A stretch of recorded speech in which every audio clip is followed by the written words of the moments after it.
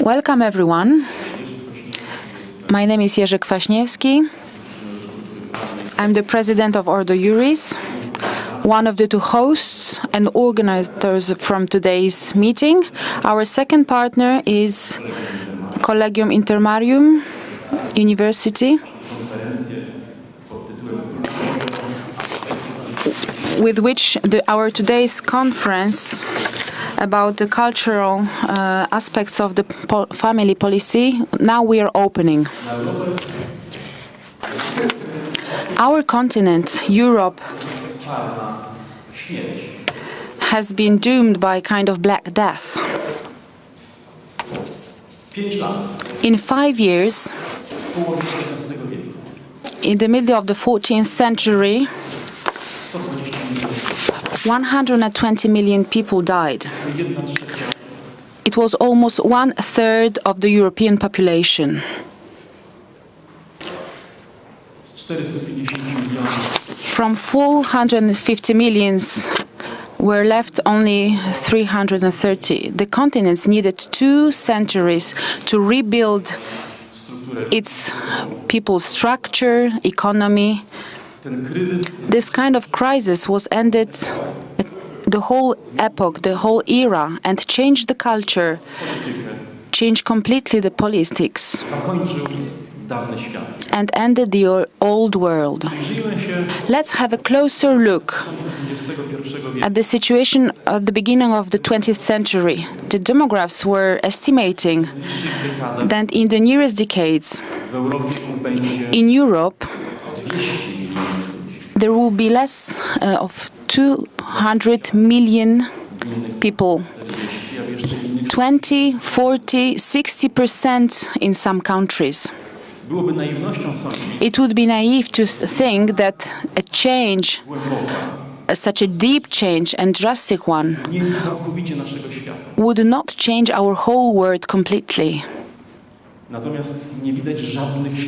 But we do not see any prevention to that. All the activities that are carried out by many countries, not only in Europe, who are to face this challenge, this demographic challenge, this Black Death of the 20th and 21st century, seem quite useless. The fertility in Europe is actually 1 child per family, which is missing half of this generation. Today we're asking about the cultural aspects of family policy, because many may say that even though the social policy is good to face poverty, extreme poverty, is a way of being solidar in a society. It is a kind of element where our society pays its death to the poor, but it's not the problem, it's not the solution to the demographic problem. This cultural trend of not being a parent is making lesser the thing that was used to be the clue to be a fulfilled person: close relationships, seeking happiness in family, satisfaction that you get from children, from your marital love, from sacrificing yourself for the best and closest communion that you have with your family. We have children not only for our happiness, for biological reasons, for economical reasons. People have children because the culture shapes along with their nature. And this way, the behaviors, pro-family behaviors, also pro-demographic ones, can find their way. There are a lot of research on this topic, but very often we do not actually listen to the results of the research. It turns out that we inherit the cultural models according to our environment, our parents, at the university, in the kindergarten. There is a connection with the modern series that we watch in TVs, that youth watch in TVs. And it is observed that the that more people who are more religious have more children. But are those results, should not they lead to us the conclusion that we, as an association community of the European, we should implement economical, political instruments, tools that would be a kind of triggers to prepare good conditions for demographic development? It can be said that, as Napoleon Bonaparte said, liberal country might actually put its solution on the church, which is the source of this cultural code of Europe. But another question, does a liberal country, even though for like reasons like economy and social development, can choose such solutions? Can we have this social engineering for the sake of surviving as a nation, as a state? The answer seems very clear, because this liberal country has been implementing a quite different revolution, anti-demographic one, in which we are facing nowadays. 8 years ago, Ordo Iuris has joined this great activity movement of looking for solutions. In 2014, we published a research report, what kind of politics is needed in Poland in the area of social policy, economy policy, etc. But this report was an official document that laid at the bottom of the family policy after 2015. Later, we took care of the youngest, how to take care of those from years up to 3 years old. What solution should be except from daycares? What other options, alternatives have the parents? But all those questions seem not so important, because Poland and other countries like Czech and Hungary has made a lot of steps in the good direction. Now, even before the elections that are coming, we are asking what kind of family policy, cultural family policy Poland needs. And these questions we ask our great speakers, and we believe that investigating in those cultural aspects is crucial not only to the Polish family policy, but also for the sake of our good country and common good. I thanked Collegium Intermarium that is joining us in organizing this conference, but I would like to really appreciate and thank all those partners without whose aid, participant, our talks would just be in theory level. So this is why I'm so glad and thankful for the honorary patronates, the Ministry of Family and Policy, of the Cultural Heritage. I thank also all our rhetoric partners, where all those great speakers could be found. Coming from Family Research Council, the Zamoyski Academy, the Association of Polish Journalists, the Institute of Polish Hungarian Cooperation. And I thank also our media partners, thanks to whom our today's conference has a much wider spread, and it gives us hope that it could be, all those solutions discussed here could be implemented in public life. Welcome. You're welcome also to ask questions. I'm very glad that so many of you came here. Thanks to all the speakers, and please, I'd like to give the floor to Dr. Bartosz Lewandowski, the president of Collegium Intermarium. Thank you.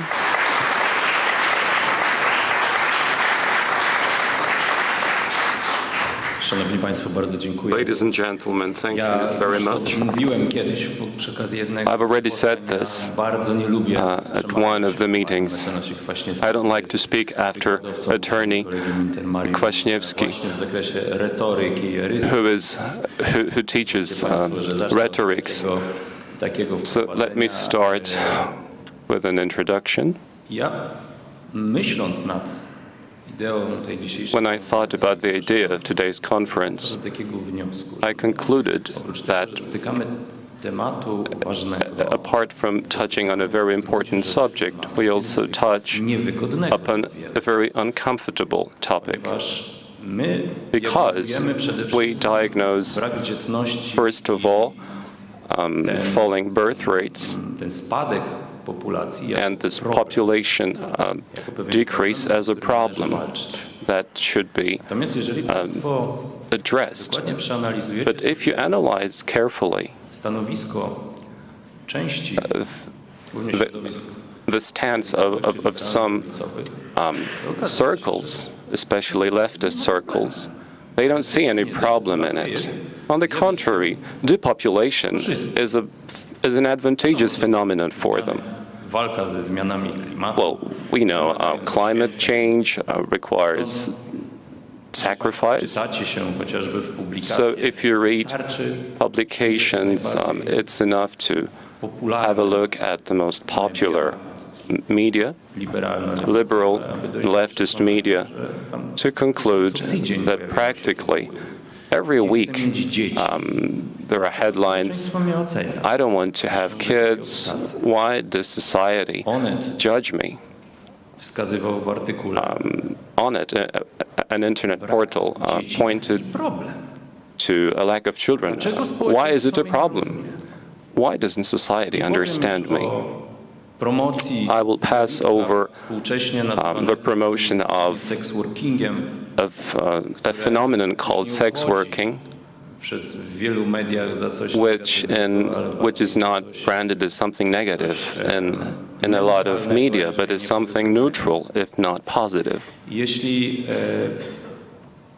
proszę Państwa, mówimy o uczelni, We're talking about our school, Collegium Intermarium, kiedy powstawało, which in 2021, when it was founded, it was supposed to be a space of freedom, and this conference is an example. tego aspektu kulturowego, So I'm very happy with stressing this cultural aspect, niezwykle ważny i which to często my mind is pomijany extremely important and often overlooked in demographic policy. Zagadnienie, I które think it's a wymaga topic szerszej that diagnozy, dyskusji. Takes Bardzo się cieszę, że zarówno broader państwo discussion and zaszczycili nas tutaj analysis, swoją obecnością. and I'm so happy that you honored us with your presence. Our magnificent partners, honorary partners, this means that the conference is important. W imieniu swoim, jak również So on my behalf and on behalf of the whole faculty, I want to thank you and I wish you a good conference, intelektualnej. a great intellectual feast. Zaproszę Państwa do And now dość istotnego dla I will invite you to take part in an important event for us because we're starting a new academic year at the Collegium Intermarium. wniesienie I'd like to ask the flag of the school to be brought in by our students and to ask you to sing the song Gaudeamus Igitur. chóru imienia Jana Pawła II. It will be performed by the John Paul II choir. Thank you very much again.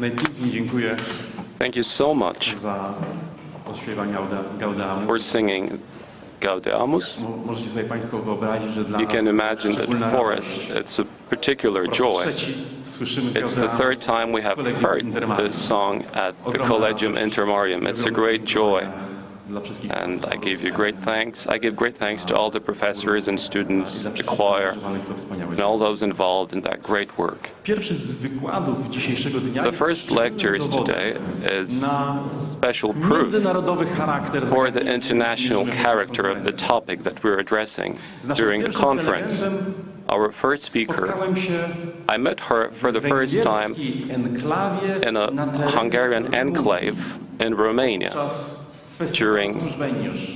the festival Tushvenyush. Ale prelegent jest But the speaker is American. i wszystkie te narody, So all these nations, Węgry, Rumunia, Hungary, Romania, Ameryka, Polska, America, Poland, ta sama troska they are joined by the common concern zabezpieczyć byt about how to protect the demography of our countries. Our first speaker is a professor of Christendom College, specializing in the history of contemporary Europe, conservatism in America, Catholic social teaching and contemporary political thought. Professor Bracy Bursnek, zaprezentuje Państwu swój wykład zatytułowany and he will be talking to us about, his lecture is called, Can Liberal Democracy be Preserved if it's based on atomized families?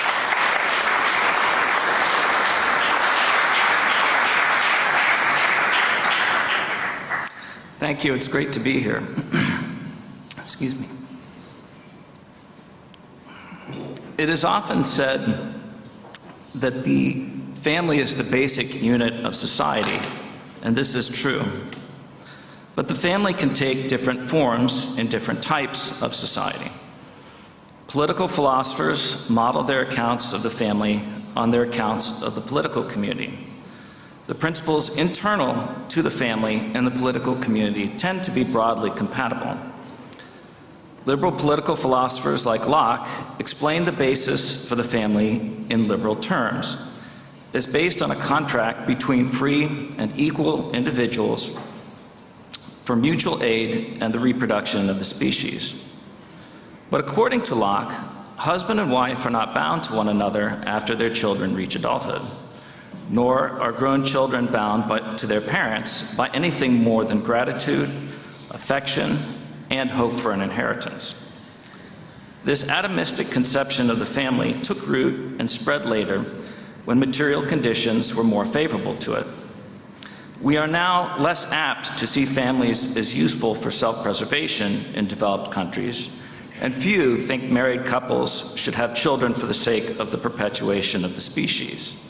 Some might even find that idea oppressive, preferring to view children as an optional extra to add to marriage. Liberal thinkers like Locke and more recently John Rawls have recognized that children are necessary to the reproduction of society. But the triumph of liberal individualism is so complete that marriage rates are declining and the birth rate is declining to a point that the sustainability of the labor force, the financial viability of the welfare state, and the perpetuation of Western culture is in doubt. In what follows, I would like to examine the material, social, and economic conditions and cultural beliefs that contribute to individualism and declining fertility. Then I would like to argue that individuals and societies are better off if people marry and have children, instead of overvaluing work and individual freedom. Before turning to the cultural conditions that foster individualism, we should discuss the material conditions that contribute to individualism, identified 200 years ago by Alexis de Tocqueville in his book, Democracy in America. Though individualist ideas had been espoused earlier by Luther and Descartes, Tocqueville said that 18th century socioeconomic developments created conditions more receptive to individualism. He thought two material conditions contributed to the rise of individualism: changing property laws and the mobility of people, which were symptoms of the decline of feudalism. Western regimes were transitioning from an aristocratic system of government to a democratic system of government, which would reshape family life. Aristocratic families seek to perpetuate their ethos and wealth to future generations, so they have a greater sense of what they have received from the past and a greater sense of what they owe to future generations. They have a trustee type of family. Aristocratic societies adopted laws to make it possible for family property to be consolidated and handed intact to future generations. Family property was held by the oldest male heir in trust for the whole family. It was important for aristocratic families to produce heirs to whom they could transmit their inheritance, and this gave aristocratic societies a sense of being indebted to the past and responsible for the future.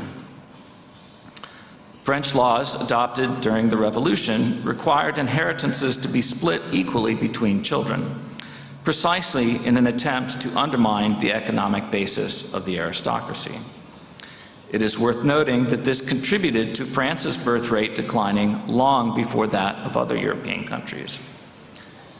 Married couples with children intentionally limited the number of children they had so that each child would have a larger inheritance. In America, primogeniture and entail were abolished after independence to prevent the formation of aristocracy. The decline and breakup of landed estates was therefore an important material condition for the rise of individualism in the West. With the breakdown of feudalism and the rise of private property, wealth became more mobile, and so did people. The second material condition contributing to individualism, according to Tocqueville, is personal mobility, the freedom to move wherever one wishes to live, work, and raise a family. Mobility weakens ties between generations, making people forget what their ancestors knew. As a result, Tocqueville says social bonds are extended and loosened. Living on their own, people come to rely on their own intellectual resources. Tocqueville says, not only does democracy make each man forget his ancestors, but it hides his descendants from him and separates him from his contemporaries. It constantly leads him back toward himself alone and threatens finally to confine him wholly in the solitude of his own heart. That's Tocqueville. The aristocratic trustee model of family was already being replaced by an atomistic model of family 200 years ago. Tocqueville believed that this would be a permanent tendency of modern life. The third material condition contributing to individualism that we should mention is technological development. In Tocqueville's time, there were, of course, many people who never married. But until relatively recently, most people had an acute sense that it was much more difficult to survive well on one's own.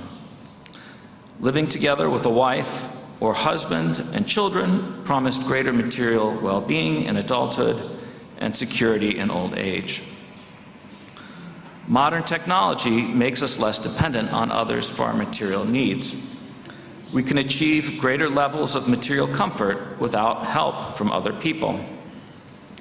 Labor-saving devices have reduced the amount of time needed for household chores like dishes and clothes. It is possible to eat with less effort because of refrigerators and fast food. These developments reduce the need for a domestic division of labor that includes a spouse. Moreover, the welfare state promises to take care of us in our old age, relieving children of the burden of having to care for aged parents, but also relieving parents of an incentive for having children. The long-term socioeconomic changes promoting individualism described by Tocqueville have been consolidated by modern technology. Each factor established material preconditions facilitating the culture of individualism. Fertility decline began before the triumph of the culture of individualism in response to complex changes in the socioeconomic structure of society and improved medicine. Europe and the United States experienced accelerating rates of fertility decline after the 1870s because of the perceived increase of the relative costs of childrearing, a perception which was gradually diffused through all classes, ethnic and religious groups. Since greater economic competition was required to maintain or improve a family's socioeconomic status, it became more important to educate the young as well as possible to prepare them for job competition. Mandatory public education and laws regulating child labor diminished the raw economic value of children, since they were no longer free to bring money home to their parents. The long-term transfer of cultural, social, and economic wealth from children to their parents, previously characteristic of Western societies, was reversed, so that parents now invested this wealth in their children. Nutrition and medical care gradually improved so that babies were more likely to survive infancy. Once the rate of infant mortality declined, those who formerly had no material incentive to restrict their fertility had occasion to consider doing so. The incorporation of women into the new economy and the rise of feminism also contributed to fertility decline, although this change occurred rather more slowly than the others. These developments are what demographers call the first demographic transition. Nevertheless, basic beliefs about marriage, sex, and family remained stable until the 1960s. The second demographic transition began in the 1960s with the revision of traditional beliefs concerning marriage, sex, and family in favor of a culture of individualism, egalitarianism, and hedonism. Declining fertility was not originally connected to rising individualism, culturally speaking. But two major cultural preferences have contributed to contemporary individualism and its effect upon fertility. What I will call workism and the desire for radical autonomy. From the time of Aristotle until the 19th century, not all work was considered dignified. Activity undertaken for its own sake was considered liberal, while work undertaken out of necessity or for profit was considered servile. But under the influence of Protestantism and later the Enlightenment, productive labor came to be seen as meaningful and even more valuable than liberal pursuits. Now many people find the meaning of their whole lives in their career, in work, rather than in family or religion. We can distinguish between practical workism and principled workism. Practical workists focus on work before forming a family, especially if they are pursuing advanced degrees. Even if they marry and desire children, they are likely to have fewer children because they will be older by the time they start a family. Men and women both face challenges starting a family later in life, but of course the problem is more acute for women because their years of fertility are limited. Pregnancies at the age of 30 are already called geriatric pregnancies, and a woman's ability to conceive declines sharply after her mid-30s. Moreover, if women try to have children after years of taking contraceptives, it will be more difficult. Some think that they can freeze their eggs and conceive children in vitro, but in vitro fertilization is actually very ineffective. Many men and women do not confront these realities until it is too late for them to have as many children as they would have liked. And as a result, they have fewer children than they say they would like to have. Principled workists never intend to marry, or marry but intend to have no children so that they can focus on their work. They are married to their job. Instead of having children, they accumulate wealth and focus on activities like travel. Studies show that workism is a strong statistical predictor of low fertility. People who value work over family have 0.6 fewer children on average than others. That may not sound like a lot, but when the average fertility rate is below replacement, below 2.1, it's actually a very large difference. Finally, the modern atomistic family has internalized workist beliefs. Parents hand workist attitudes on to their children, not least by investing in their education and expecting a return on their investment in the form of professional success. One study showed that American parents prioritized financial independence and a satisfying career for their children over marriage and children, and over grandchildren. Put another way, parents regard themselves as having been successful parents if their children succeed professionally, rather than if they marry well and become good parents in their own right. Anecdotally, I have known many intelligent, highly educated women from religious and politically conservative families whose parents expressed disappointment with them for marrying and having children in their mid-20s instead of pursuing a career first. The atomistic family described by Tocqueville has been all too successful, handing its values on to future generations. The second, more radical cultural preference that contributes to individualism and declining fertility is the desire for radical autonomy or complete independence from others. The independent self is free to pursue fulfillment in whatever manner it chooses, whether that is through work, creative endeavor, or simply pursuing mundane pleasures like travel, pop concerts, and video games. In its most extreme form, radical individualism affirms a right to self-creation that denies basic facts of human biology that are determined at conception, even one's chromosomal makeup. The attempt to deny basic human biology that we associate with transgenderism originated in Simone de Beauvoir's feminist attempt to liberate women from their bodily nature because pregnancy limits their freedom to do whatever they like. In this view, marriage and family are acceptable only if they maximize the potential of the individuals in the marriage without limiting their independence.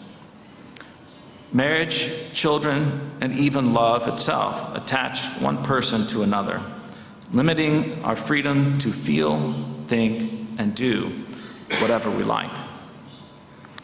Even if they accept the limiting attachment of love, many people believe that the fact women can become pregnant is a threat to male and female independence that must be protected by access to contraception and abortion. In addition to guaranteeing access to abortion, the state must create socioeconomic conditions that liberate individuals from dependence on the family. The functions of the family can be outsourced to other institutions, including the state, because the state is perceived as less of a threat to the individual than the family. Publicly funded childcare and public education free parents of some of the burdens of parenting so that they can pursue their careers. Pensions and retirement communities relieve parents from depending on their children in old age and relieve children from having to care for elderly parents. Freed from the need from spouses, freed from the need for children, they are free from the burdens of love. As we saw in the case of workism, there are many people who do not consciously embrace radical independence from others, who nevertheless practice it by following the culture and failing to consciously plan to get married and have a family. Many people are reluctant to shoulder the emotional and financial burdens of love, marriage, and family. Even if they have a vague intention to marry at some point, they enjoy the freedoms of young adulthood into their late 20s and 30s. American social media is full of videos of young women explaining why they do not want to marry and have children. Rather than getting up in the middle of the night to change diapers, they would prefer to party with their friends or watch television. They would rather be enslaved to their employers than attached to husbands and children. Even those who might later decide they would like to marry and have children will have a harder time doing so because the older we get, the harder it is to change our habits.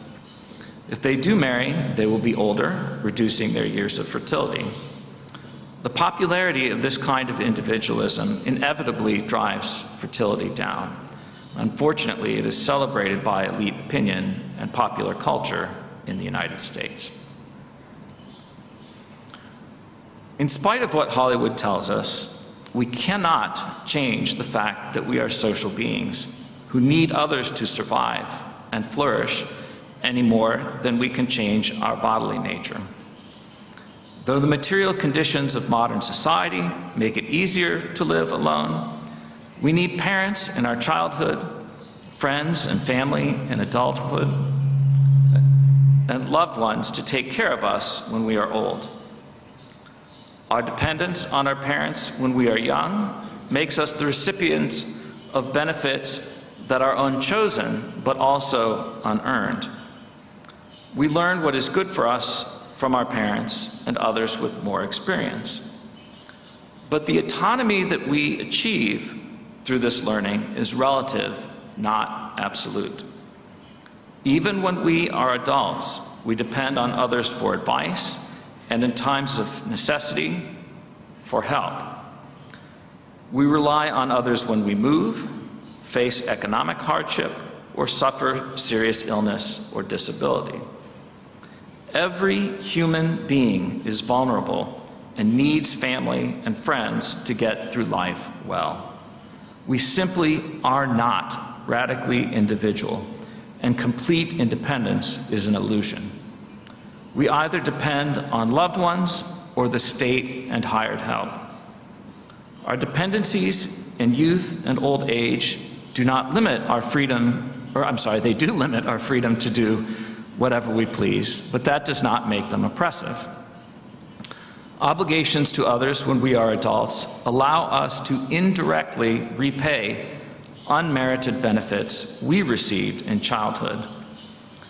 We need to cultivate the relationships that help us navigate life and the virtues that help sustain those relationships, including making them a priority over work by investing time and emotional effort in them.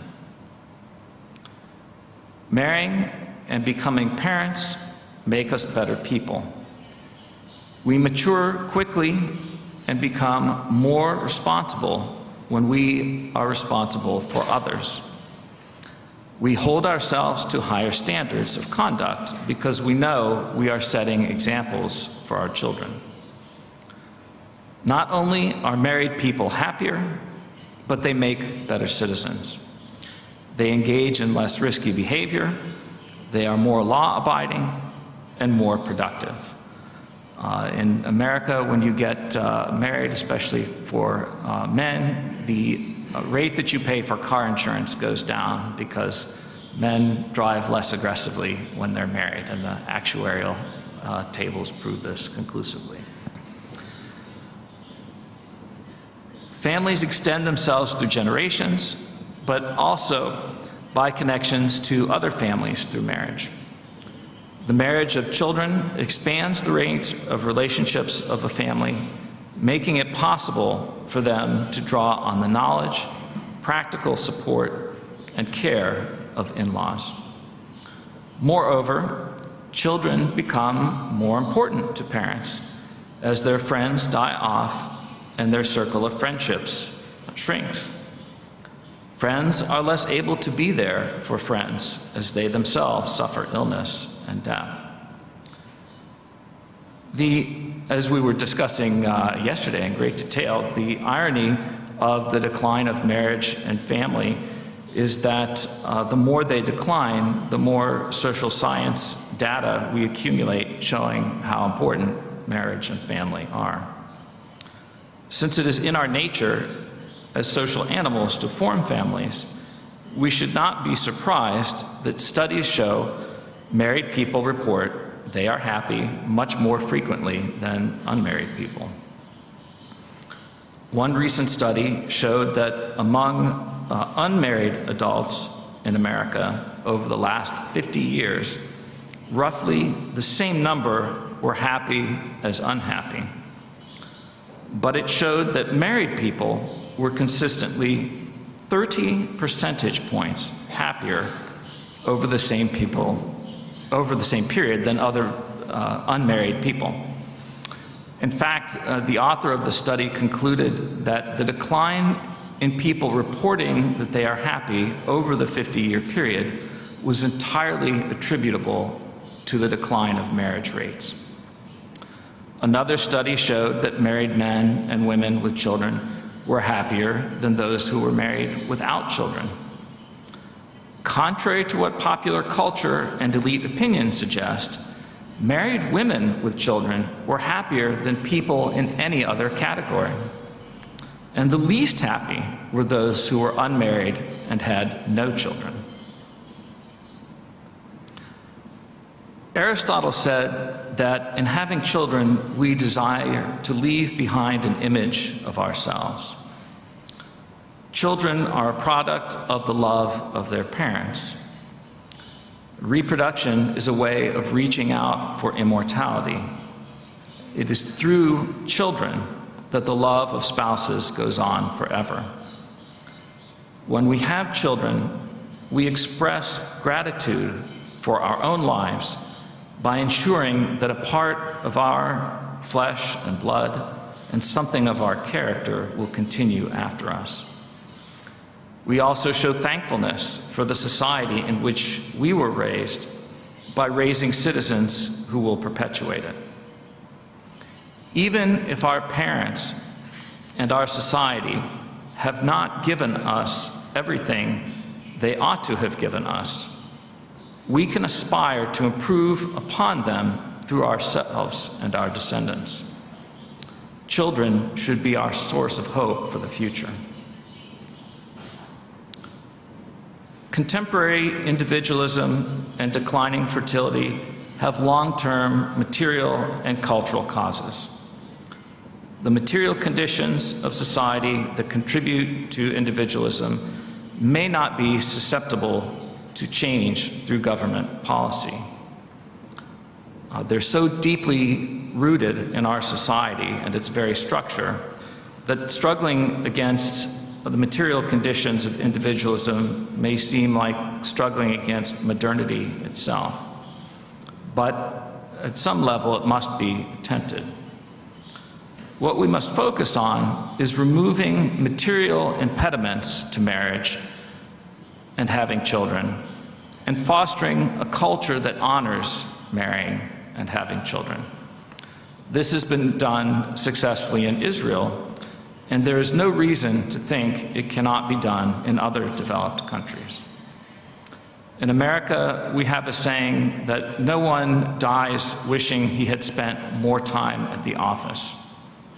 Work is important, but it is not the most important thing in life. It matters much more who will be there to remember us when we die. Parents must teach their children to marry and have children. They cannot take it for granted in this culture that they will want to do so on their own. It is especially important that they teach them that family and friends are more important than work and the individual freedom to do whatever we please. By fostering appreciation that we are the recipients of unearned benefits and have unchosen obligations to those who will come after us, we can help overcome the liberal atomistic family and promote a sense of trusteeship toward our descendants. It is not surprising that our society, with its low fertility rate, suffers from ingratitude toward what it has inherited and despair about the future. The atomistic family structure of liberal societies is based on a false understanding of human nature. So if we follow it, we should not be surprised if individuals turn out to be less happy. Removing material disincentives to marrying and having children and fostering a culture of marriage that honors marriage and celebrates children is the way to happier individuals and a healthier society. Thank you.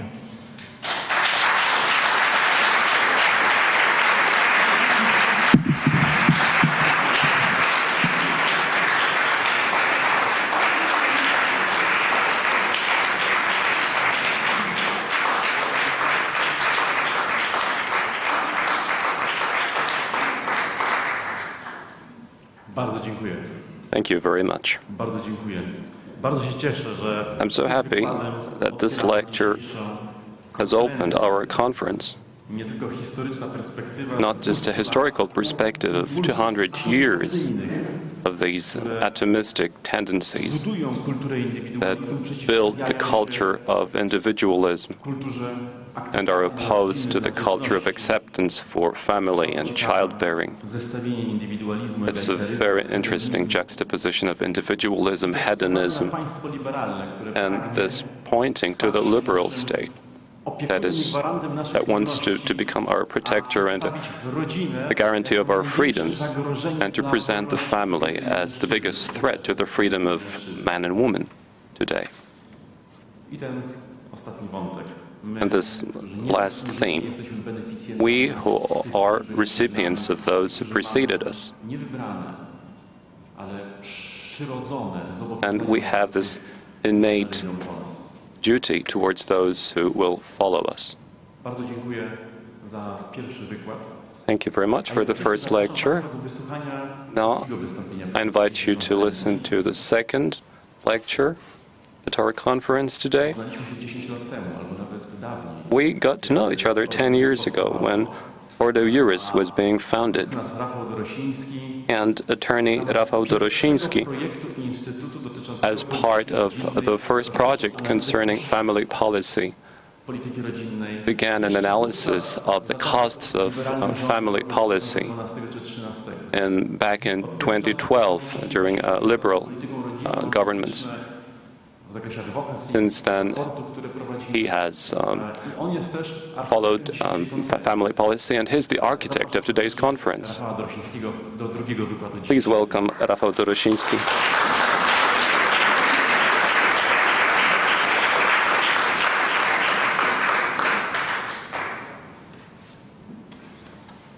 Bardzo dziękuję. Thank you very much. Dzień dobry Państwu, bardzo się cieszę, że Good morning, ladies and gentlemen. tyle czasu przygotowaliśmy. I'm so happy that this conference that we took so long in preparing I możemy wszyscy tu się spotkać.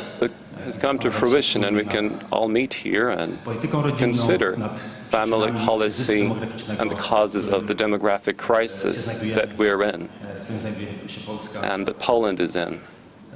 Proszę pozwolić, że będę Let me korzystał z laptopa use my laptop i w przedstawieniu swojej prezentacji.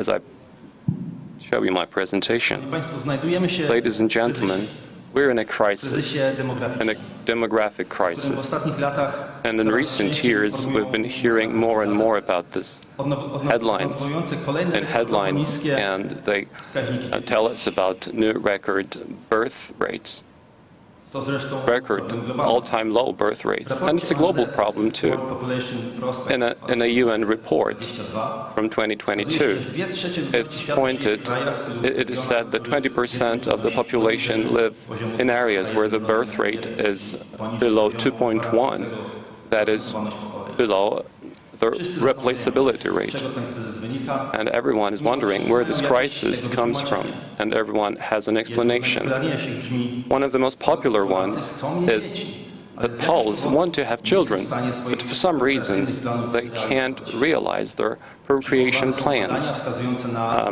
Research has cited that points to the difference between the reported ideal number of children and the actual number of children.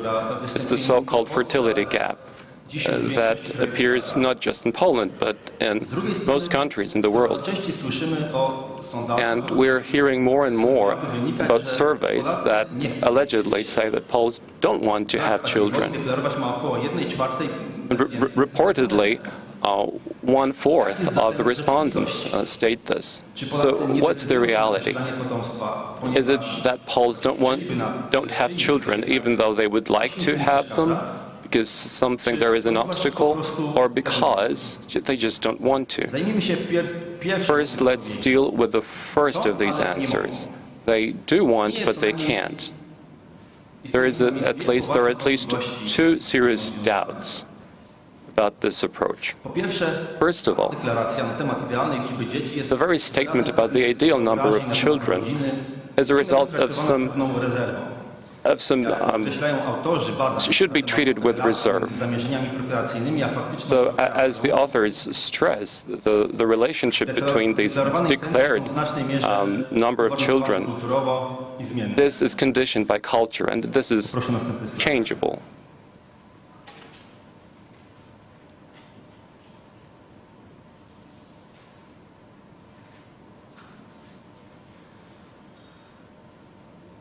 Po drugie, odpowiedź chcą, ale nie mogą.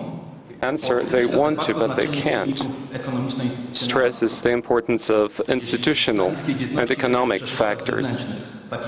If the reason is external, like a bad financial situation, uncertainty, or a hostile state, then the improving of the economic situation could help them to fulfill their desires.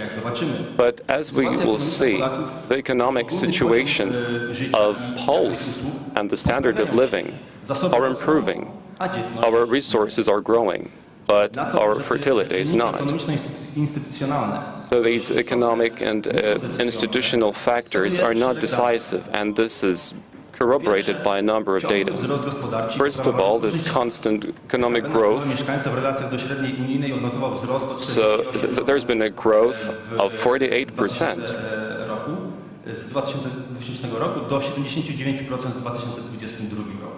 There's been a big economic growth. So this improved economic growth means the elimination of wage gaps. So even though housing is far from satisfactory, it's improving all the time.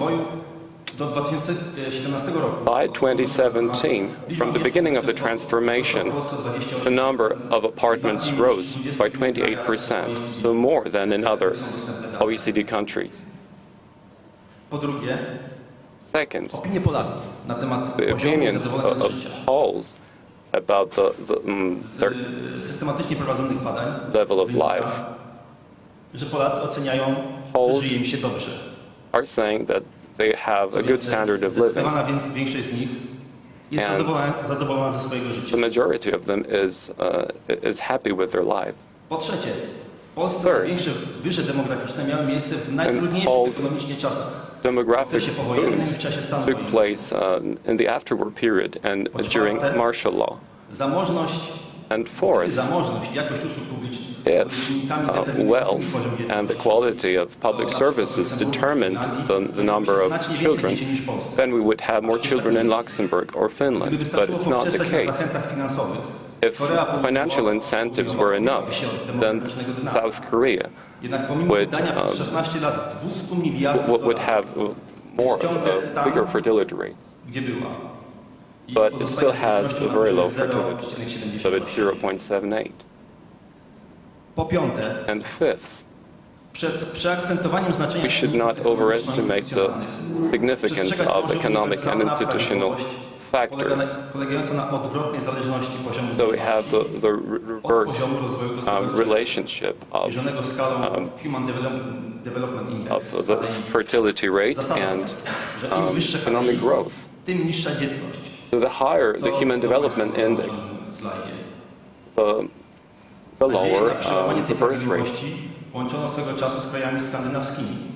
So there was a time when the Scandinavian countries were thought to break this pattern, but in the last decade showed that this was not possible.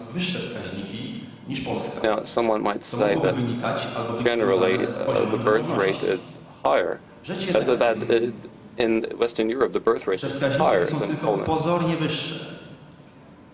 Otóż od 1/5 do aż 1/3 porodów w tych krajach stanowią porody matek urodzonych za granicą. So this growth is due to births abroad, and this is shown in the table. For in Austria, 1/3 of births it's outside Austria. The same in Belgium or Sweden.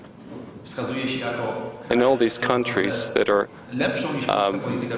that are said to have better family policy than Poland. If we take away these births, it will turn out that their birth rate is very similar to Poland's. Podsumowując, czynniki ekonomiczne i So to sum up, the economic and institutional factors, even though important, are ultimately not decisive. Czy zatem Polacy po prostu nie chcą mieć So dzieci? is it just that Poles don't want to have children at all, or more children? Nie wiem. I don't know this. A do podobnych deklaracji But sondażowych należałoby similar dołożyć statements swoją rezerwą. should be taken with a grain of salt, Chęć posiadania większej like rzeczywistości liczby dzieci. those statements saying, O ile jednak speaking about teza, jakby do a bigger number of children, konieczne było dalsze polepszenie sytuacji materialnej, but the claim that z tym, co the obserwujemy. economic status should be improved Teza wskazująca na to znaczenie improve the birth rate jest zbieżna z is obserwowanymi just trendami proved to be kulturowymi, wrong. które podważają rodzicielstwo. Wskażmy Let's point out some of such trends.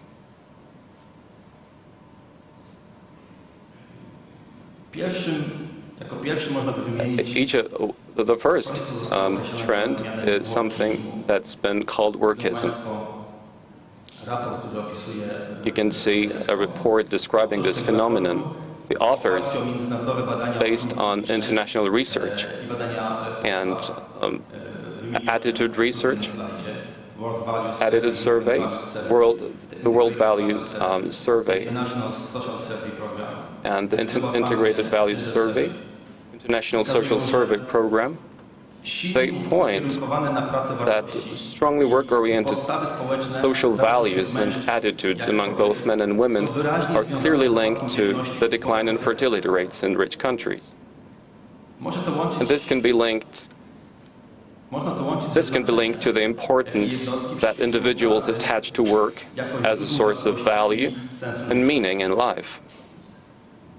Wyrazem tego zjawiska może An być expression of this phenomenon can be seen in a recent survey conducted in the U.S., w większości Amerykanów which shows that for most Americans, work and friends bardzo ważna are jest very praca i życie. important to a fulfilled life. Za ważne do spełnienia Children are możliwości considered 20 important lat, 6. to a fulfilled life by only 26% of respondents. Polska pomimo faktu Poland, despite wysokiego odsetka the fact of a high percentage of declarations about the high value of family relationships, w rzeczywistości is in jest fact krajem rather a country with a strongly individualistic society. którego mieszkańcy poświęcają na And pracę here residents devote an average 830 godzin. of 1,830 hours to work, one of the highest in the OECD and the second highest in Europe.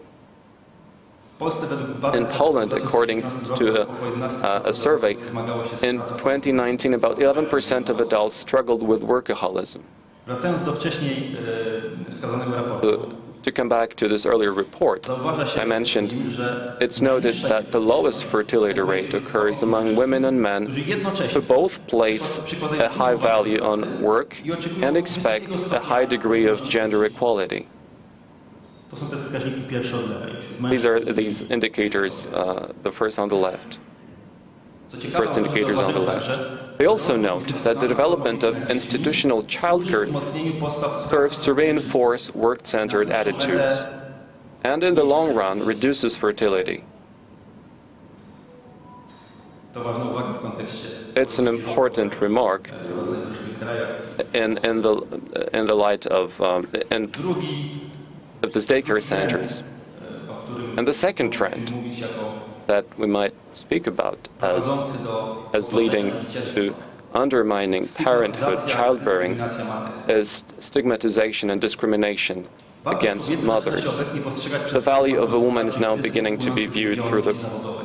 the perspective of the economic gains from her professional activities, appreciating the work she does at home, Jako nie przynoszącą taking żadnych care of pozytywnych children finansowych. as not bringing any tangible financial benefits, so being a burden To on the negatywne system. podejście ma swoje Its negative attitude is also reflected in stereotypes on language, including that used in Polish law, dzieląc osoby na aktywne which divides people into economically active and economically inactive, which implies that domestic work is no activity at all. Jest, że praca opiekuńczo-wychowawcza It's a paradox that może w Polsce liczyć care na work dofinansowanie ze strony władzy. can count on government funding only if it's done by a kindergarten caregiver, and a mother doing it cannot get any support.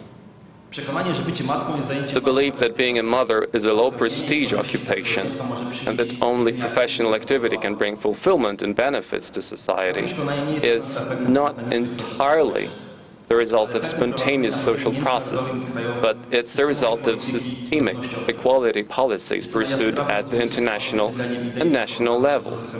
It's a clear reflection of the ideas promoted by feminist movements since the 1960s. Their message was and is simple. Personal fulfillment requires activities outside the home, usually as a career. Without a career, you can't experience fulfillment. Betty Friedan wrote of a mother caring for her children at home. Attached to these activities, she is detained at the lower level of life, deprived of the opportunity to realize her higher human needs. She declared with superiority that housewives are confined to comfortable concentration camps. A characteristic feature of this approach to the subject of gender is the conviction that society needs to be completely remodeled. And the main factor that causes discrimination is the sphere of sexuality, procreation, and labor. At the same time, consequently, radical feminists have been very hostile to motherhood, pointing to this patriarchal myth. They argue that natural procreation and the family perpetuate evils such as the appropriation of one's own children. They point to motherhood as oppressive. These highly controversial theses undermining the value of motherhood and stigmatizing women who choose to become mothers and care for children were directly reflected in international law. Organizations such as the UN and later the European Union proved to be an excellent tool for exerting political pressure on member states. By acting in their forums, radical feminists didn't have to seek public acceptance of their demands, could bypass national political structures in the literature. This model is called the boomerang strategy. So, as a result, all EU documents on demography, care for the youngest children, or gender equality are pushing for one solution, increasing the supply of childcare services so that women return to work outside the home as soon as possible. What they have to say about motherhood is that it negatively affects women's employment rate. It's portrayed as a social and economic problem, the effects of which must be minimized through the implementation of specific top-down legal and non-legal solutions. So,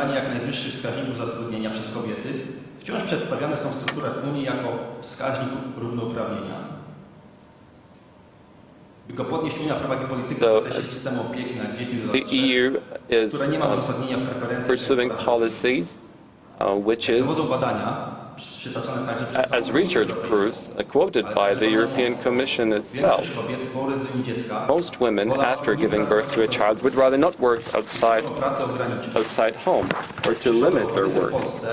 For example, in Poland, women in Poland prefer a long-term care. As many as 76% of potential mothers would like to stay with their child longer than a year. More than 42% would be ready to quit work.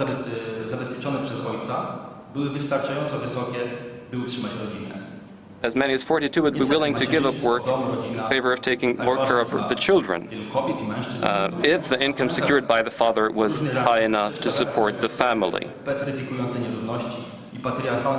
So, unfortunately, motherhood, the home and the family are presented as promoting inequality and the patriarchal social system. And the third trend that affects, that undermines childbearing and parenthood is the sexual revolution. According to one of the most important demographic theories of the past 30 years, the theory of the second demographic transition, the essence of the phenomenon of declining fertility lies in the post-World War II re-evaluation of norms and attitudes from more altruistic to more individualistic, especially in the areas of sexuality, marriage, and family. This re-evaluation which was cemented by the third wave of feminism in the 90s, is perfectly evident in this year's position paper published for World Sexual Health Day by the United Nations Population Fund.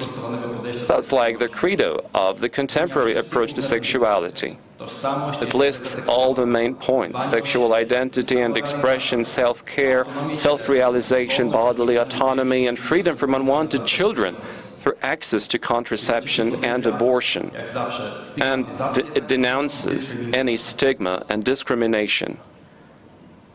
UNFPA reduces sex to autonomy, consent, and pleasure. And this is by no means an isolated approach. WHO standards that you must have heard of, they present this kind of policy, as we can see in the slide. A similar approach is presented by the Declaration of Sexual Rights of the IPPF. According to its key principles, it is sexuality and the pleasure derived from it is a central aspect of being human, whether or not a person chooses to procreate. And the purpose of sex education, according to UNESCO, in turn, is not to educate, but to provide the child with accurate, realistic, non-judgmental information. Professor Kochanowski, who is part of this trend, at the beginning of his book, he explains how he understands sex and the circle that he represents, how his circle understands it as a recreational activity, an infinite repertoire of behaviors from multiple techniques of self-pleasure to sex with two or more people and countless configurations of sex, positions, places, times. Sex can be an enrichment of friendship, or it can simply be a nice way to spend time with friends or strangers. Sex is fun.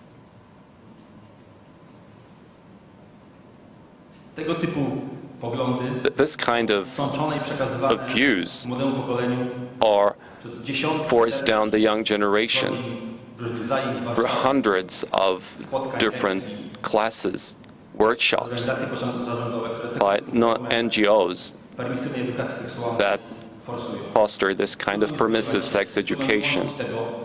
It's hard not to link it with the widespread hedonistic attitudes that do not treat marriage as a priority. The fourth trend, overemphasizing individualism and autonomy. Let me just mention here that those declaring that they don't want to have children were asked this year by the social research studio IBRIS about the reasons for this attitude. And they pointed to fear of diminished comfort in life, the fear of not being able to pursue their passions, and that they don't like children. And it's like in the USA. The only factor influencing the decision not to have children indicated by more than half of childless Americans is the desire to maintain personal independence. Another survey, Polls on Raising Children, puts into an interesting perspective how the dominant model of parenting is changing. Today's parents care most about their children's future, so they want them to be able to fight for their causes, have their own opinions, and do not yield to others as many people, and pursue personal happiness. So features like altruism, cooperation with others are far less, are further in the hierarchy. So the value that has gained most over the years is independence. As recently as 1990, only 12% of respondents indicated it as important. Today it's 51%. Piąty trend. The fifth trend Relatywizm. is relativism Rozbicie małżeństwa jako normy. and Tu krótko broken przedstawię. families as a norm. Istnieją prądy ideowe, które There are ideological otwarcie currents formułowanym celem whose openly formulated goal jest rozbicie is to norm shatter the związanych z norms małżeństwem, associated with rodzicostwem, motherhood, rodzicielstwem, fatherhood, parenthood, rozpalanie samego rozumienia tych pojęć. and to devastate the very understanding of these concepts. At the end of her famous book, Second Sex, the icon of second-wave feminism, Simone de Beauvoir, declares nothing is natural. This assumption that nothing is natural proved Sama idea, że heteroseksualna prokreacja jest czymś naturalnym, proved fundamental to Judith Butler and queer theory, for which the very idea that heterosexual procreation is natural is harmful and must be reformulated. destabilizacja Queer theorists admit that their goal is to deconstruct and destabilize categories of gender and sexuality. kwestionują wszystkie In order to break down so-called heteronormativity, they question all norms and rules surrounding sexuality, including incest and, in general, everything that's considered the norm and normal behavior. zniechęcanie do rodzicielstwa. Finally, the fifth trend, discouraging parenthood. Nie trzeba długo szukać. You don't have to look far. W magazynach, gazetach, In magazines, newspapers, in the press, jak tutaj. to find articles like those we see here. Zaledwie kilku dni można było And przeczytać. 21 in just a sierpnia. couple of days, on August 21st, you could read an article titled, Jak nie ma się dzieci, to sometimes, żyć. sometimes they say, if you don't have children, why live at all? 3 dni później. But those who have children Stało się przekleństwem. by choice, Dla córki they jest don't wtedy feel any jeden emptiness. zdrowo. and maternity has become a curse. Dni później, 29 sierpnia. 5 days later, on August 29th, you could call it laziness, Ja to nazywam szczęście. you could call it an unwillingness to sacrifice. I call it happiness. Na temat wspaniałości And then posiadania dzieci. text about the wonders of not having children. Tego samego dnia On the very same day, we could hear an article, read an article. ten tytuł został po jakimś czasie You still zmieniony. think it's not an illness? After a time, the title was changed. Tak wygląda w środku organizmu kobiety w ciąży. This is Każdy wie, co what a się pregnant woman looks like. Można by pomyśleć, inside. że to fantastyczne przystosowanie, wzbudzające wręcz This is what a pregnant woman's body looks like. stworzenie, że ciało kobiety jest zdolne do czegoś takiego. One might think that this is a fantastic adaptation, how wonderful we were created.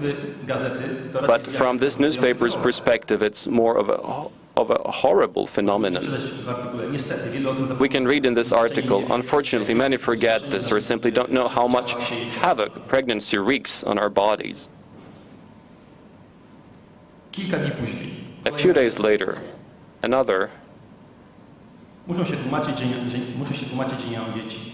Ich I have nie jest niczym dobrym. to explain why I don't have children. Having them is nothing good. Przykłady można by mnożyć. These examples could be multiplied, Nie łączyć tego z rosnącym trendem. and it's hard not to link it up with this growing trend, Ciekawe, with this hostility towards motherhood. to jest przykład kampanii, która próbowała It's an example of a campaign podnieść that tried to raise the issue konieczności, czy też wartości of the necessity or the value of motherhood, ograniczenia czasowe. pointing that there is a time Nie limit. zna wieku. Płodność tak. Beauty knows no age, fertility does. Reklama włoska. So it's an Italian advertisement that caused a storm, accusations of fascism. It shows the disproportion of how the public debate is being Powstrzymanie held. katastrofy klimatyczne. stopping the climate catastrophe. Grup klimatycznych podnosi alarm. Some climate movements are raising the alarm by calling for a reduction in fertility rates. Następuje w bogatych krajach, które It's worth noting that the fertility decline is occurring in rich countries that are best positioned to develop the technology needed to curb climate change. Countries with declining populations and shrinking economies are unable to invest in green technology. And here we have a calculation of how much it costs to have a child and how it translates into CO2 emissions. So how should we react? I'm drawing to an end now. It seems that the cultural policy that we should implement, family policy, should put more stress on cultural values. But of course, not all of such actions could be taken up by the state or governmental agencies.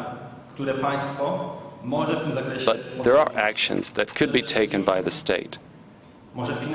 First of all, it can financially support non-governmental initiatives and circles that present motherhood in a positive way.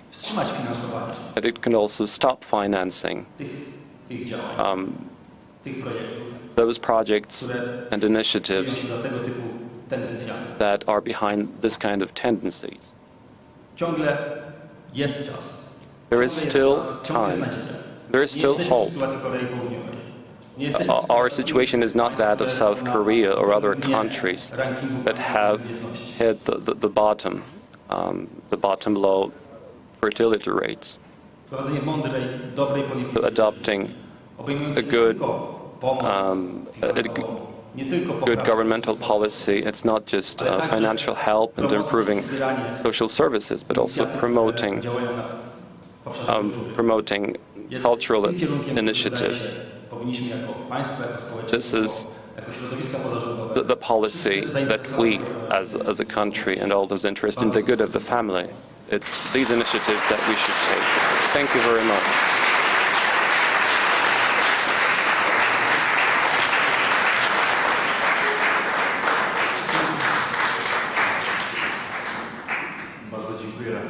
Thank you very much, Rafał, for the whole number of data that you gave us, interesting information, which is an addition to the diagnosis that we want to have today. Before we come to the answer, what to do, what shall we do further? And the last words, the last part of your speech made us think that today we are facing a very important challenge, and our today's meeting, conference, is not just an element of answering the question in the modern times, because yesterday we had a close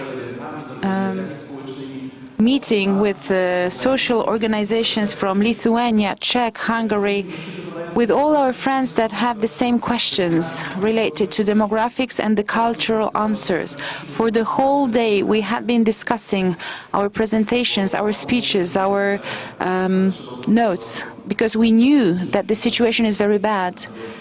But we know that we have to do what Ambassador Dorosiński said. What next? Our next speech, the last in this part of the speeches, will be from loving work to loving labor, from loving love to loving labor, the influence of feminism on institutions. Our expert, Belinda Brown for University College London, who studied the phenomenon of feminism for many years and also published lots of work during the last years. Yesterday, during our talks on feminism, I opened my eyes wide, getting to know some really, really important facts on the whole movement. And I would like to add from myself that the kind of coronation of this day was the talk that we had in Polish. Please, Belinda Brown, come to the stage.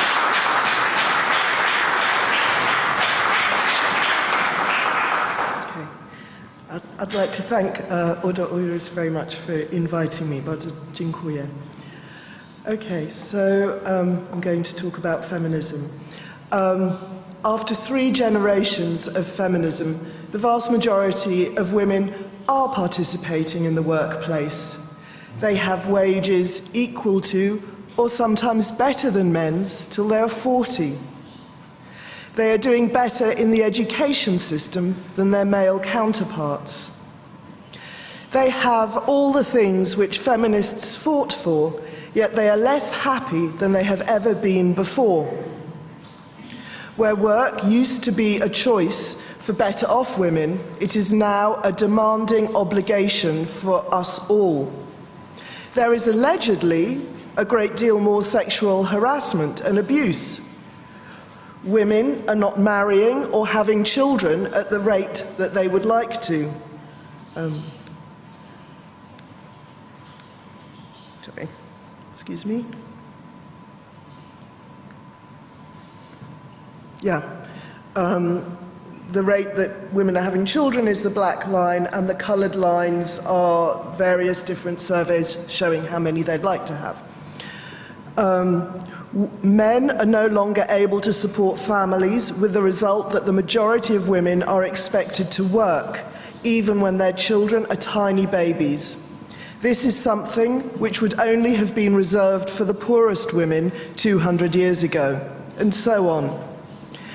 Now, lying at the heart of all of this, I believe, is the feminists' willful blindness to the profoundly supportive and protective role which men have played for millennia.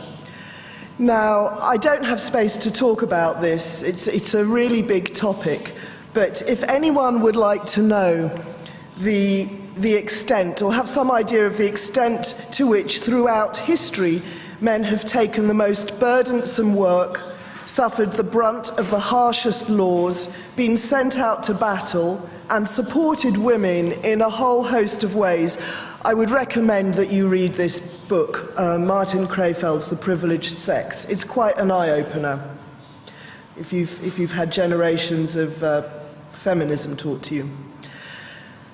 The picture which feminists painted and continue to paint about men poisons and disrupts relationships between men and women, and most importantly, marriage, which is the cornerstone of our society to this day. I will be using the UK as a case study for how feminism shapes a society.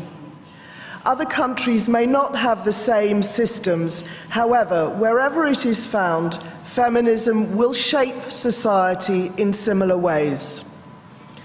Now, feminists have always made it clear that they regard men providing financial support for women as the root of all evil.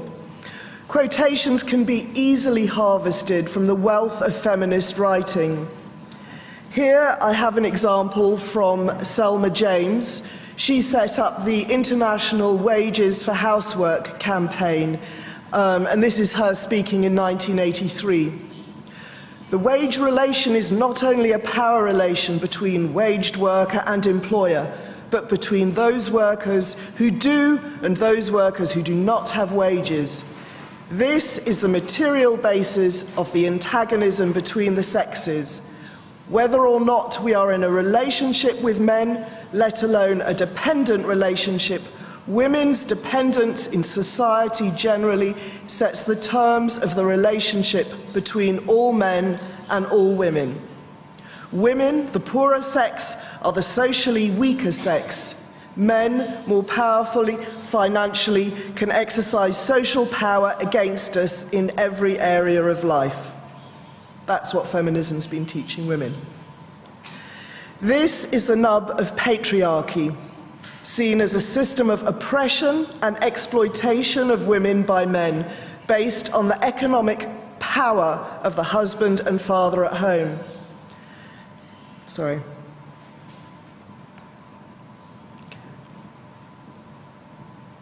Sorry, my laptop jumps around, excuse me. Przepraszam. Okay. And feminists have been clear that they want to get rid of him. For example, here is Germaine Greer in The Female Eunuch. She says, women's liberation, if it abolishes the patriarchal family, will abolish a necessary substructure of the authoritarian state. So let's get on with it. And this is Kate Millett, who is extremely influential in her day. Why are we here today? To make revolution. What kind of revolution? The cultural revolution. And how do we make that cultural revolution?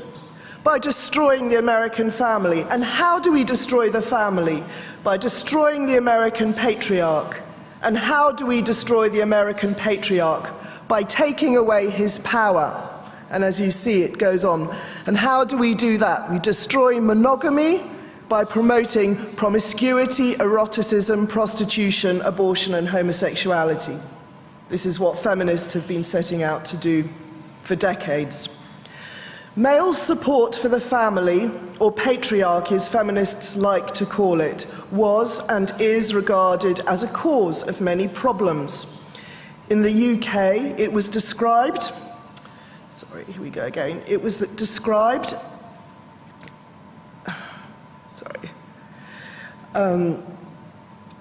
as the cause of marital breakdown in a highly influential document without any supporting references. Inequality is not a recipe for wedded bliss. It is, on the contrary, one of the main causes of marital breakdown. Male support for the family was described as the cause of violence against women by the United Nations, and therefore the economic independence of women was regarded as crucial. Another sociologist described it as psychologically crippling. The wife of a more successful provider became, for all intents and purposes, a parasite, with little to do, nothing except indulge or pamper herself. The psychology of such dependence could become all but crippling. It was even given as an explanation for men abandoning their children.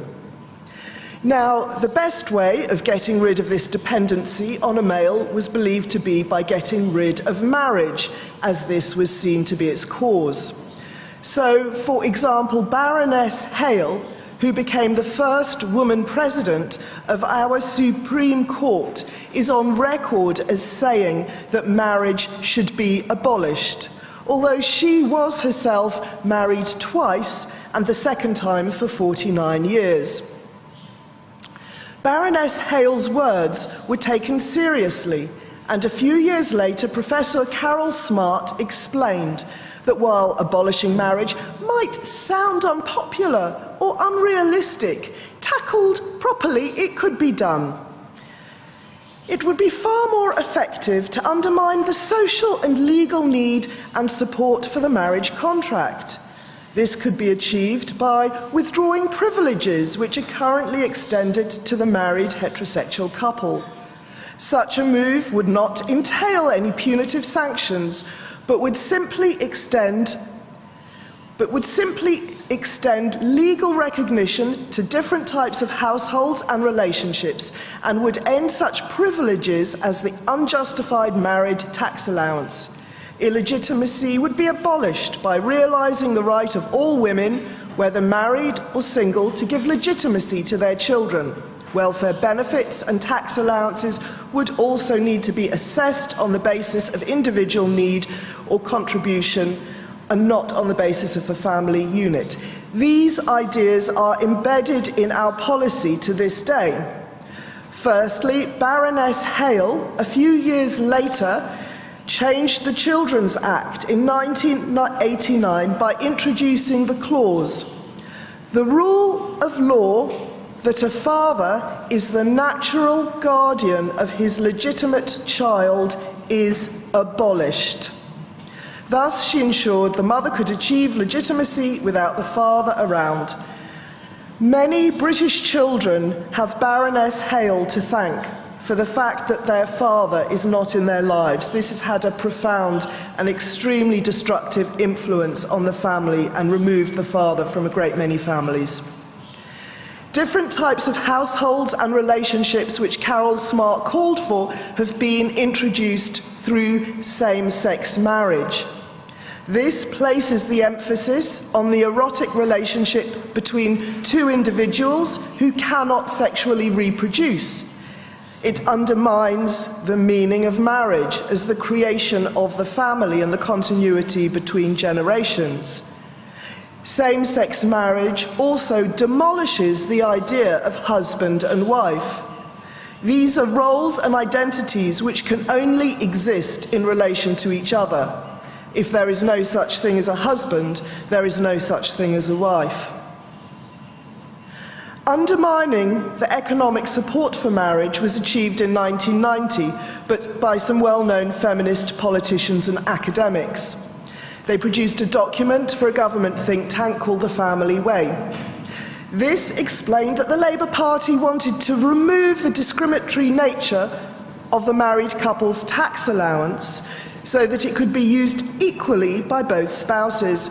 However, the feminists argued against this because such a measure would still provide financial support for marriage, which they regarded as indiscriminate. It would be far more efficient, more targeted, they explained, to use public resources to support children and those who care for them, i.e. women, as men have already been excluded by Baroness Hale, rather than discriminate according to the parent's marital status.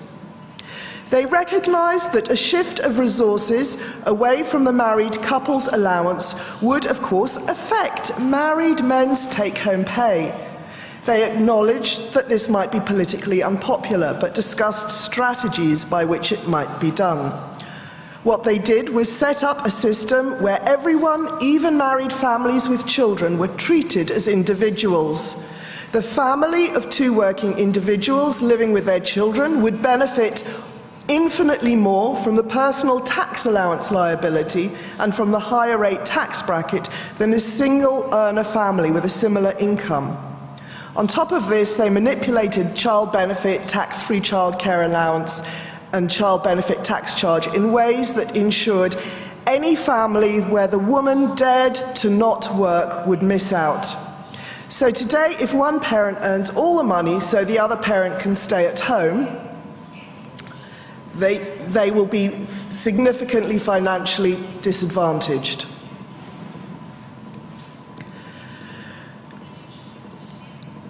Most countries in Europe treat the family as a unit and allow income splitting or transfer of allowances, which brings the tax bill down and gives genuine choices about childcare. In contrast, our tax system is skewed against parental choice and individual enterprise. It encourages parents to take on two modest jobs rather than one good one and penalises those who prefer to specialise their roles as primary carer and primary earner. The truly appalling and unjust family policy is how we do welfare. Unlike tax, we have universal credit, which does treat the family as a unit and calculates payments on household income. This makes some sense in that it would be mad to pay a stay-at-home mother welfare if she's married to a millionaire. The flip side is that it actively discourages any kind of couple stability. If you're on low or no income, your partner or spouse moves in with you, their income is added to your income, and on which welfare payments are calculated. Young mothers on low income stand to lose out on all their universal credit if they move in with their partner, let alone marry them. It's a very strong disincentive against getting married.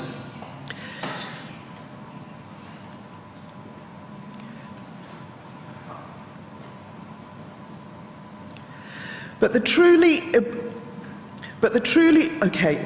couple penalty is the single biggest barrier to marriage among low-income couples, and as marriage is a source of so many valuable social goods, this turns marriage into a social justice issue where a marriage gap has built up between rich and poor.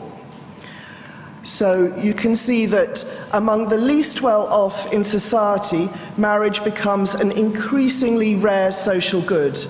So this is poverty types. So the orange line at the top is a female householder with no husband or parent will have the highest levels of poverty, and the red line is the lowest levels of poverty, the married couple.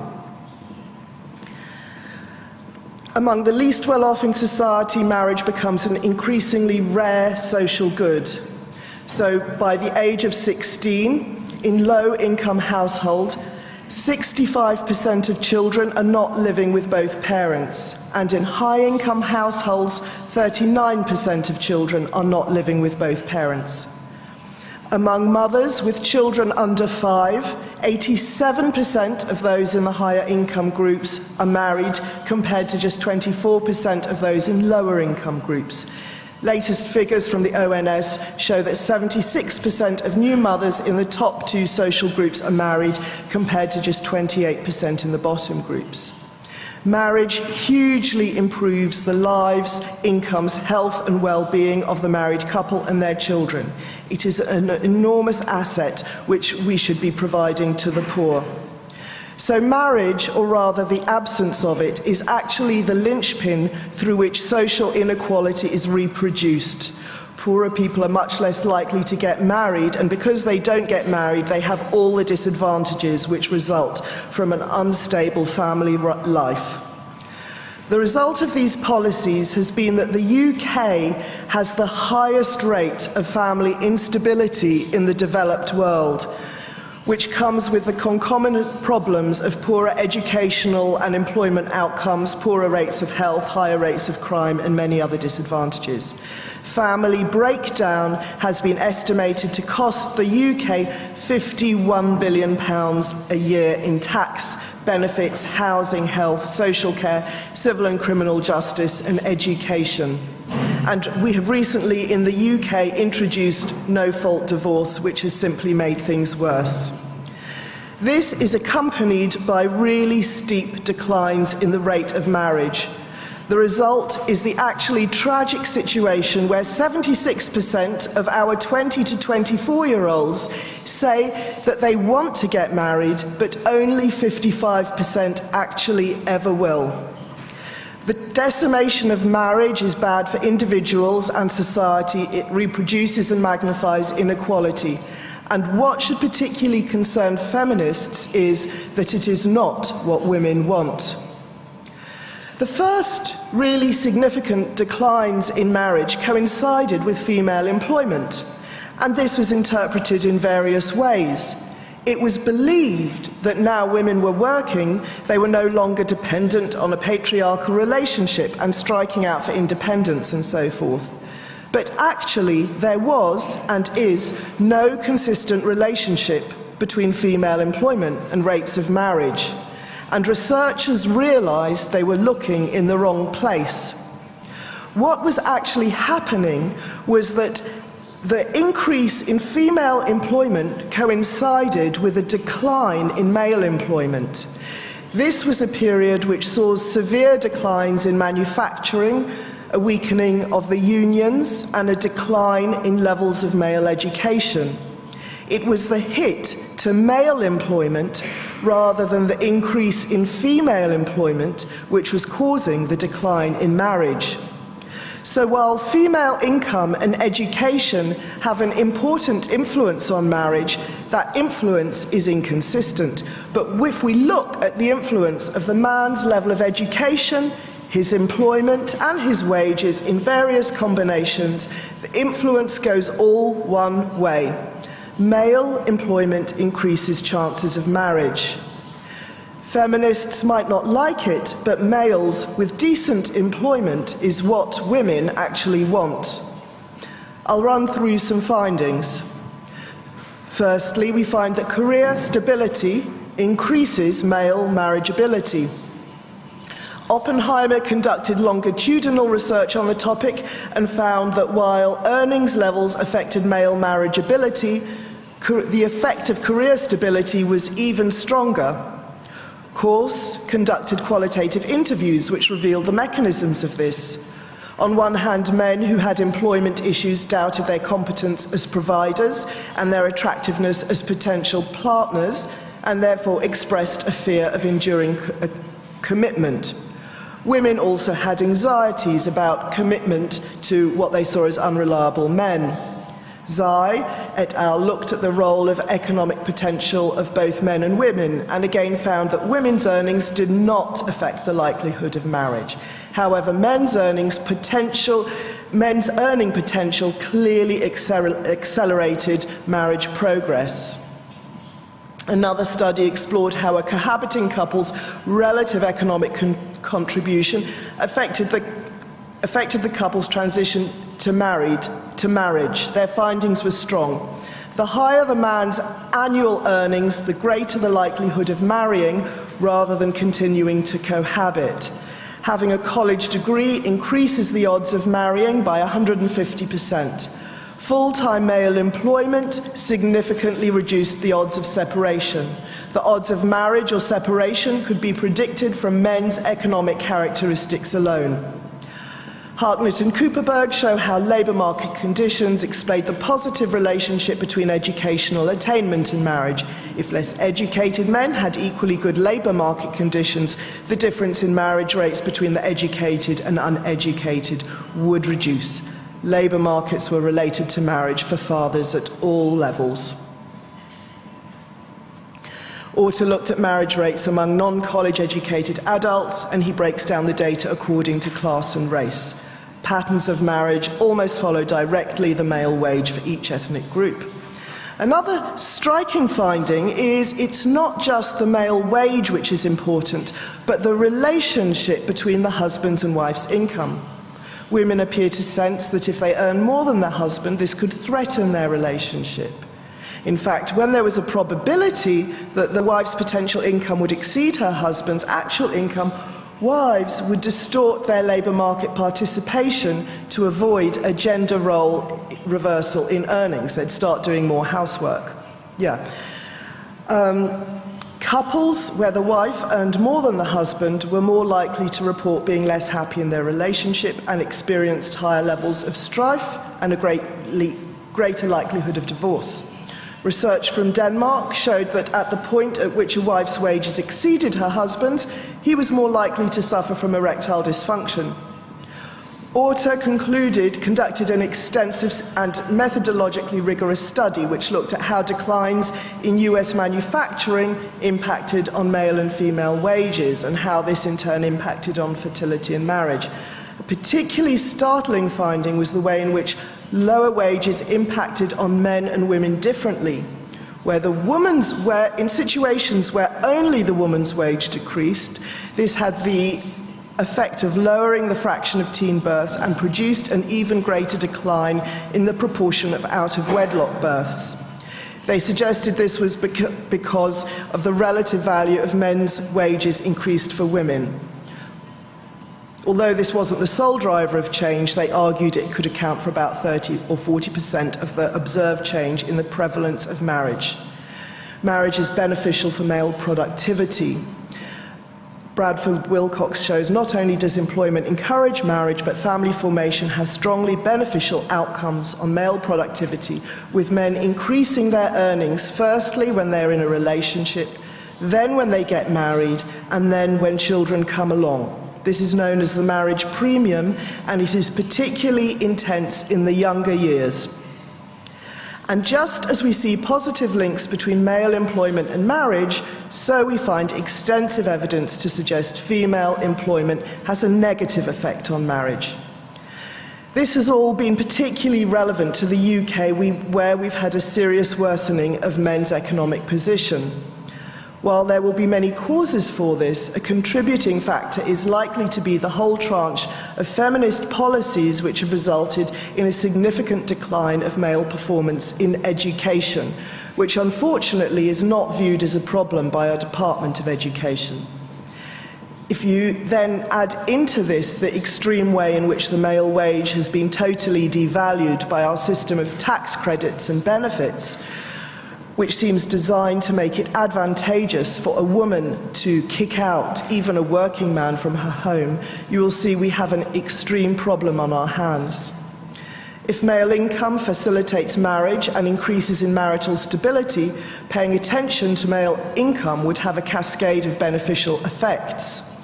In the light of this, it is the case that male employment is worth policy attention and economic investment.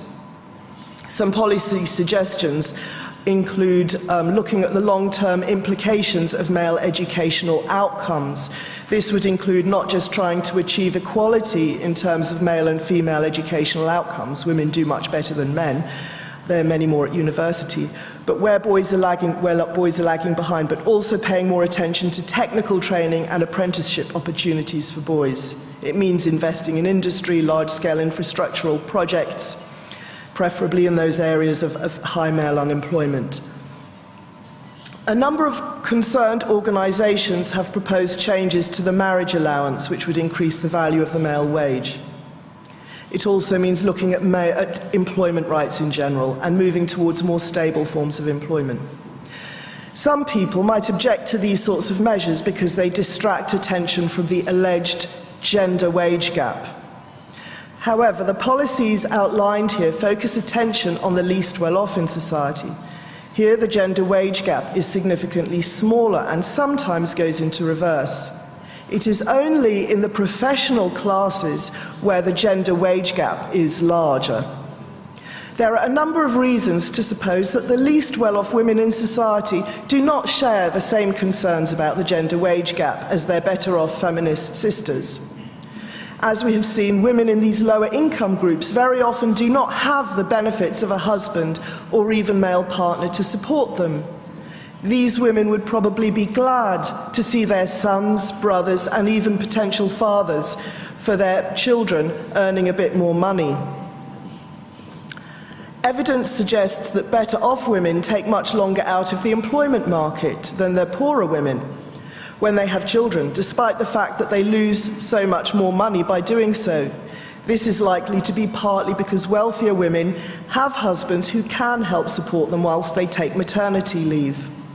Their poorer sisters might also choose to take more time off their maternity leave if they had husbands who were able to provide a sufficient income to support them as well. It is also the case that these less well-off women may have less interesting jobs and therefore prioritise children more.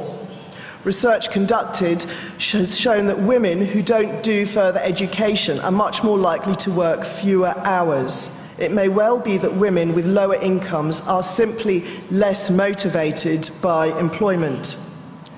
Raising the levels of marriage will result in more two-parent households, which will also increase the number of fathers involved with their children.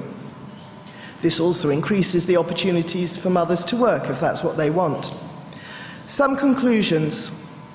The feminist concern with female dependency has over the past few decades caused an obsessive concern with the gender wage gap and a great deal of research and policy focus on individual earnings. However, most people live in family groups where their quality of life will be determined by the income of the whole household and the number of people living in it. By drawing attention to the male wage and the role this has in family formation, it becomes apparent that ordinary women are not as concerned about being at least partially dependent on men when it comes to setting up a family and running a home. In fact, once we start looking at female wages in the wider context of the whole family, we find new explanations for the gender wage gap start to emerge. The feminist understanding of the wage gap is that women spend more time looking after children because men earn more than they do.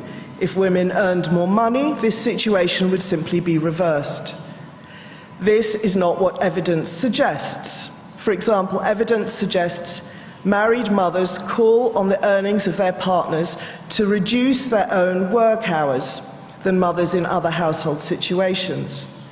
There is evidence which suggests that mothers with high wages use their extra earnings to buy themselves time with their children. Finally, there is evidence that men who'd like to spend more time with their children are unable to do so because the mothers want to look after them. This suggests that the wage gap is not a consequence of women being compelled to take primary responsibility for childcare. Rather, because these women are married to better-off men, they're able to spend more time with their children than they would be able to if they were less well-off or single parents. If this is the case, the wage gap is an expression of the choices which better off women have.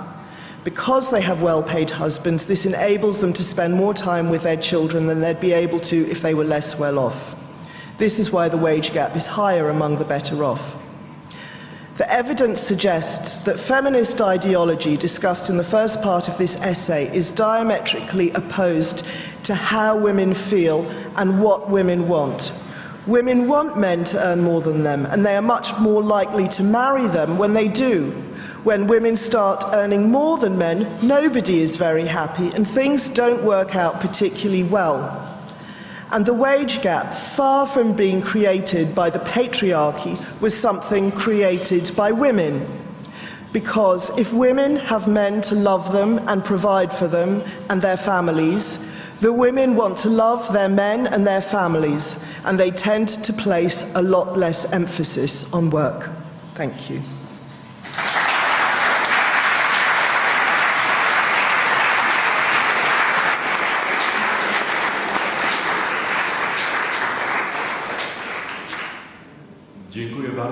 Thank you very much for this excellent lecture.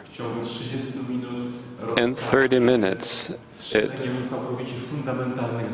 really pulled down a lot of tenets of traditional feminism. So the issue of the wage gap and the difference between the Marxist trend of feminism, which perceives a family as a nexus of power relations, to what we heard in the end, that mutual sacrifice spouses.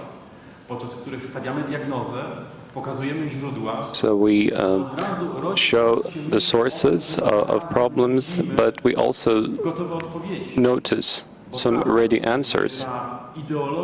Because where this ideology and also planned action, we saw that implementation of this radical Marxist ideology, where this ideology puts concrete legal or political instruments that affect the family, we have to respond with something opposite and care for the family.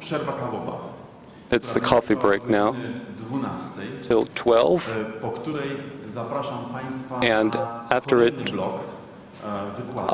there will be another session.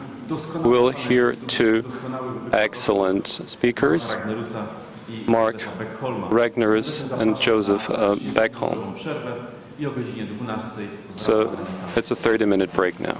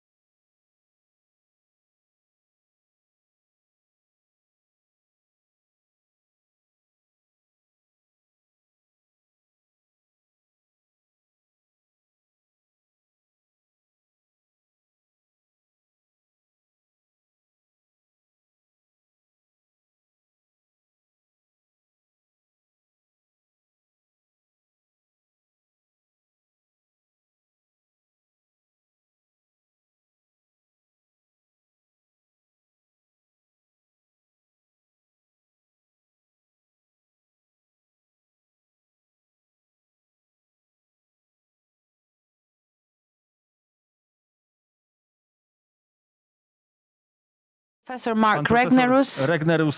Professor Mark Regnerus is a sociologist at the University of Texas. Austin Institute for Study of Family And he's and also Culture. the president of Austin Institute for Study and Culture. He's also our friend. We cooperate with him very closely, our institute, and we are very proud of it and very glad. Please welcome once again Professor Mark Regnerus. Please take the floor.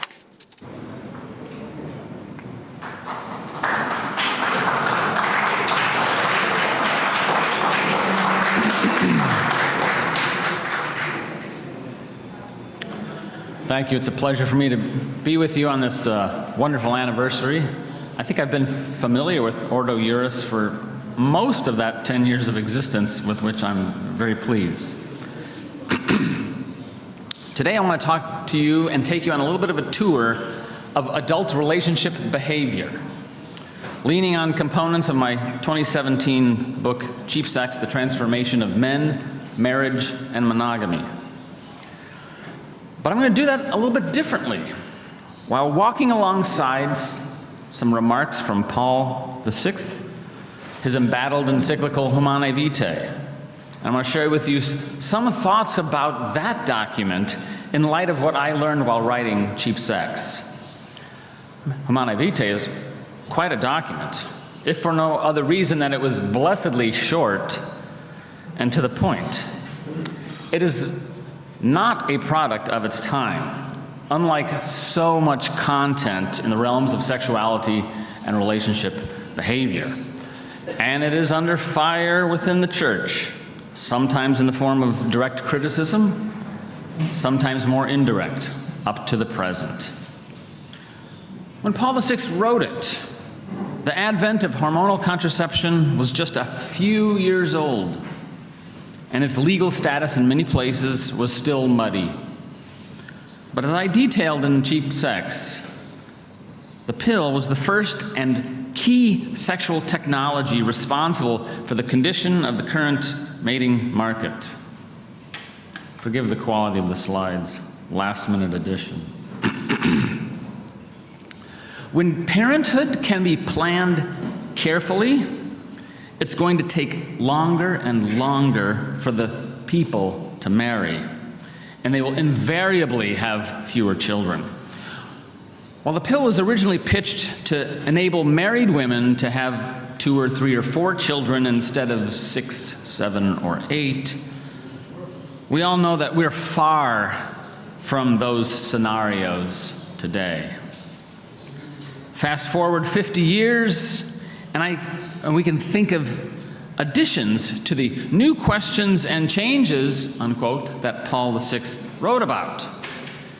In the domain of sexual relationships, for example, I can add the following about the United States. 1 in 3 American women say they had first sex in their current relationship either before it was a relationship or on the first day of the relationship. It's now common. And if 1 in 3 American women said that, slightly more men will say the same thing. We also continue to see a 1 percentage point decline per year for 40 years now in marriage among 26 to 34-year-olds, kind of that sweet spot of marrying. 49% of adult men say they have used pornography in the last 6 days, and that was 5 years ago. It's not going down. 21% of married women in America thought about leaving their spouse last year.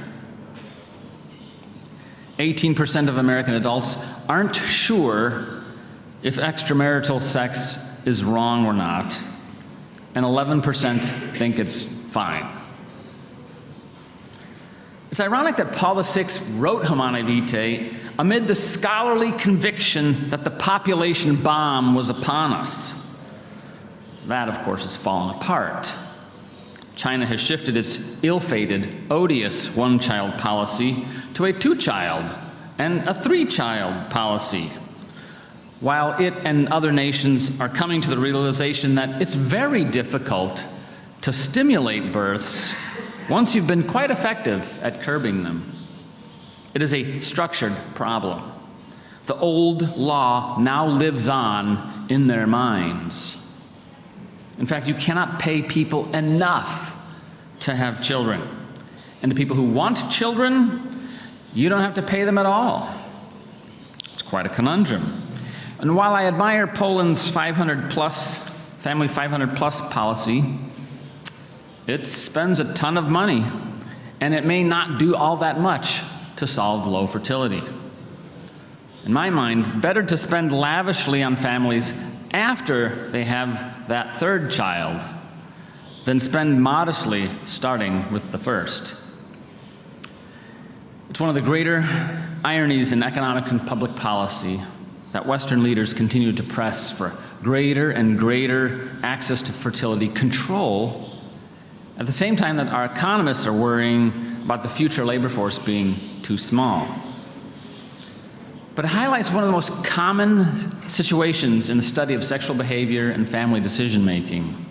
We know the empirical evidence reflects kindly upon self-control, hard work, delayed gratification, stable marriage, and monogamy.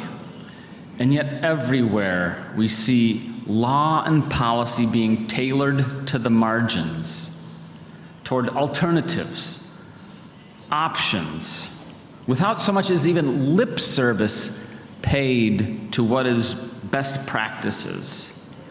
What industry or domain of life do we do that in? It makes no sense. One of Polassek's observations was the challenge of adhering to church teaching on contraception. He states, quote, "Though this fidelity of husband and wife sometimes presents difficulties, no one has the right to assert that it is impossible," unquote. It's one of those bits of logic, true at face value, that is increasingly challenged, not by reason or science, but by the power of narrative. I concluded Cheap Sex with a final chapter entitled "The Genital Life." This is a narrative that indeed asserts that fidelity is likely impossible, or at least unhealthy. It's not true. But what is data in the face of compelling stories that people are constantly told? As one of our interviewees leveled with us, he said, "Sex is like a big, big, big, big part of everything right now," unquote.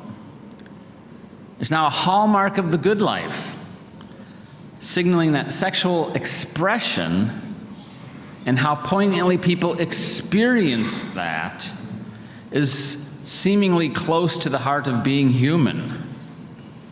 This advent of the genital life coincided with a shift in the dominant language around sexuality and its expression from that of sexual desires to wanting to that of sexual needs in the service of well-being. Its language is now dominated by public health, psychiatry, and increasingly law. Quality sexual experiences are now perceived to be just as pivotal to human flourishing as clean air, potable water, edible food, shelter, and antibiotics. While our most distant ancestors were no doubt acquainted with sexual pleasure, they associated it with a process that also occasionally produced babies. Meanwhile, about the fertility part of sex, we seem to have become ambivalent. The very word procreative is typically met with eye rolls and open contempt. That's what I mean by the genital life. It goes hand in hand with what John Paul II identified as the contraceptive mentality, meaning that sex is increasingly thought of as having nothing to do with fertility. Paul VI goes on, quote, "The example of countless married couples proves not only that fidelity is in accord with the nature of marriage, but also that it's the source of profound and enduring happiness, unquote. In fact, happiness is a recurring theme in Humanae Vitae, because Paul holds that this is a key quest of the human person. Near the end of the encyclical, he notes, "For man cannot attain that true happiness for which he yearns with all his strength of spirit, unless he keeps the laws which the Most High God has engraved in his very nature," unquote. He's on to something. The concerning narratives of interviewees aged 18 to 23 that I detailed in my previous book before this, 18 to 23-year-olds, their stories had nothing, absolutely nothing, on the partner counts, one-night stands, regrets, pain, addiction, infections, abortions, wasted time, and spent relationships that I heard about when I wrote this book about 24 to 32-year-olds. All of it in the service of what one writer called industrial sex, whose promises far exceeded its deliveries. I don't know if it's true of Poland, but a majority of American populations does not know how to form enduring sexual unions anymore. Practice doesn't make perfect, and we are not drowning in happiness today. On the contrary. Meanwhile, the most organic citizens in our midst, those who are skeptical about the boundless premises of the sterile and undisciplined life, are commonly portrayed as restrictive, misogynist, backwards. And yet on the surveys, they're the most happy. Among the many ironies that greet us in the domain of human sexuality, this is one of the most profound. But classic sexual restraint, typically more the product of social control rather than personal control, that fosters a future orientation that dovetails quite well with a productive life. Now, Blessed Paul VI really starts speaking my language in Article or Section 17 of Humanae Vitae, where he moves into mapping the territory of the social effects of artificial hormonal contraception. He said, quote, "Let people first consider how easily this course of action could open wide the way for marital infidelity and a general lowering of moral standards. Not much experience is needed to be fully aware of human weakness and to understand that human beings, especially the young, who are so exposed to temptation, need incentives to keep the moral law, and that it is an evil thing to make it easy for them to break that law."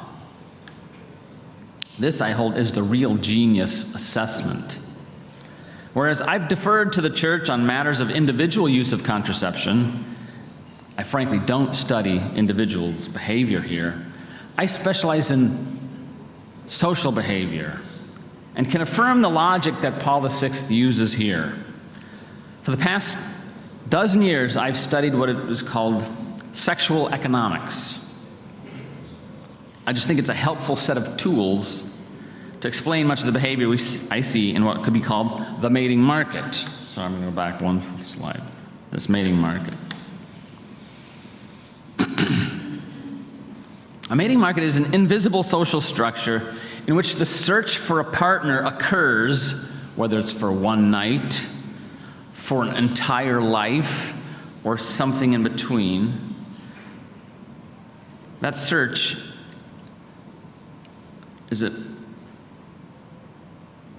occurs in a sort of a pool of people, right? A pool that used to be one particular whole when my grandparents occupied it. Now it is segregated into separate corners, distinctive markets. The market in short-term relationships on the left, the market in long-term relationships, including marriage, on the right. I realize the talk of marriage markets sounds a little utilitarian, unromantic, and objectifying, but it need not be. It simply recognizes that people do not meet other people randomly, nor do they meet whomever they wish and do whatever they want after they meet them. There is constraints, which is good. So when Paul VI notes the need for human beings to have incentives to keep the moral law, I'm quick to assert that he's 100% correct, and of course he's using economic language. He also said it's an evil thing to make it easy for people to break the law. That is in part what contraception does. At some point, while I was writing Cheap Sex, the book, I happened to watch the HBO series, The Pacific. The last episode features the surviving characters returning home from war in the Pacific on Okinawa, 1945. One returns to Alabama, another returns to New Jersey. In the case of each of them, it becomes obvious as you're watching this that regardless of what the young men would want sexually, and regardless of what they had suffered in the past, marriage was considered the only intelligible way not simply to access sex, but to live your adult life. And that these men who had sacrificed so much on the battlefield were going to have to sacrifice some more in order to be considered marriageable by the women in their community who protected and policed each other in the domain of relationships. Marriage was the only stable way to access legitimate sex, and then everything began to change. Over time, this wide uptake of contraception split this relatively unified mating market into distinctive corners. Hence, this large pool of single men and women out there no longer functions in the way it did prior to the pill. To my grandparents, sex implied commitments because it risked pregnancy and therefore required sacrifice. But as young adults age, they tend to drift towards the marriage market, meaning they intentionally start to think seriously about marriage and intend any sexual behavior to pursue that goal and serve that goal. But given their distinctive biological clocks and sexual preferences, men and women tend to drift at different paces and at different times. Men are slower to move towards the marriage market, and it affects the power dynamics there profoundly. Since men are rarer in the marriage market, because some of them are back over here on the sex side of things, they call the shots more in the marriage market. And even if particular men don't call the shots in their own relationships, the women who do tend to recognize the risk. There's more at risk for her leaving than for him. Women talk about settling for some man. Men don't really do that. In the end, more and more women are left out of marriage, something they had wanted. Men are left to themselves for a slow self-destruction. There's little shelter offered anyone in this market. Every man and woman seems now on their own. She hopes for dignity and respect, but she's not sure she can get it. We are more free, but also far more vulnerable than many wish to acknowledge. Contraception was a trade-off, and it had consequences. Back to Humanae Vitae.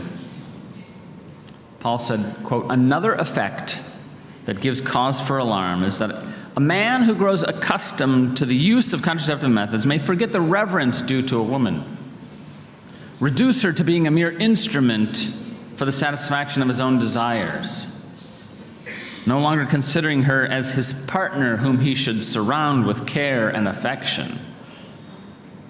You read that and you start to think, how in the world did we ever think this was such a bad document? Contrast that story to Kevin's. He's a 24-year-old we interviewed in Denver for my book. Here's Kevin talking. Girls are more emotional than guys. Simple as that. Girls get attached more. Girls are easier to mislead than guys, just by lying or just not really caring. If you know what girls want, then you know that you should not give that to them until you see the proper time.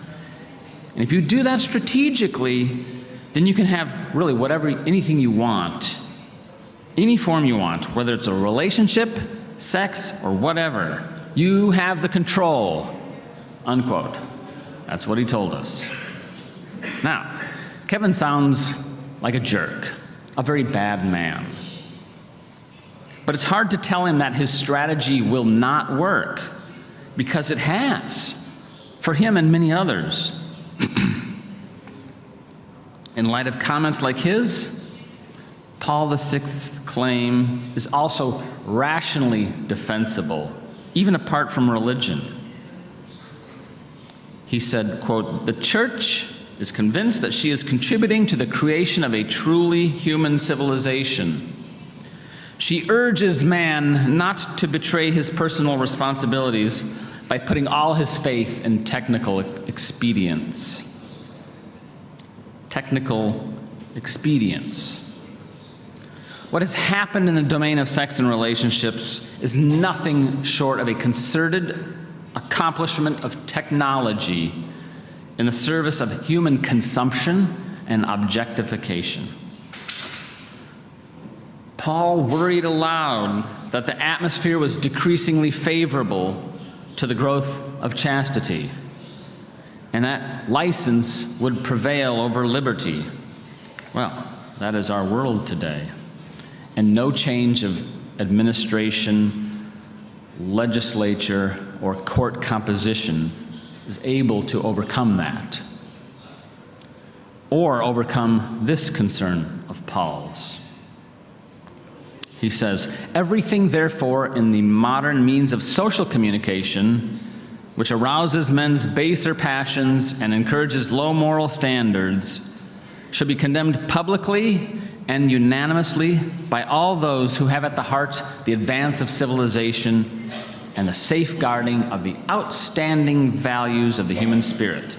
It is quite absurd to defend this kind of depravity," unquote. Cheap sex was not only a function of the wide uptake of the pill, but it's also about the technology that made online pornography so accessible and even easy meeting via dating apps possible. What we have no choice but to do is figure out how to move forward in spite of the fact that all of this is in the building. Now is not the time for virtue signaling. I'm not on dating apps. I never look at pornography. It's not the time for virtue signaling. When people are sick and wish to be well, they need to be helped. They don't need to know what you have done or not done. There are other parts to Humanae Vitae that seem similarly accurate, but increasingly unreachable. Paul leveled with his readers about how the state should consider the primacy of the family. And then he counsels on policy regarding a problem that is today just no longer the problem. The family, he said, is the primary unit in the state. Do not tolerate any legislation which would introduce into the family those practices which are opposed to the natural law of God. For there are other ways by which a government can and should solve the population problem, by enacting laws which will assist families and by educating the people wisely so that the moral law and the freedom of the citizens are both safeguarded. That the population bomb never exploded is evidence for us of how things change in ways we don't anticipate. I think it's fair to say that 10 years ago, roughly when I first got to know Ordo Iuris, we weren't really thinking about transgender and giving medicine and surgery to gender dysphoric adolescents. We weren't thinking about people calling themselves non-binary, okay? Things change, and not always in directions that we expect. Cheap sex has been mass-produced with the help of two distinctive means that have little to do with each other: wide uptake of the pill, mass-produced high-quality pornography, made more efficient by online dating apps. They drive the cost of sex down, make real commitment more expensive, more challenging to navigate, and they've created a massive slowdown in the development of long-term relationships, especially marriage, putting women's fertility at risk, driving up demand for infertility treatments, and they've taken a toll on men's very marriageability. This new regime is becoming the norm in the West, the template for evaluating relationship development. And it has changed how men and women perceive themselves, their sexuality, each other, and what's the point of relationships. Cheap sex does not make marriage unappealing, it just makes marriage less urgent, and then subsequently more difficult to pull off. It was a trade-off, like economists say. In the wake, human sexuality has become anything but natural. It is not green. Once something that belonged to the natural world, sexuality is now characterized by a postmodern dualism, the consumptive, malleable body housing the essential self. Those who balk at this kind of talk are considered misfits. We're threatened with social isolation, shaming, a tactic that Aldous Huxley's characters in Brave New World were well acquainted with. And the human society that results from wide uptake of various sexual technologies will be filled with the pursuit of pleasure, but it will be relationally unpleasant and lonely. People starving for love and real connection. The world seems to be unwilling to admit that cheap sex has come with strings attached, and that Paul VI was right, whether we like what he wrote or not. I just don't think fertility will bounce back when sex is cheap. I hope I'm wrong. Thank you very much.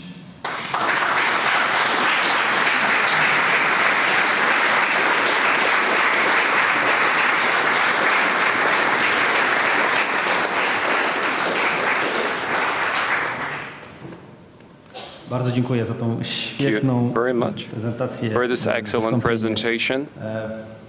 Ta koncepcja This concept sexual economics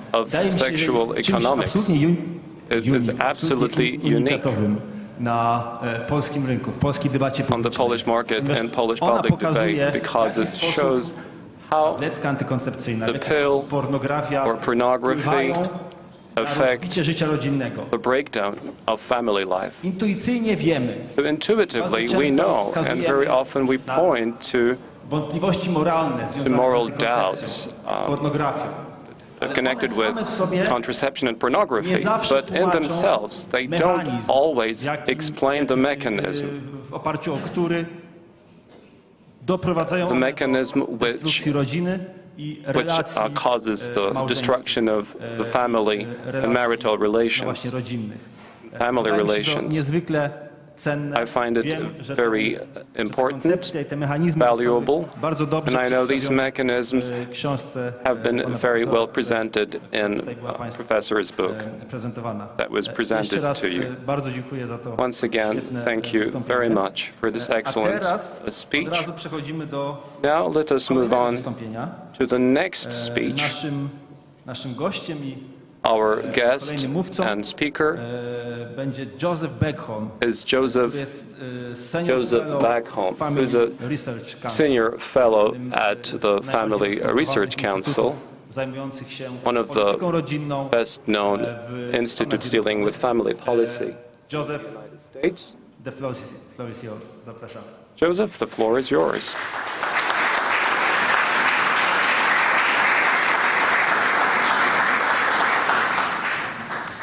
I have no idea what you just said about me, so I hope it was good. It's good to be with you. I know that we are about to have lunch, and so I will try to get you there quickly.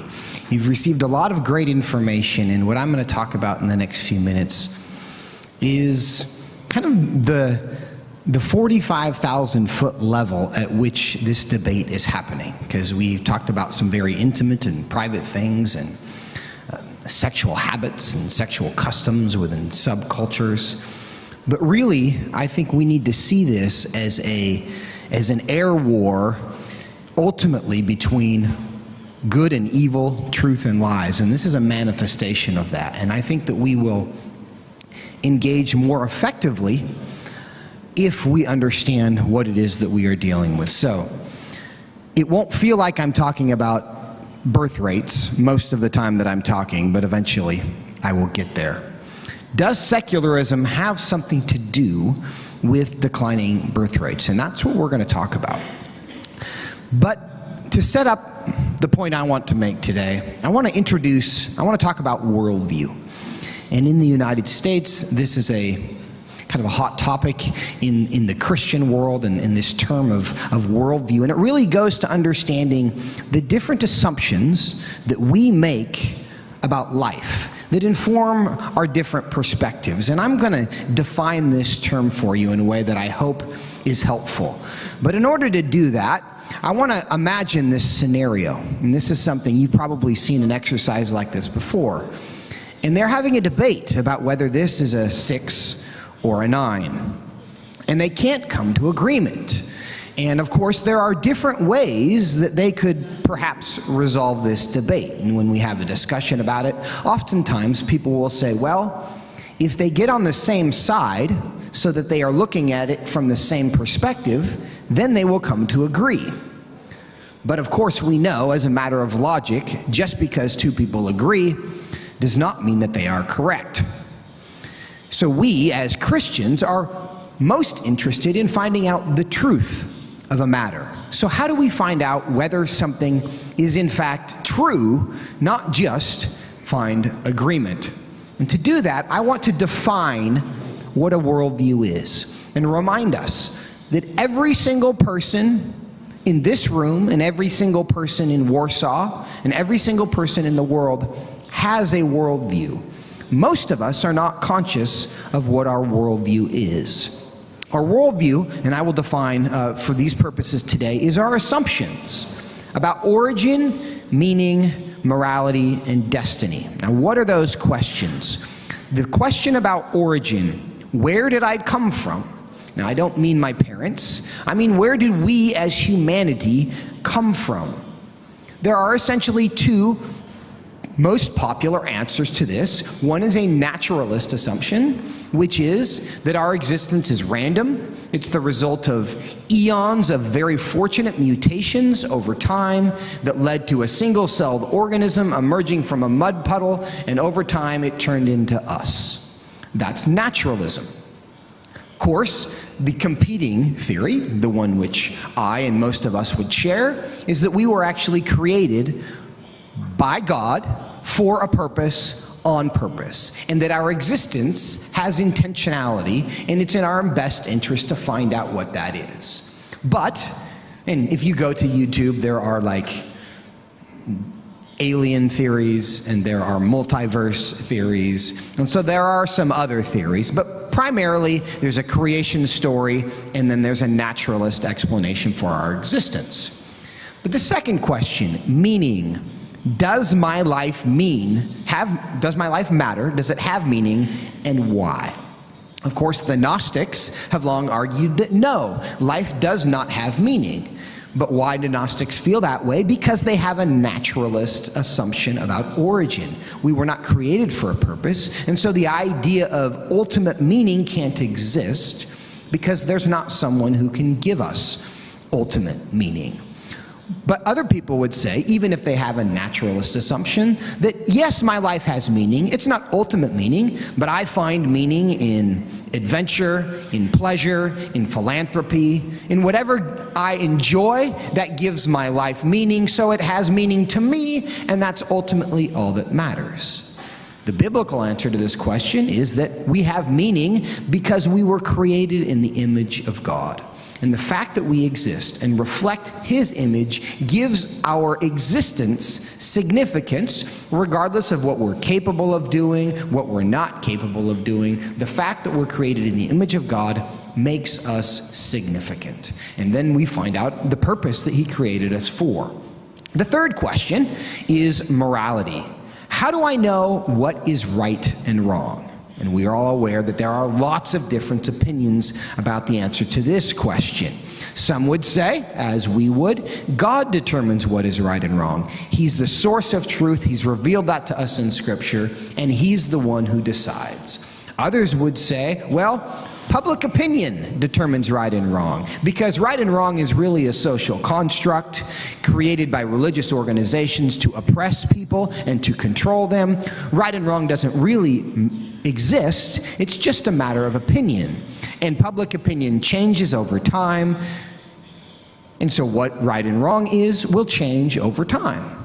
Still others would say right and wrong doesn't even exist. It's not a thing. So we're not going to worry about what is right and wrong. Just don't hurt anybody else. And that's kind of the limiting principle that they would provide. And the last question, of course, is destiny.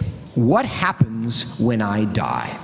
And we have different perspectives about this. If you have a naturalist set of assumptions, your beliefs about what happened when you die is probably nothing. I just cease to exist because I'm not a soul, I'm not an eternal being. I expire when my body dies.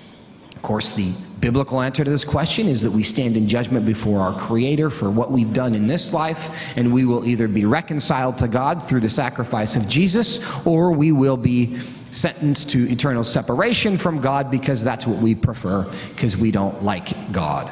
So those are kind of the answers to that question, and then of course reincarnation is the other, probably third most popular answer to this question.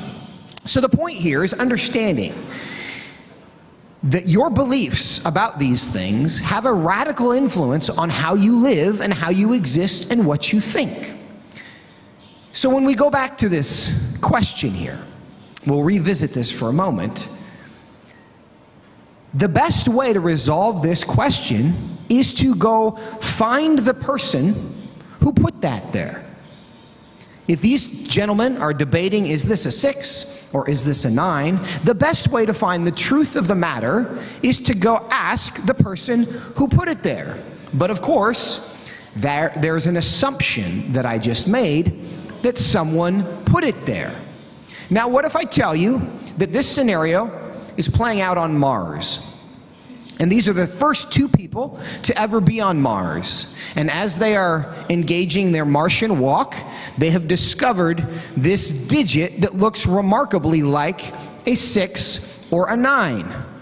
Now, in that situation, you can't go find the person who created it. This is a tremendous coincidence, because there's no reason to believe there's ever been an intelligent force there who would have put that on there, and they're just like, wow, what a surprise, that looks like a 6, or that looks like a 9. But if we assume that someone put it there, the best way to find the answer to the question is to go consult the person who created it. Now that scenario is at the heart of most of our cultural issues today. Take, for example, the transgender question. Can I modify my body to make it align with my mind and my sense of how I feel about myself? That makes sense if there is no one to consult about what my body is for. So if you have a naturalist assumption about where we came from, there's no creator to go to say, why was I created this way? Why do I have the reproductive system that I have? But if we were created on purpose, if my design, if my body has a purpose, it's in my best interest to go find out who made it and why did they make it that way.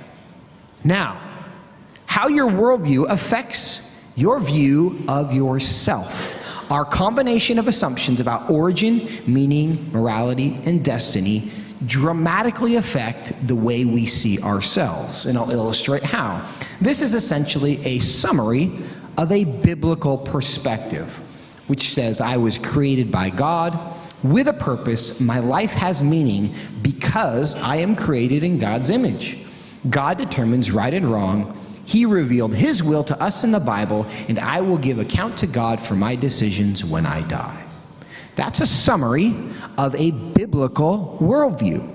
But a naturalist person, this person looks remarkably like the first person, but they have a very different worldview. So they would say, my existence is an accident and it is without ultimate meaning or purpose other than what I give it.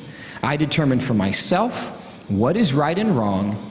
I am not accountable to God for the things I do in this life, and what I do in this life has no effect on the next life, if there is one. Now, these people might grow up in the same home. They might live on the same street. They might work in the same office. In many ways, their lives are similar. But when they view life, when they have different assumptions about who they are and where they came from, it should be no surprise that they are going to operate and make different decisions. So the next slide will determine how our worldview of ourselves affects the decisions that we make, what we do, how we operate in life. Because the naturalist on the right would say, I am the final authority of right and wrong. I should trust my feelings. My feelings guide me to truth. Do what makes you happy. And that is a moral framework that we all recognize, because that is the dominant moral framework in the West today. But if you have a different set of assumptions, you would say, I should obey God even when I don't feel like it. I can't trust my feelings. My feelings guide me to hell. Do what God says is right. Now, this is the reason why I have 4 children, and I ruined every Disney movie for them.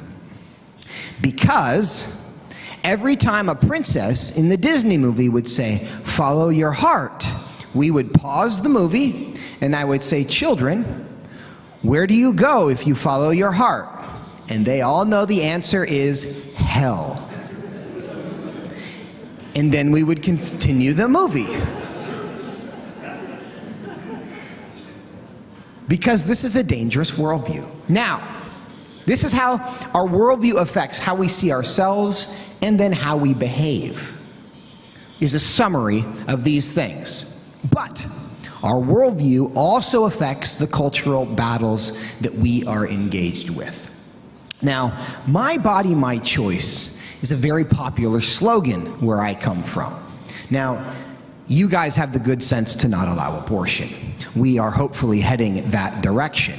But my body, my choice is usually used in support of the abortion argument. But what I tell people in America all the time is that we should see this slogan not as a political slogan, though it is, but it's really a statement of faith. Some of you probably go to churches where you recite liturgies, the Apostles' Creed, on a regular basis to remind you of the things that are most important. This statement of faith is loaded with meaning about where I came from, who determines right and wrong, and who is in charge. My body, my choice assumes I wasn't created for a purpose. I belong to myself. I determine for myself what is right and wrong. So, If I get pregnant and I don't find that baby to be convenient or conducive to my personal happiness at the moment, it's my right to get rid of it. It's my body, my choice. That's the argument. And in the American context, we typically associate this with the issue of abortion. However, that's too narrow. This symbol, of course, we associate with all manner of LGBT things, same-sex marriage, the sexual revolution, all of those things.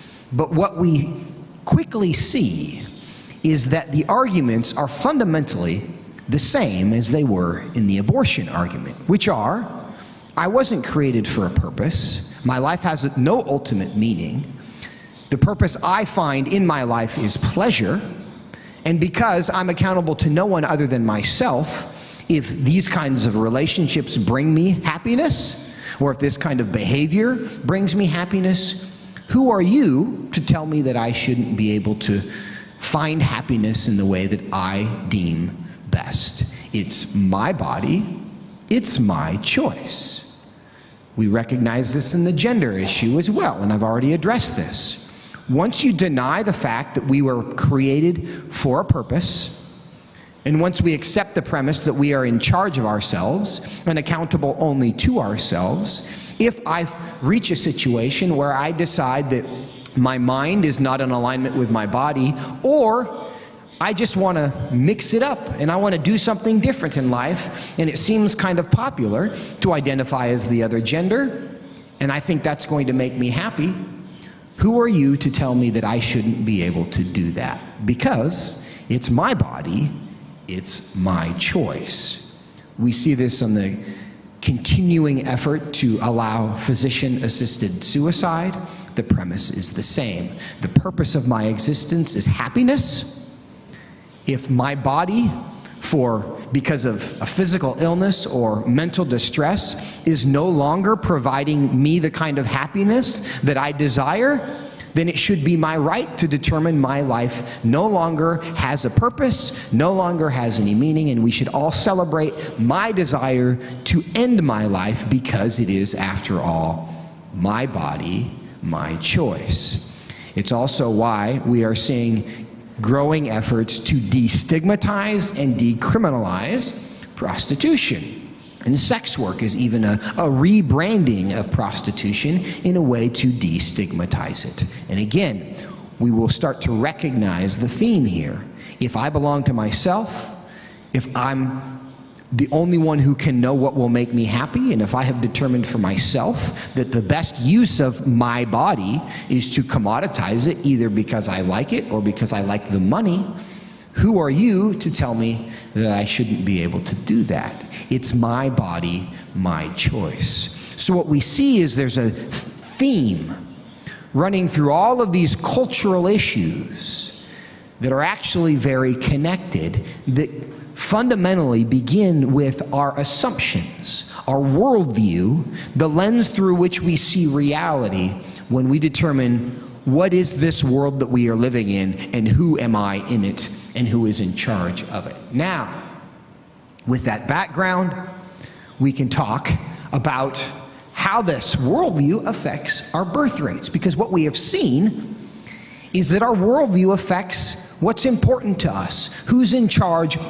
Why are we alive? Why do we see ourselves? What's the purpose of our lives as we understand it? So, why people don't have children is directly connected to their worldview and what they understand the purpose of their life to be. Now, already today, we've heard many of these points already made, but we're going to go through them anyway. Reason number one, financial reasons. We can't afford to have children. That's a real constraint for a lot of people. And when you survey and ask, why do you not have any children? They say it's too expensive. And as the father of 4 children, it is very expensive. It's true. But the second is career reasons. They do not want children to interfere with their professional goals.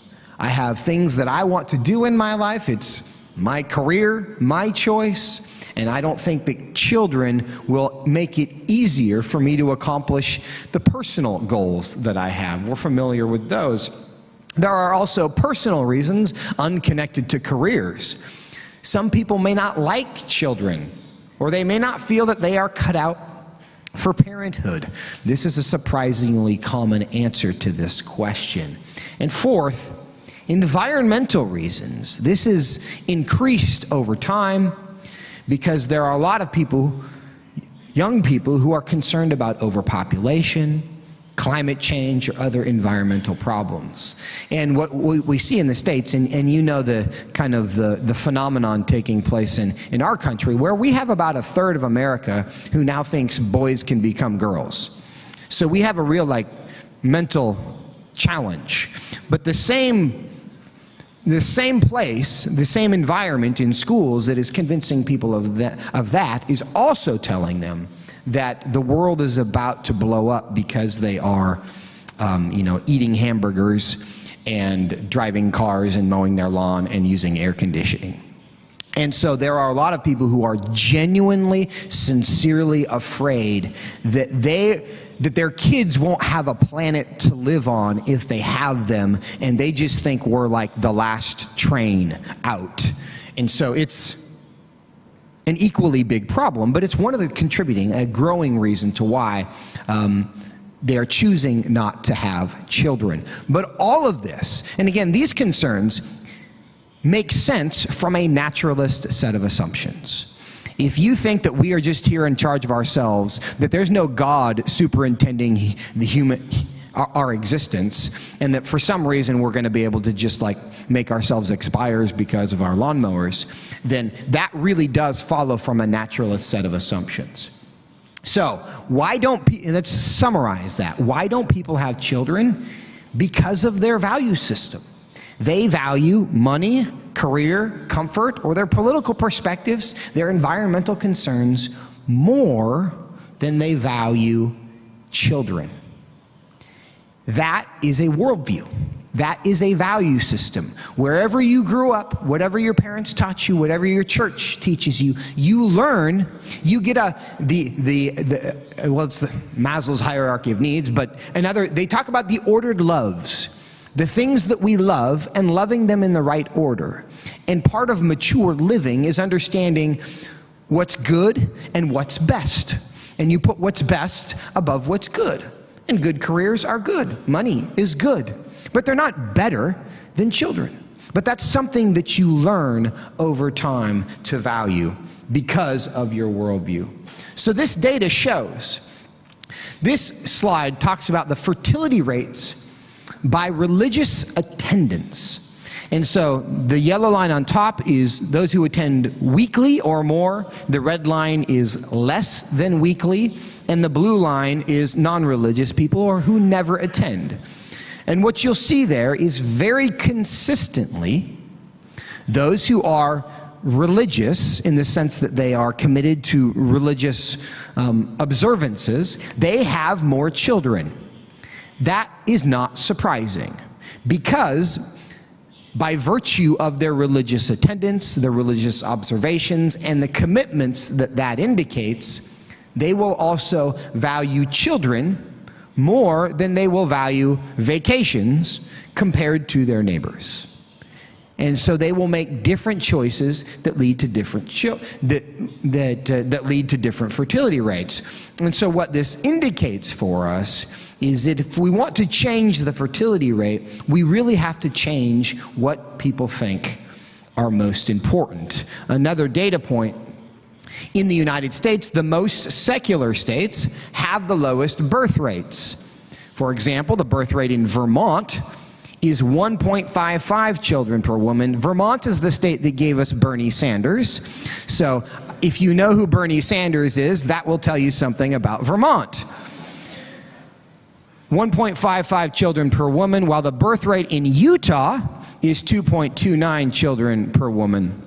So in Utah in the States is actually a predominantly Mormon state, but it is very religious, very pro-family.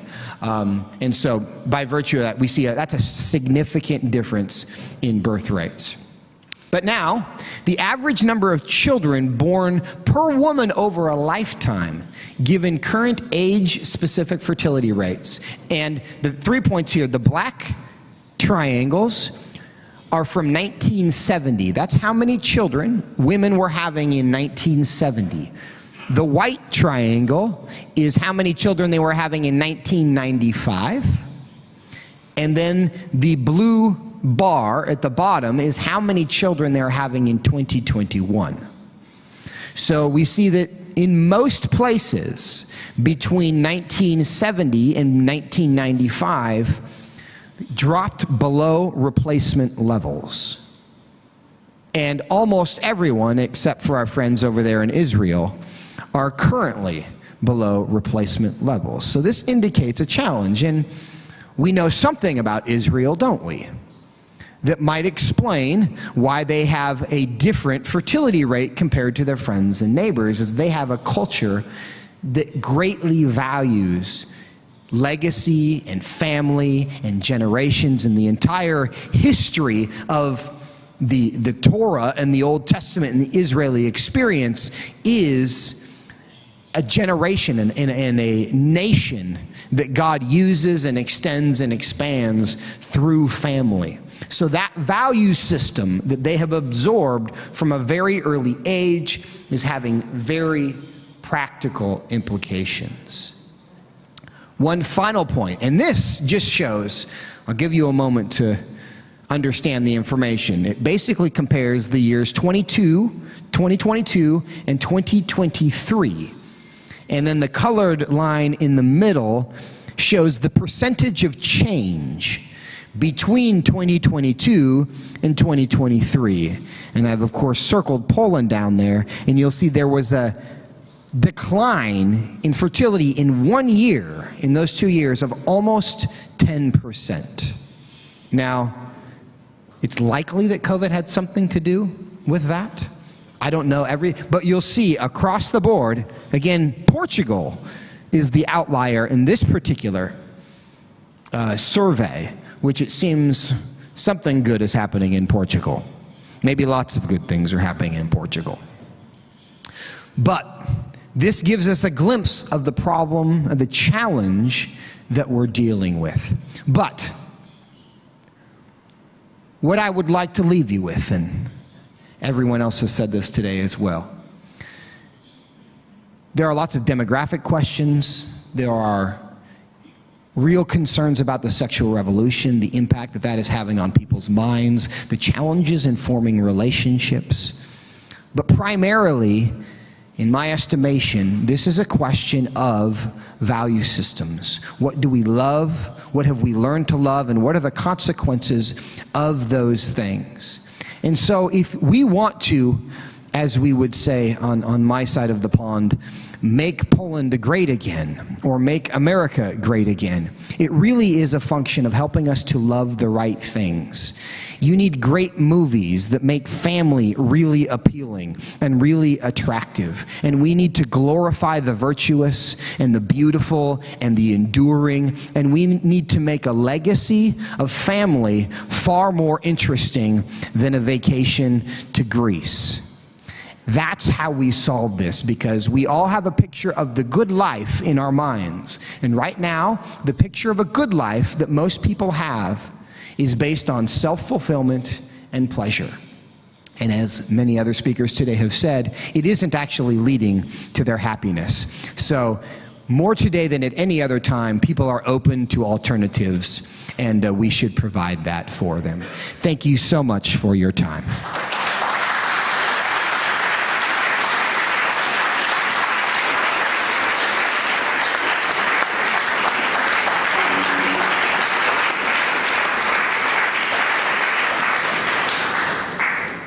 Thank you very much for your great presentation and for this clear attitude that you showed us. That's totally your style, how you show that those basic assumptions on who we are as human beings influence and all the clue debates that we take part in. All those debates that provokes so strong emotions, and all the debates that are related to the most important things like life, family, children, naszej płciowości, tego, kim our jesteśmy. sexuality and who we are. Świetna prezentacja jeszcze It's a raz. great Jeszcze presentation. raz, Thank you very much wielkie once dzięki. again. Szanowni Państwo, Ladies and zanim gentlemen, udamy się na before we go for the chciałem, lunch, zachęcić i poprosić Państwa o I would like to tell you one thing, and please be patient for 2-3 minutes, Chciałem zaprosić because I would like to invite the representative of the movement Light and Life, w ciągu 2-3 minut who will present us in those 2-3 minutes an application, a family application poniekąd będzie pozwalała that would allow aplikować nomen omen to apply, by the way, wartości, o których tutaj those słyszeliśmy, values that we have heard of today, that would allow us rodzinom i małżeństwom. and the families, the marriages to flourish, Panie to be in bloom. Arturze, bardzo proszę. Artur, please come and say what you'd like to tell us. Dzień dobry. Good morning. Aplikacja Dialog Małżeństwa. This application, the marital dialogue. I nie możemy zaprzestać uaktualniania języka i sposobów, We w jaki can't stop komunikujemy się ze światem. Posłużę się following the tym, innovations który mnie and osobiście updates. poruszył. I would like to quote something that was very important to me. You, Catholics, Ciastkarnia. you behave Piecze najlepsze babeczki na świecie. as a pastry place, but even though you produce the best muffins ever, you have an old inscription, old board that your great-grandparents had put on your shop. So we would like to make it more innovate, something like we invented a car date, a car marital date.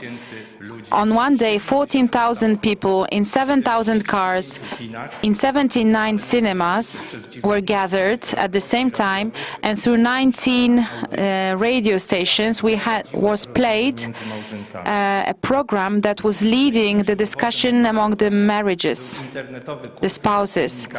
As a fact, it was created internet course about marital communication. And since we have nowadays a pandemic of divorces, we have prepared an application that would allow us and help to support the marital dialogue. Because very often in the media we have those emotional life, and this is why we should be there. We should be present in this area. If we want to reach out to people, we can't just stay and be in one-way communication like preaching and teaching. The digitalized form of communications that are open to interaction give us much bigger possibilities. For marriages, we have worked a tool that is a kind of that thanks to our third hand, the telephone, and it invites us to work on our marital relationship and on ourselves. We have known for a long time that the marital relationships need to be cared for in order to prevent any kind of loosening. But the moment that shows where the communication between marriages, between the spouses and people came up, the pandemic. It showed not only the problem in communication, but also it showed us how unable we are to live in a family all together that stays a long time together. People watch films, watch how to cook, how to live safely. But as a society, we don't really learn how to live safely in the society, and it does not really apply for our family life. This application is free of charge. It's a very good tool. It offers podcasts, videos, and all these sources would show you how we can develop thanks to the application. Have a close look. Światło, życie. Domowy kościół. Żywa wspólnota. Czas spotkania. Wspólna droga. Bycie razem. Aplikacja Dialog Małżeński. Aplikację można pobrać za darmo w sklepach Google Play i App Store. Poleć aplikację swoim bliskim i znajomym.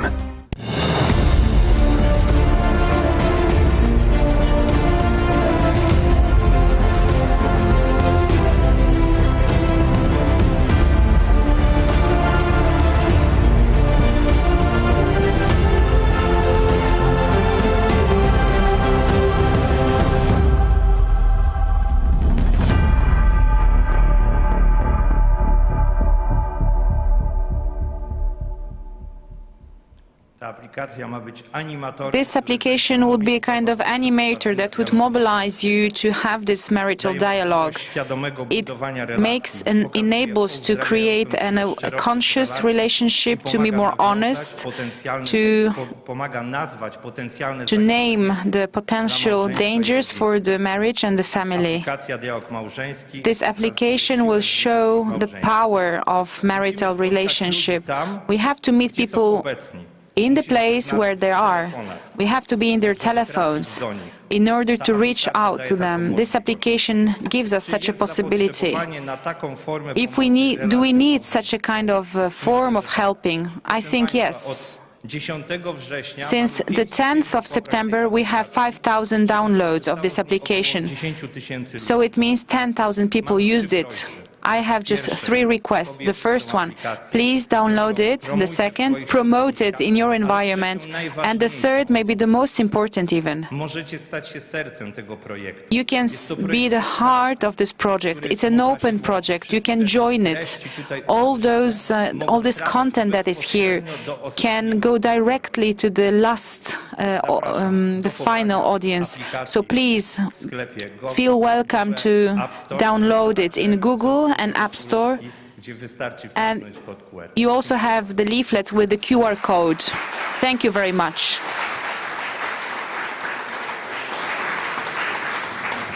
Bardzo dziękuję. Dołączamy się do zachęt. Thank you very much. We join you in this incentive and promotion of this application. We think that we need such initiatives.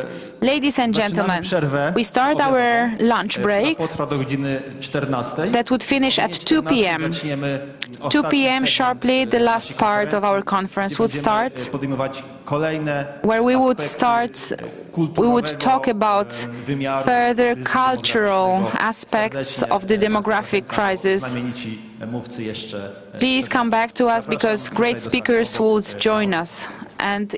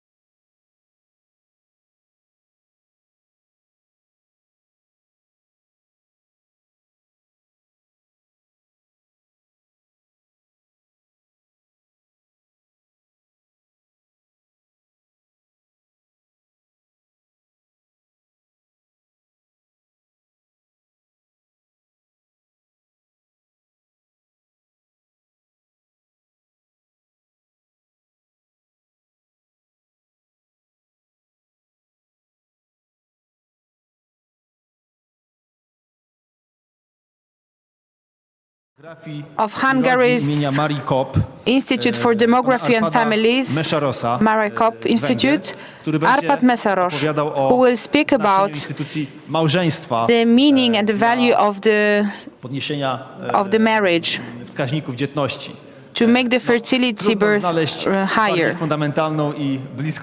Actually, it's hard to find something more to the point than this marital institution. So please, welcome on the stage and take the floor.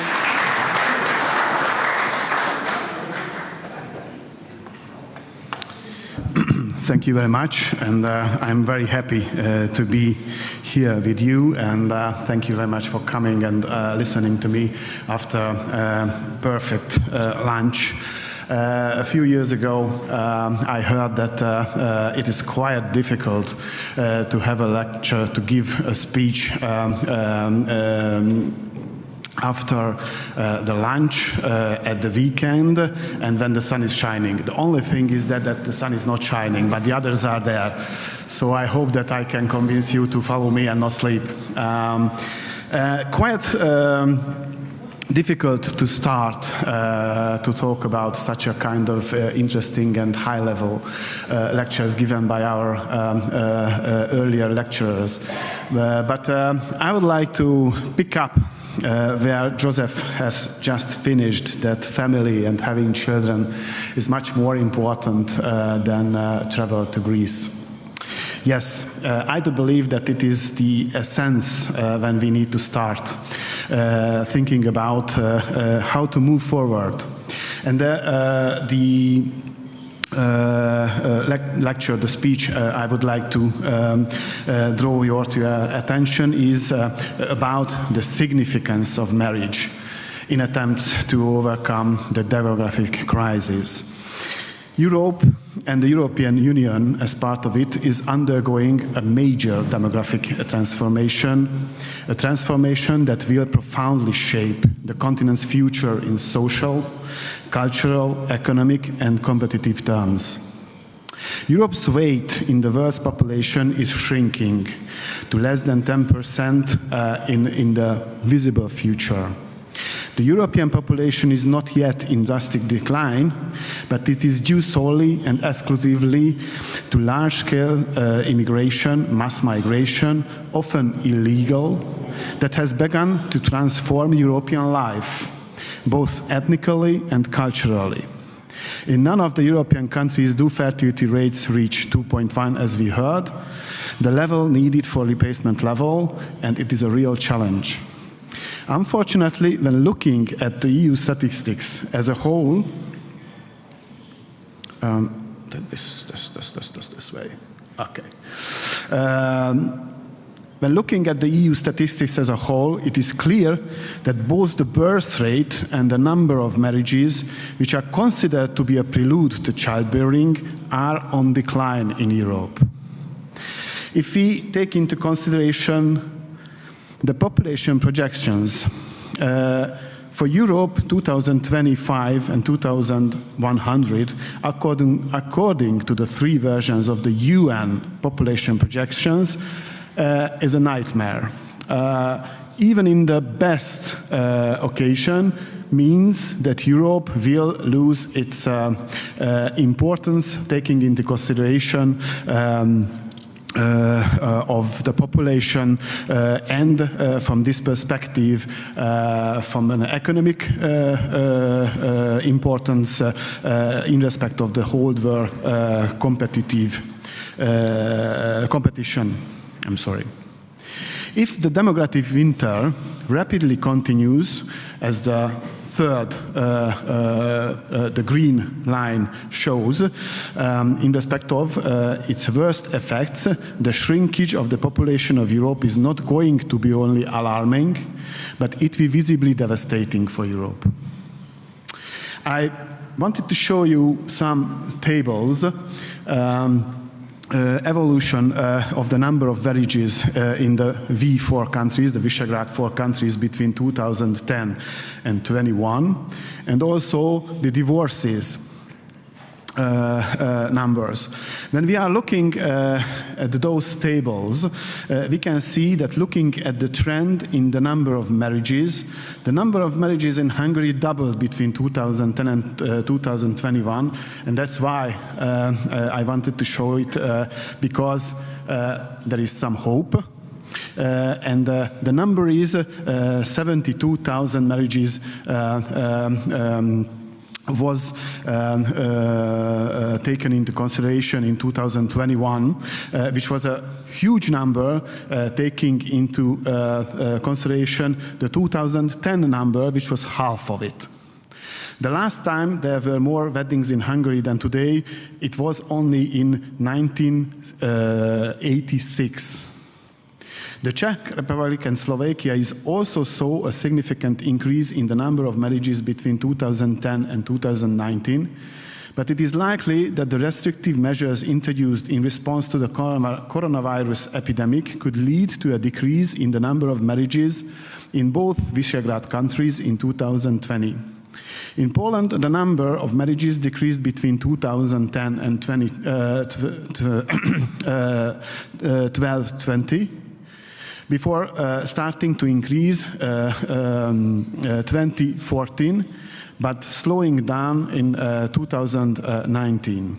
For the EU 27 as a whole, the number of marriages decreased slightly by 3% to around 2 million, approximately 2 million marriages in 2021. And I do believe that it is a real challenge for whole Europe.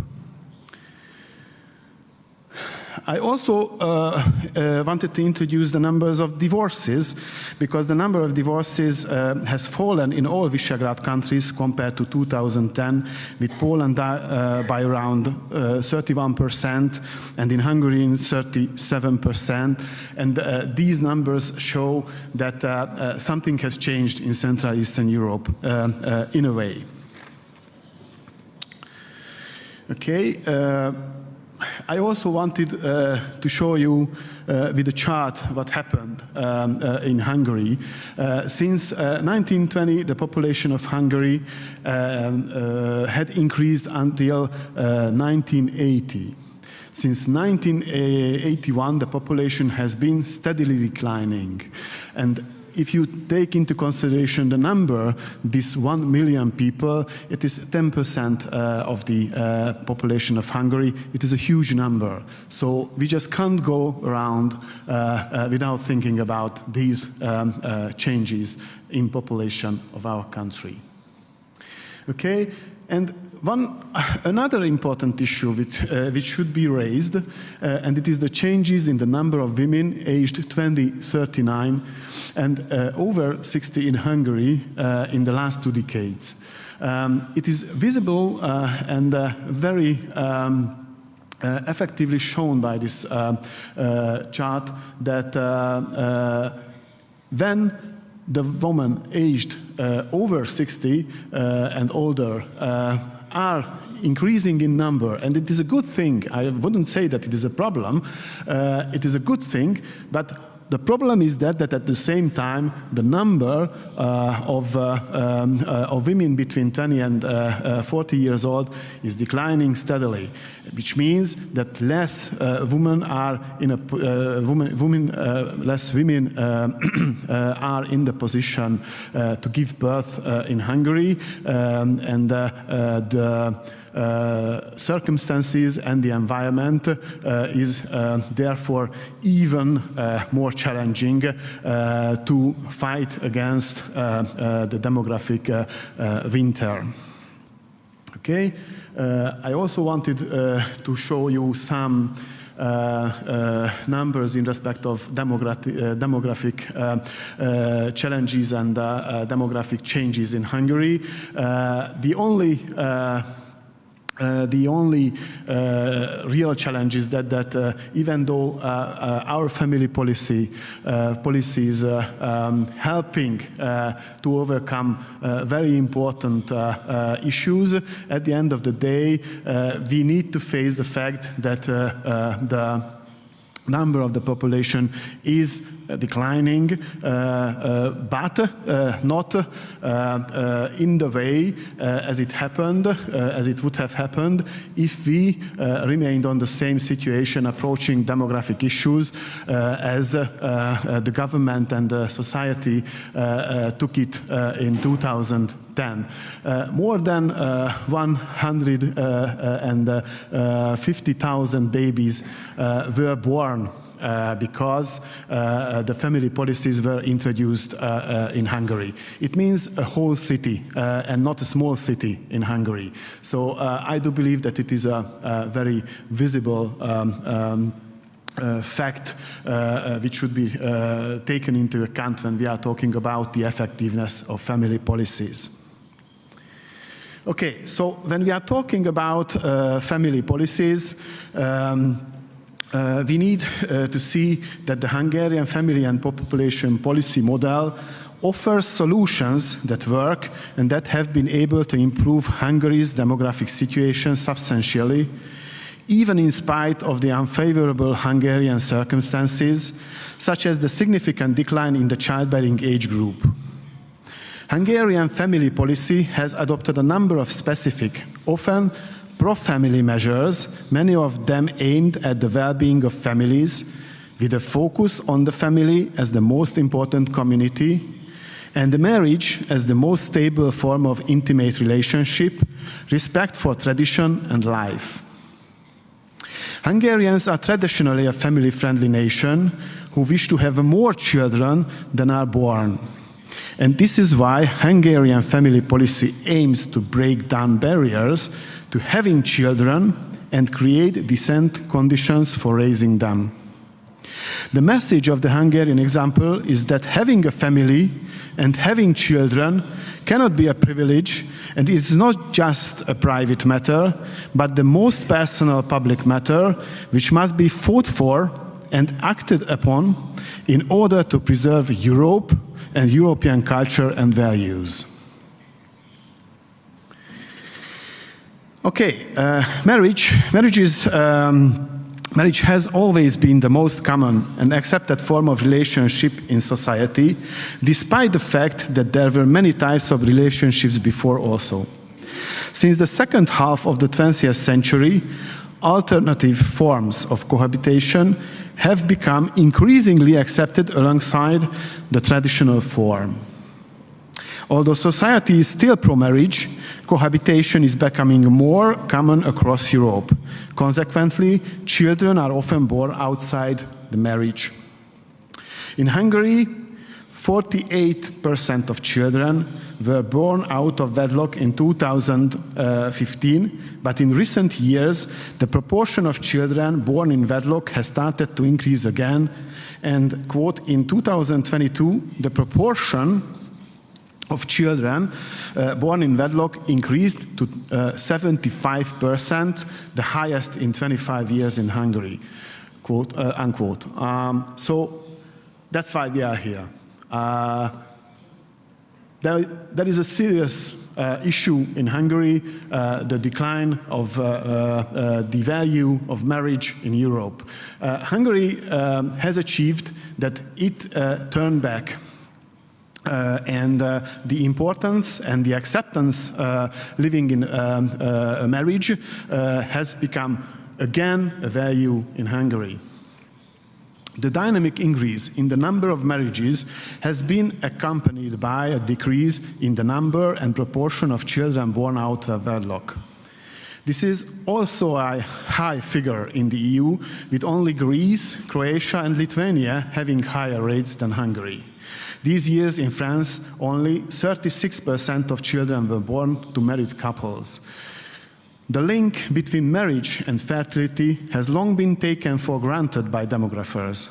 Fertility studies show that in stable relationship, in marriages, children wished for are born and more children are born.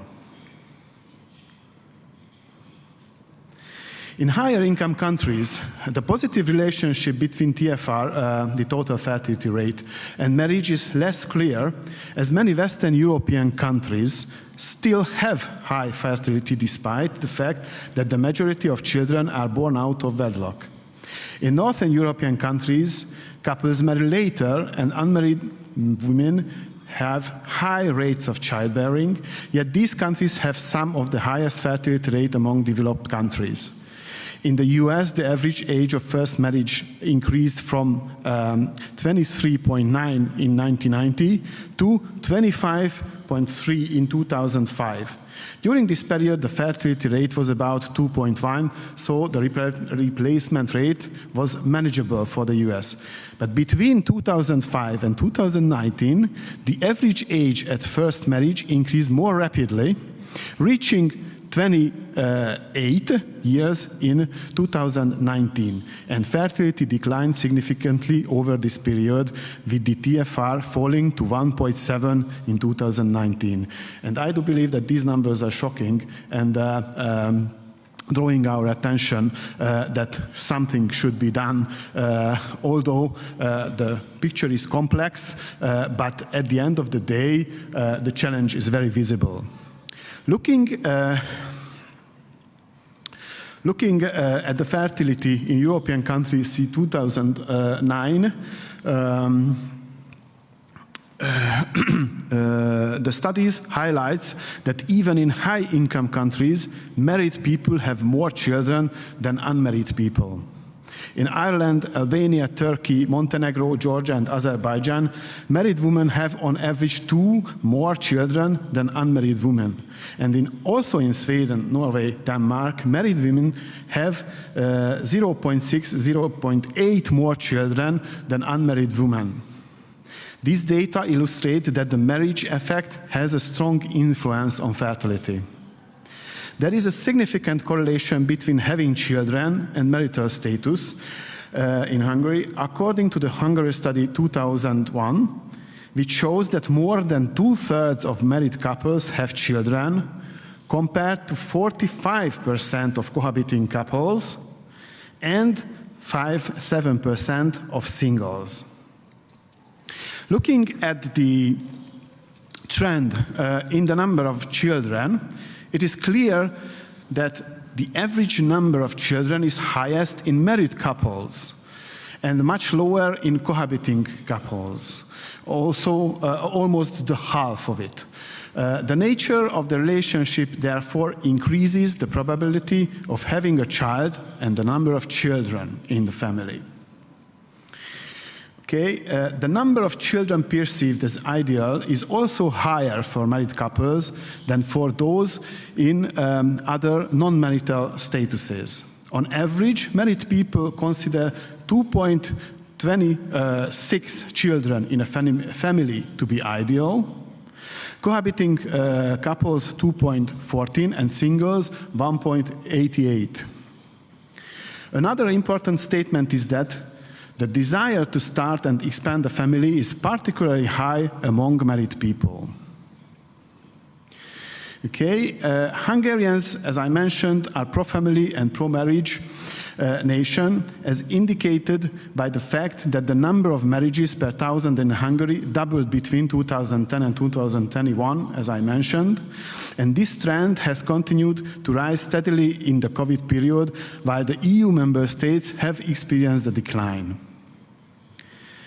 In 2021, the number of marriages per thousand inhabitants was the highest in the EU member states in Hungary, compared to an average, almost the half of it in the other EU countries. Hungarians still consider marriage to be the most ideal form of living together, especially for raising children, as evidenced by the fact that 75% of newborns were born within marriage in 2022, compared to the 59% in 2010, as I mentioned earlier. This is now an outstanding achievement at international level.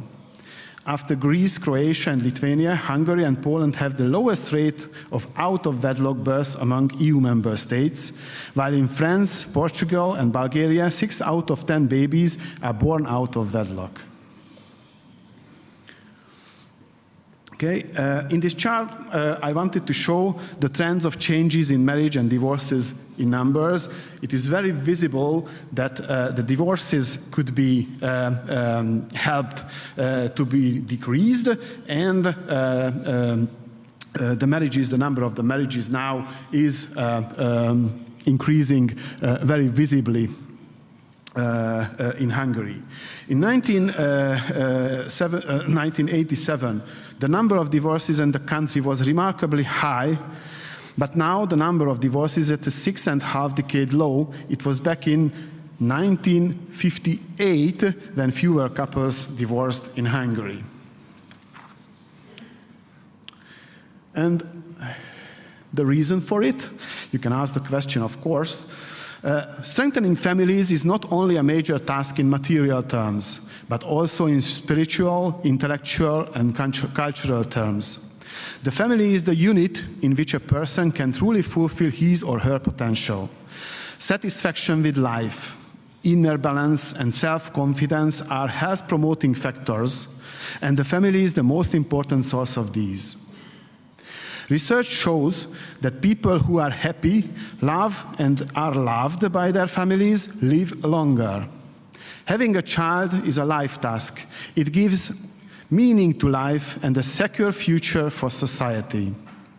The family is a source of strength because its members help each other in a loving community. They relate to each other differently than outsiders. In Hungary, close family ties and marriage are the strongest form of social support, far more than all other forms of relationship, and this is because of historical reasons and because of the traditionally family-oriented mentality of Hungarians. Being married and being a parent is a source of strength precisely because of the relational embeddedness. With the number of marriages on the rise, divorces in decline, the most important question is how this will affect childbearing and family formation. In recent years, the Maria Kopp Institute for Population and Families has carried out a series of studies on the motivations for having children in order to gain an insight into the attitudes of families with children and the factors behind decisions to have children.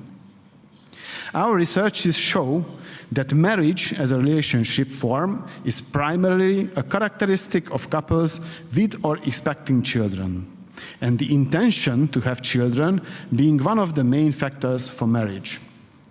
The proportion of married couples increases in line with the number of children. For those with children, the proportion of cohabiting couples shows a decreasing trend as family size increases. Okay, there is a chart about it, and it is very visible.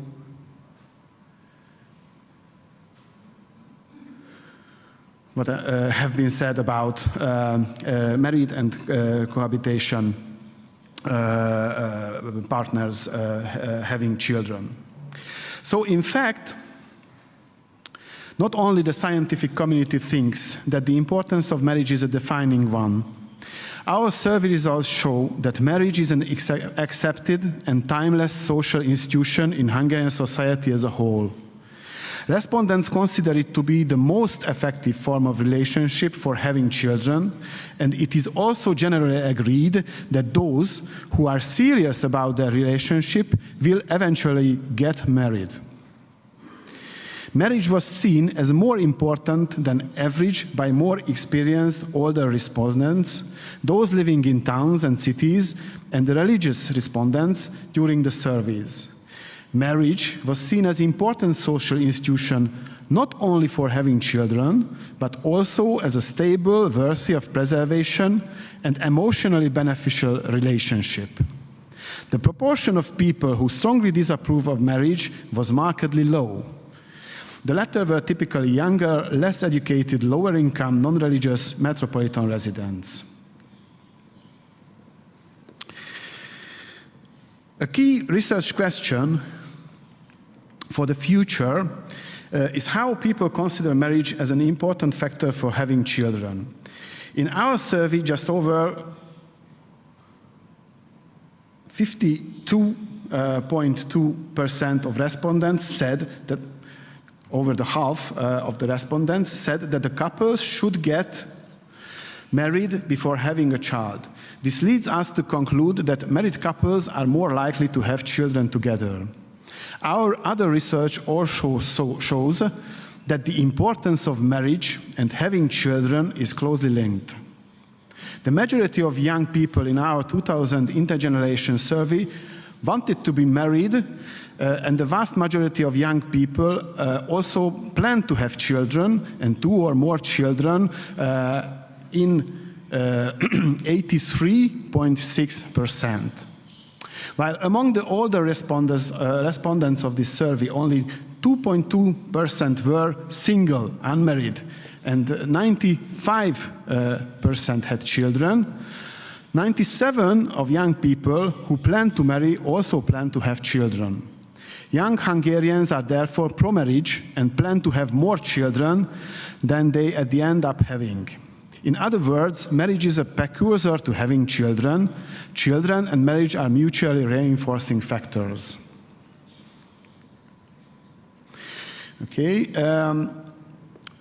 older and younger people in this order consider the same characteristics necessary for having children: physical and mental health, job security, love, housing, marriage, financial conditions, sharing parental responsibilities. The results of one of our surveys showed, with almost 2/3 of respondents citing physical and mental health as the main motivation for having children, 57% citing marriage and a stable relationship, and 51% citing love as the main motivation. So we can see that marriage is a very important prerequisite to have a child in Hungary. Okay, when we are talking about the possible future targets of the research, I brought you some issues, examples. What is needed for marriage and what keeps it together? The conditions for a well-functioning marriage should be also taken into consideration and researched. Deeper research on the connections of family policies and the future of getting marriage is also a topic which is worth to make studies about it. If I would like to summarize what have been said about the Hungarian experiences, as a result of the Hungarian government's targeted family support measures, family policy, the propensity to have children has been reversing the steady decades-long decline in the number of children. According to Hungarian vital statistics, fertility has increased by 1/4 in a decade compared to the 2011 low. One of the declared aims of government action over the past decade has been to strengthen families. One way of doing this is to support marriages and encourage marriage. The data show that marriage as an institution is now enjoying a renaissance in the country. This is largely due to the government's response to the demographic situation in the country, with the priority aim of having the children the people want and plan for. Childbearing and marriage planning are closely linked. The family-friendly policies of Hungary definitely created an environment in which the number of marriages has doubled. Divorces have fallen by 1/4. In the 2014 Hungarian budget, when we are taking into consideration the nowadays very visible energy crisis and the financial and economic crisis, it is very important that the budget for the next year for family support has been increased 3.5 times compared to 2010, which is the highest in Europe in respect of the target expenditures of the GDP. Most family support is linked to employment, with a wide range of family benefits available to those having and raising children. As a result, Hungary has seen a simultaneous increase in the propensity to have children and to work. Hungarians are pro-marriage, as evidenced by the fact that the surveys show that the 90% of people recommend marriage for young people, as opposed to cohabitation and living alone. There is also a high proportion of people who agree that marriage is not an outdated institution. Although the family is a traditional value in European culture, the institution of marriage has lost popularity among young people almost everywhere. In Hungary, this trend has been reversed. Recognizing that although relationships have become more fragile, people still want stability and family. However, demographic challenges remain a major sustainability challenge for European societies, and this, together with the successes achieved, calls for a continuation of the current family policy approach. And if you ask me, why is it so visible that the Hungarian family policy is successful? I would say one important thing, I would like to highlight one important aspect of this family policy.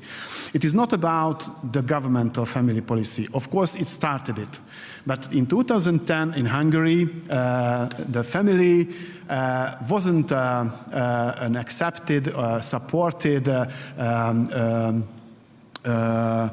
a good way to live in, because in most of the cases it meant that if you had a family, you would be poor. This has had to be changed, and one of the most important things is that now living in a family is an accepted and valued way of life in Hungary. And this, from this perspective, it is very important that if you give in a family-friendly environment in Hungary for the young people, and perspective for the future and security for the future, they will come back to the traditional values, having family and to marry. Thank you very much.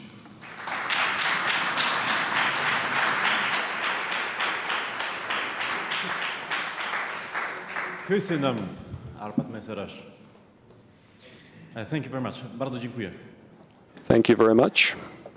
To było mnóstwo danych i mnóstwo... There was a lot of data and information, but imagine a few years of effective pro-family policy results in 150,000 births of children in Hungary.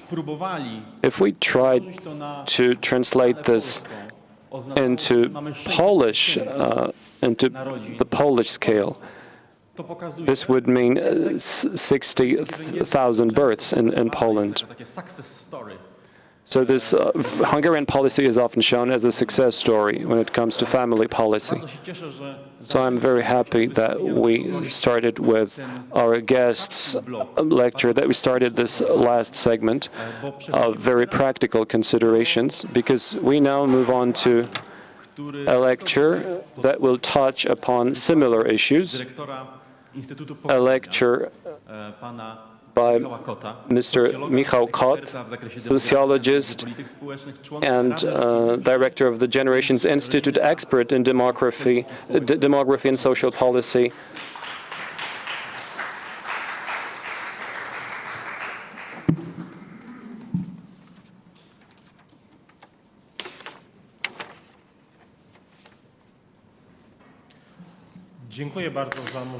Thank you very much for having me here and my speech.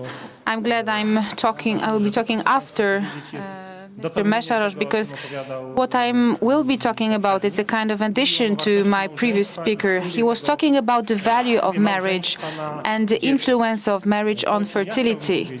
What I would like to talk about is that before we have this marriage, there is this previous step, and this is what I will be talking about. Generally in Poland, as well as in many other countries, the order is like that. Young people get to know someone, they create a relationship. This relationship translates to being a couple. Later on, they can get married. Sometimes they have a child after that. There might be a slight change in this order, but this is like the general path when we talk about people's dreams and imagination, what they have. A big percent of women, they say that they would like to get married before having the child. tym punktem wcześniej, But what is this previous stage? The prelude is to get to know this person, to build a relationship, and build something that in the long-term perspective can be a marriage. I would like to show you three graphics that on the first view might seem not so related to what I will be talking about, but I hope that at the end you will understand why I start with them. 2 days ago, that was the time that someone sent them to me. They were quite surprising to me, so this is why I believe they would be interesting for you as well. Because we got the correlation of the birth rate. In some countries there have been some changes the last years of the first birth. 20-39, czyli w tym wieku, kiedy najczęściej per 1,000 women aged 20-39, so this is the age of having children. So look, for example, in Spain, but I guess it's in other countries is the same. Unfortunately, not all the data is very well gathered, but it turns out that there is a very high correlation between the first birth and the fertility rate. Why? Why this correlation do exist and why is it so important? Because in order to have the second or the third child, first we have to have the first child. Of course, it might seem quite obvious to you, but when we realize what are the consequences of that, then we will know, and we will watch those graphs. We can get to the conclusion that the main reason of changes and differences of this fertility getting lower in European countries, because in most countries this is what we observe, is the growing number of women who have no children. So this first birth factor, this first birth was like just after not having children. From the point of view of the organization of your life, your point of view, this transition is much bigger than from having 2, 3 or more children. This is the moment where the world for you changes upside down, as some people say. It is better, it's more beautiful, we get to appreciate motherhood. But still, if we do not get into this stage, when women have the first child, then we will not be able to deal with the second, third, etc. children being born. This very high number of women and of not having children, of those unborn children. For example, in Poland, this difference is very high, is getting higher and higher, the gap is getting bigger. This non-fertility factor is defined as women over 40 years not having children. We have only a few decades of those data research, but this is how we pronounce it. Of course, this is how we assumed that over 39-year-old women will not be pregnant anymore. When we talk about the Czech Republic and their success in fertility, I think it's the one and only country, not talking about Hungary, it's a kind of change, not so widely observed, of getting the higher fertility rate. When we compare the Czech Republic and Poland, there is an increasing childlessness. So, when we see the numbers, this childlessness factor in Czech is twice lower than in Poland. According to the estimations that are prepared, women that were born between 82 and 91, so they are over 40, the number of women who have no child and will not have a child, it means like 1/4, every fourth woman in Poland. And I think this is the main reason of our demographic problems. If those 30% or 25% had their first child and had the number as many other women have, we would have this generation replacement. What are the reasons of this childlessness phenomenon being so popular? There is a lot of research about that. In most cases, women aged 30, 40 years are asked, why didn't you have children? So women talk about the past. It's a kind of story they want to tell. It's a kind of rationalization of their previous choices. So we see that this method has a lot of errors in itself. So here in my institute, I wanted to investigate deeper into these factors.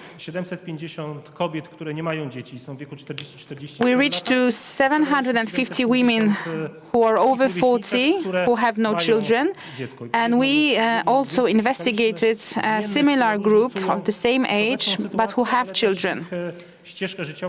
We wanted to analyze their career path, life path, what is their family background, what happened during this time.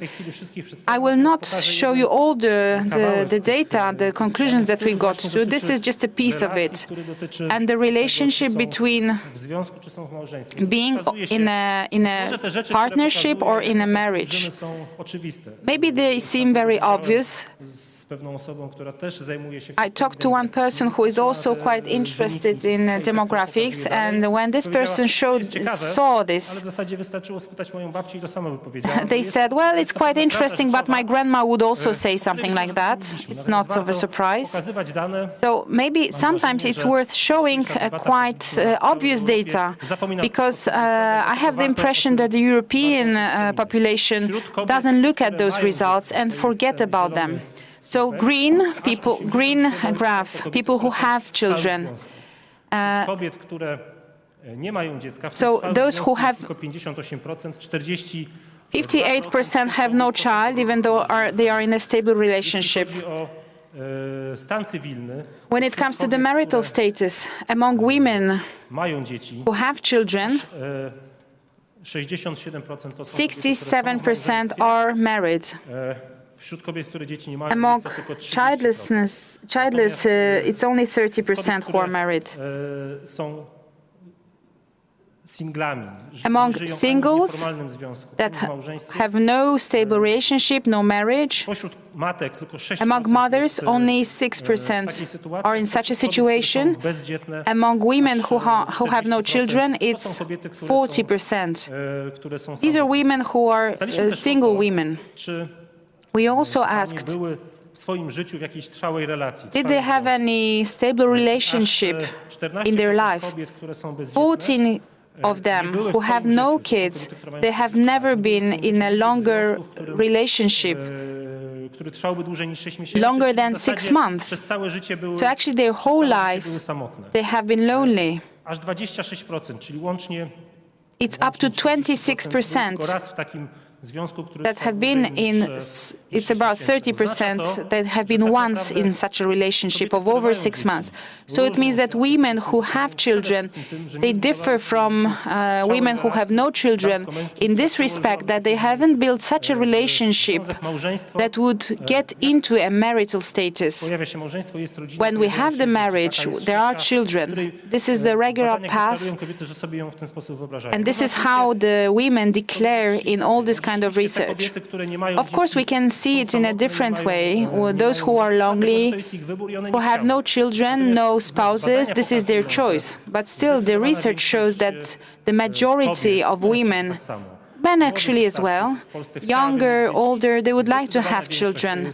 And the vast majority, over 80%, would like to have a family and be in this family as long as possible. So we see that it's rather not a choice, but a kind of situation, life situation, that led into the fact that they are childless and lonely. But if we consider what is the main reason of this childlessness, I would say that it is loneliness. What are the reasons of loneliness? It's a different research that would have to be done. But how to measure loneliness? It's very hard to define it as a phenomenon, and even worse, to measure it. We can ask people, for example, how often in the last 2 weeks did you feel lonely? We have such a research. We can also ask, what is your civil status? Are you single? Do you have any partners? Are you in a marriage? There are different indicators as well, psychological, that diagnose the loneliness without asking directly, do you feel lonely? I will show you those results. But first, I would show a research done by the European Commission after the COVID times. It was about loneliness, and people were asked, did they feel in the last 2 weeks lonely? And if yes, how often? Same research was also done in 2016 in most of EU countries.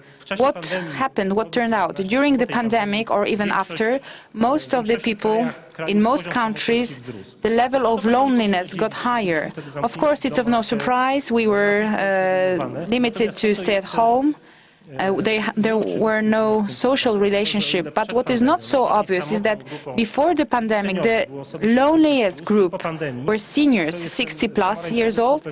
But after the pandemic, the most lonely group turned out to be young people between 18 to 25. So this loneliness that was mostly related to elderly people now touches also the younger generation. There has been a research also about the Polish loneliness. Is this phenomenon diagnosed by the European Commission is still valid also in Poland? Did we come back to our normal life? Were there any changes to it? So this is why we use the scale. We were asking people 20 questions about their everyday life.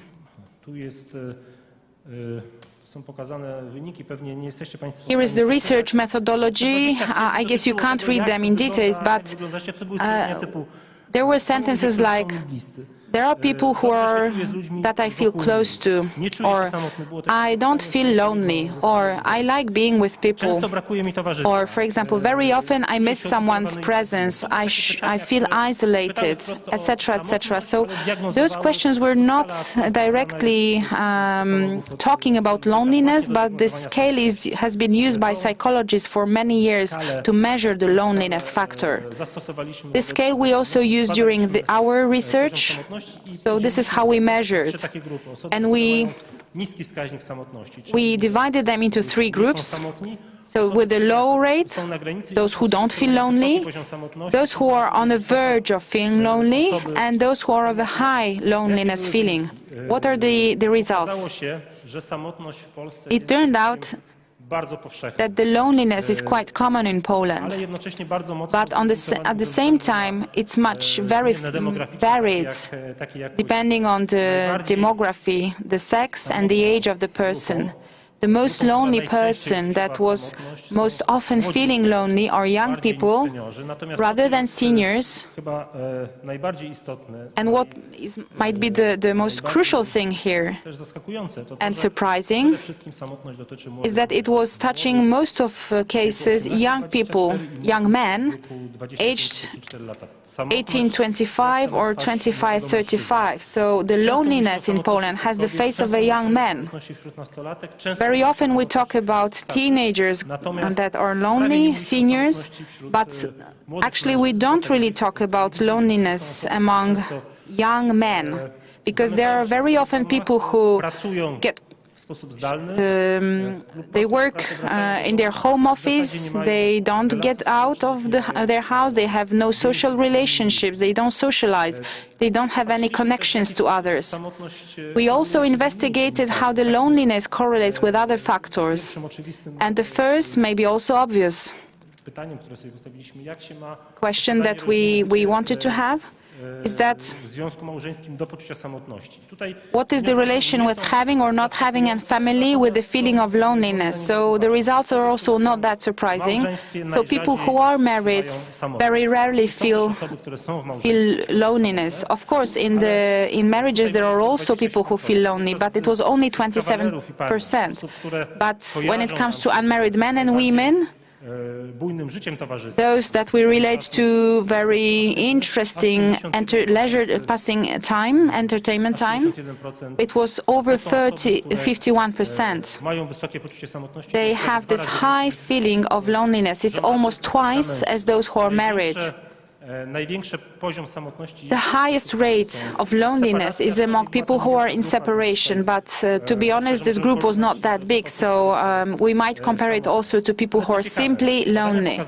But what is interesting is that the research showed that not only our present family has influence on our loneliness, but also our family that we are born with. We were asking if we're coming from full families. For example, those who were at the age of 12 were living in a full family, they feel less lonely in comparison to children who lived with just one parent. So the highest number of loneliness was among those people who were from shattered family, usually living only with the mother. The level of loneliness went up to 63%. Zanim jeszcze przejdę, to chciałem powiedzieć, że samotność nie jest tylko zjawiskiem indywidualnym. What I wanted to say is that loneliness is not just an individual phenomenon, but it's a social one where if it touches so many people.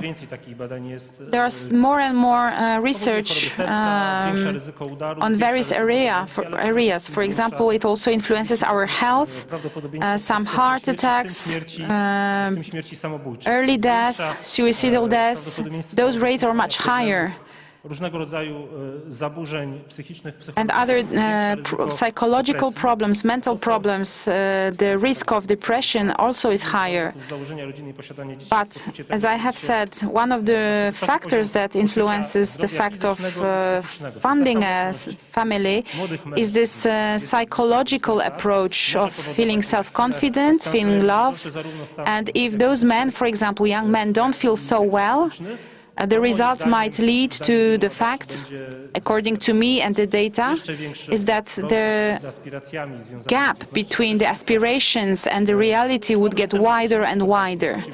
This problem does not concern only Poland. In the UK, 2 years ago, there has been created a department to fight against loneliness. In Japan, we have the Ministry of Loneliness. So this is a kind of problem that we have started to see, and in many countries, even with the governments,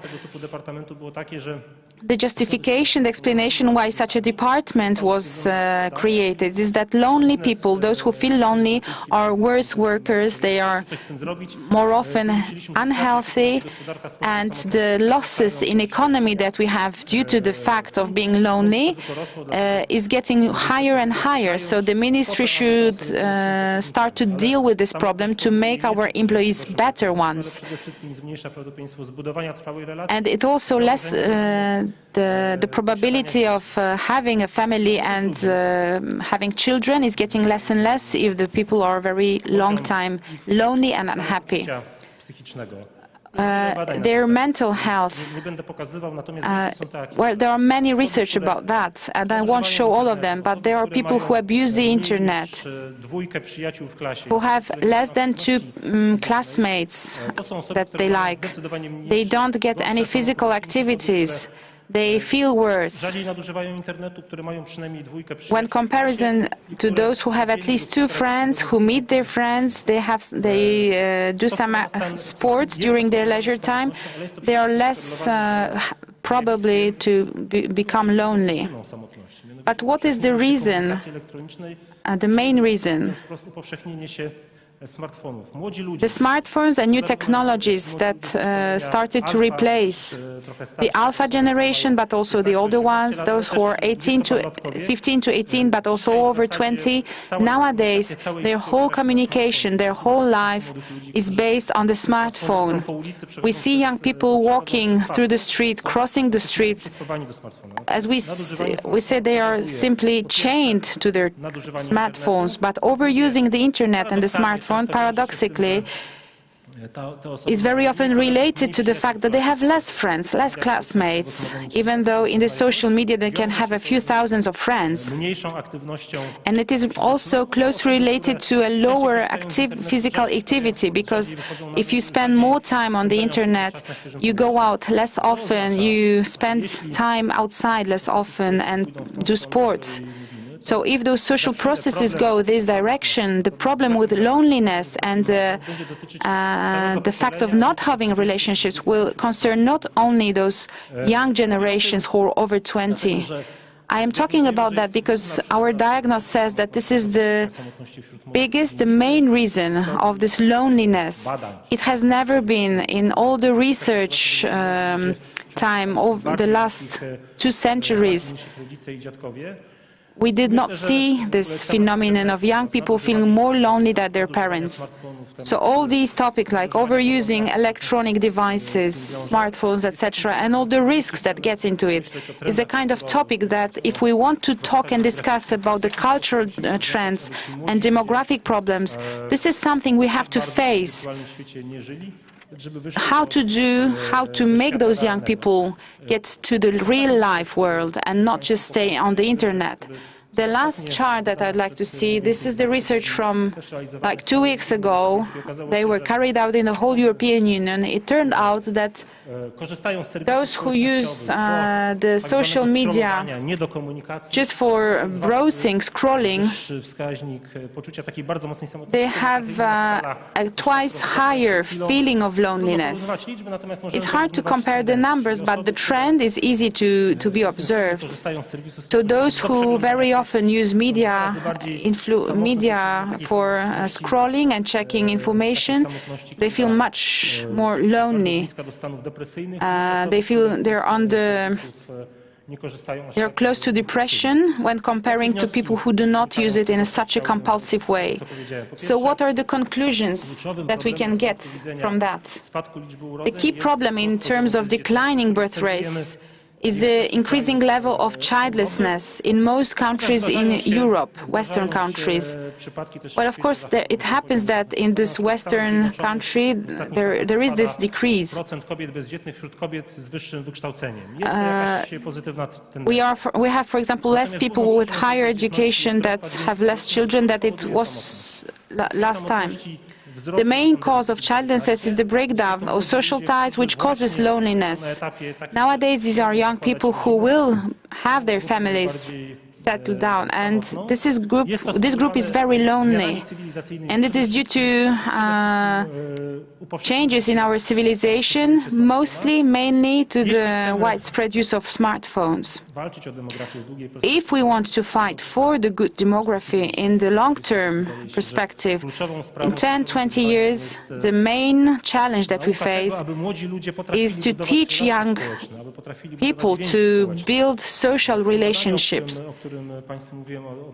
In the research that I told you about the childless people, it turns out that if they are in a teenage groups, they are active. Those who are leaders in such associations, they are less often childless than those who do not take part in such activities. And the things that we have been talking about the whole day, we have to make people activate people, young people, to promote scouts, sport clubs, etc. If we don't do this, then in 10-20 years, our fertility rate will get even lower than we have now. Even if the most optimized, developed countries, when it comes to robots like Korea, Japan, when it's below 1. In some cities, this indicator is 0.5. So this correlation of spreading the IT technologies and the fertility rate is very strong. In Japan, for example, which is a country that has the lowest fertility rate, it is already below 1. So it is estimated that about 1 million young men in Japan did not leave their house for the last year. Most of them did not leave their room. In most cases, there are adults who live with their parents, which often means that only with mothers. They are sitting in the room, they earn money, quite good money. They order through the internet some shopping, some food. And there is a lot of literature, scientific literature. Mom brings their food to the room and they don't have to leave it. So Japan is twice big as Poland. So can you imagine 500,000 young Polish people who do not leave their own rooms? To sum up, apart from those challenges mentioned by the speakers that have been here, there are very important things, but the also crucial thing that we do not discuss so much is building a social relationship, limiting loneliness, creating relations, and not only in the virtual world, but also in the real one, so that they are able to create such ties, and that would make them in the future to create such relationships as a start of the family. Because we see that the research showed that their aspirations are quite the same as 20 years ago. They want to have a family, they want to have 2 or 3 children. This is how they would like this life to be, but they can't do it. And the last but one sentence maybe. I would like to recommend Doreen Hart's book, The Century of the Lonely.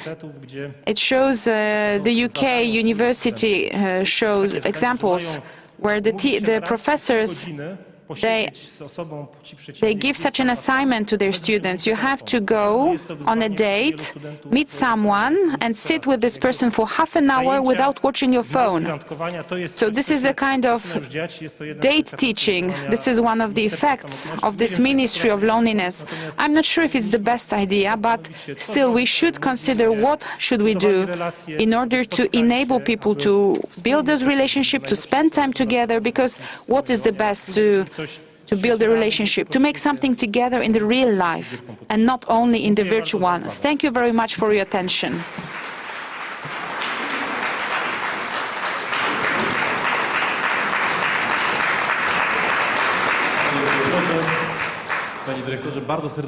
Thank you very much. It seemed that pointing to these two groups, first of all, the group of women who can decide for their first child, on the other hand, pointing to the group that's a big unknown, this young generation that is lonely, and that's a time bomb. It's crucial for implementing our conclusions from our previous talks. When we talked about the desire to get married, and this culture called that's crucial to open up to these processes. And on my behalf, and when I heard that Japan set up a ministry of loneliness, I thought that was very perverse. You might set up a couple more ministries like this. The last lecture in this segment is masculinity in the era of demographic crisis, individual and social benefits of being a husband and father. And this talk will be given by Michalski, who is an economist, a cultural studies expert, president of the Institute of Family and Social Knowledge, and a member of the Family Council. And our cooperation has been very fruitful. Professor, the floor is yours.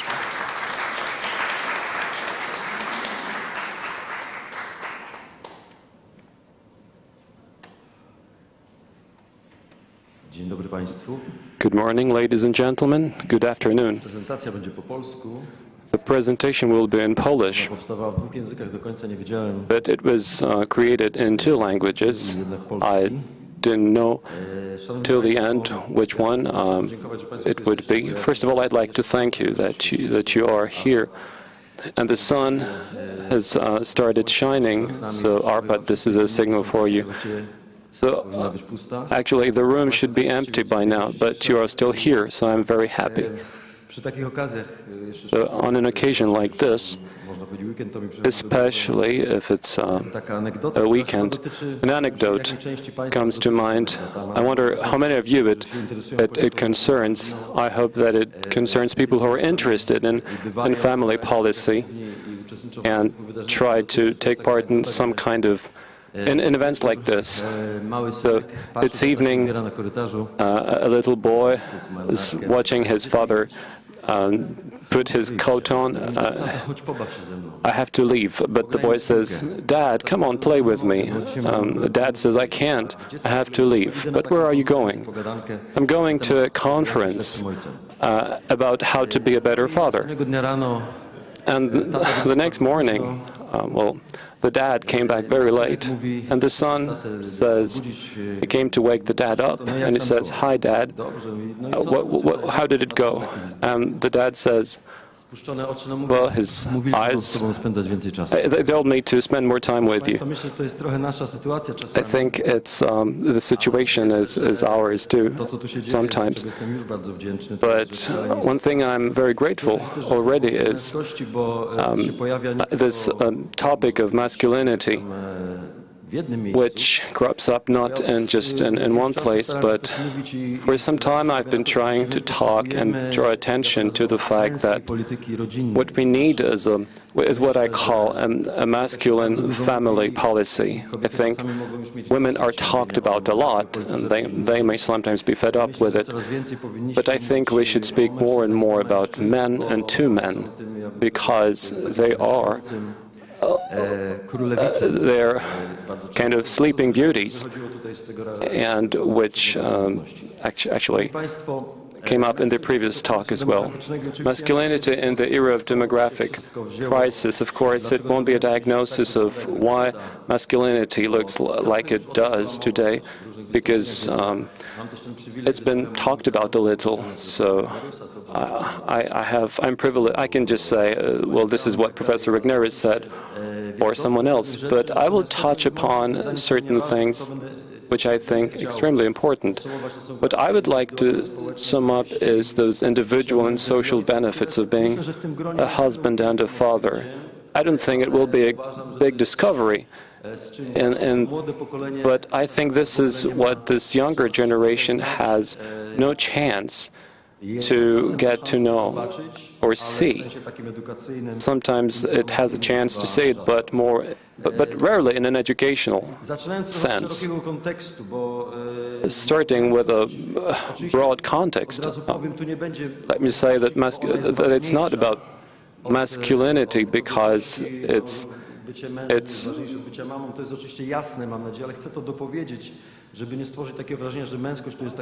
I don't want to.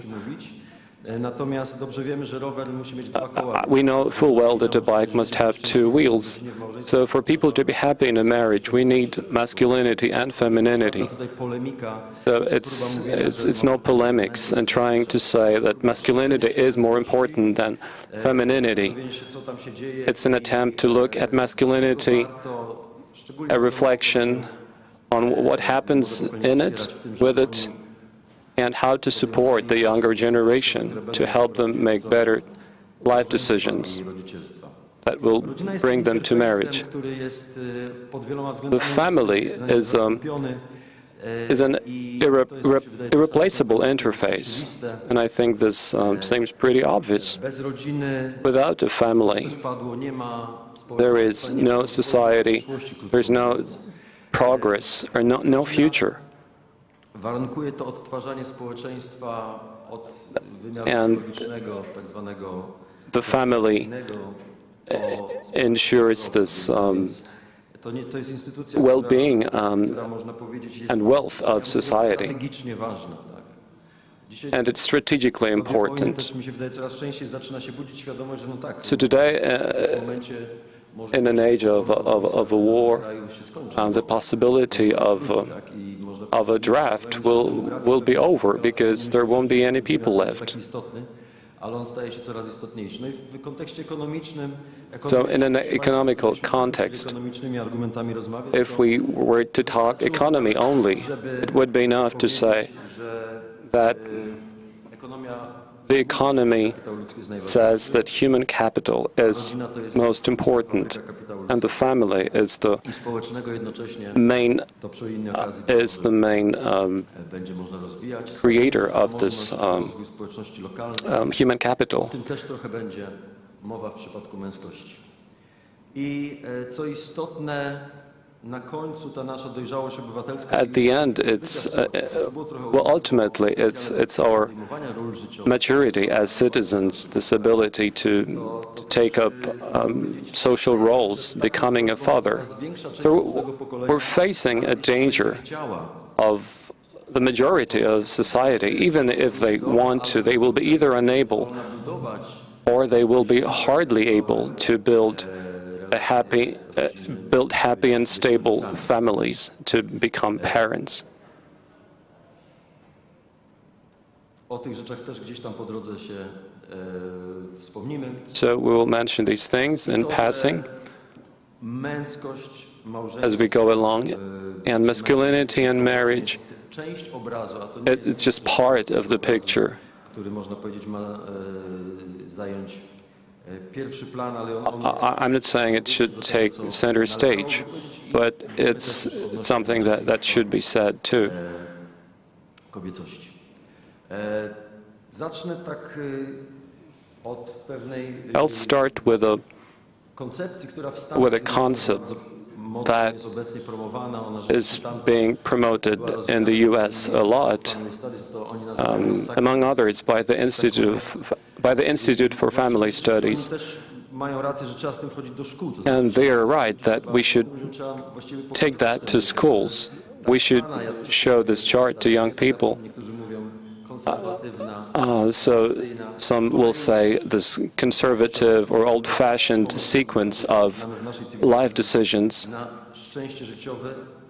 this recipe for happiness in life, and more research confirms this. So if a young man first deals with education, then finds employment, and only then gets married and become a parent, then we could say, if we only looked at material factors, this will do him well. Of course, we're in a situation where we've seen half a century of experiments. And it turns out that these years of experiments, they haven't proved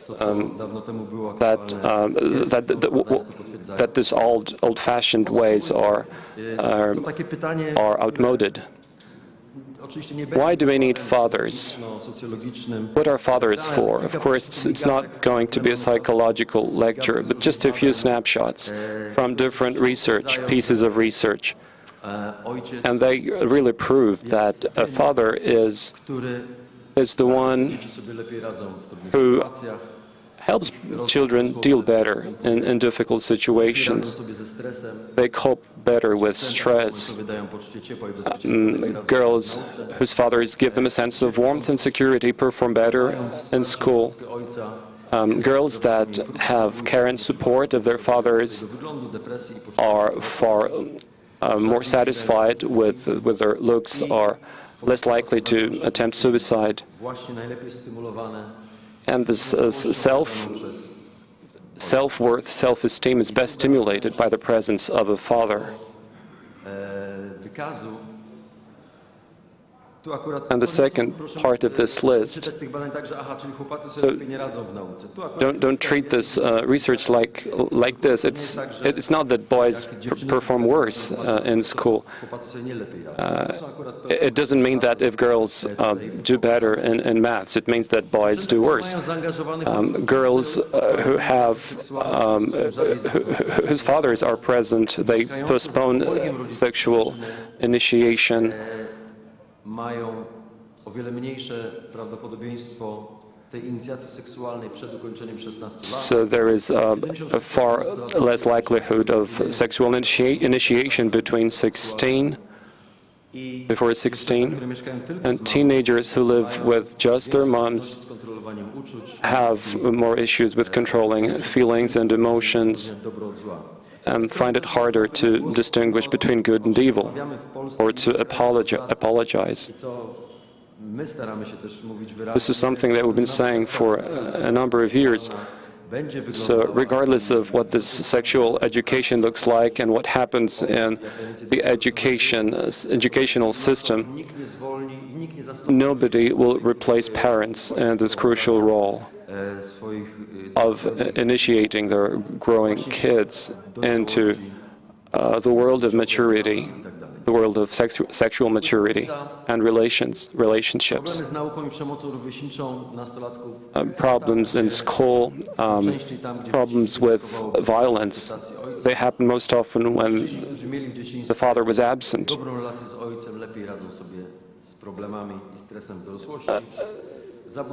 So men who had a good relationship with their father go better with problem situations. Personality disorders are more common among women who felt rejected by their fathers. The sense of happiness, life satisfaction, low levels of anxiety are associated with a strong bond with fathers. Fatherhood today, and of course we will not exhaust this topic. This would probably take as much time, but there is a special situation, and this short quotation, I chose it because it says an important thing.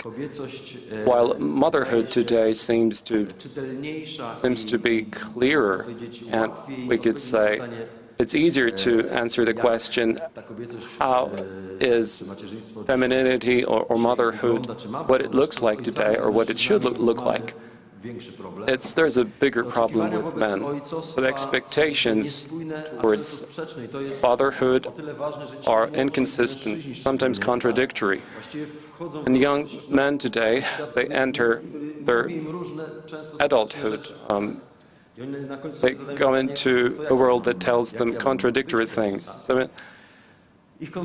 So they ask, what should I be like? Contemporary expectations towards fatherhood are inconsistent, even contradictory. And this psychologist, Ms. Bakiera, who works at the same university as I do, the Adam Mickiewicz University, she does very important things, and she holds a parenting conference every 2 years. And this is a conference where we can talk about fatherhood, motherhood in a mature way. And she says this in a publication that I co-edited.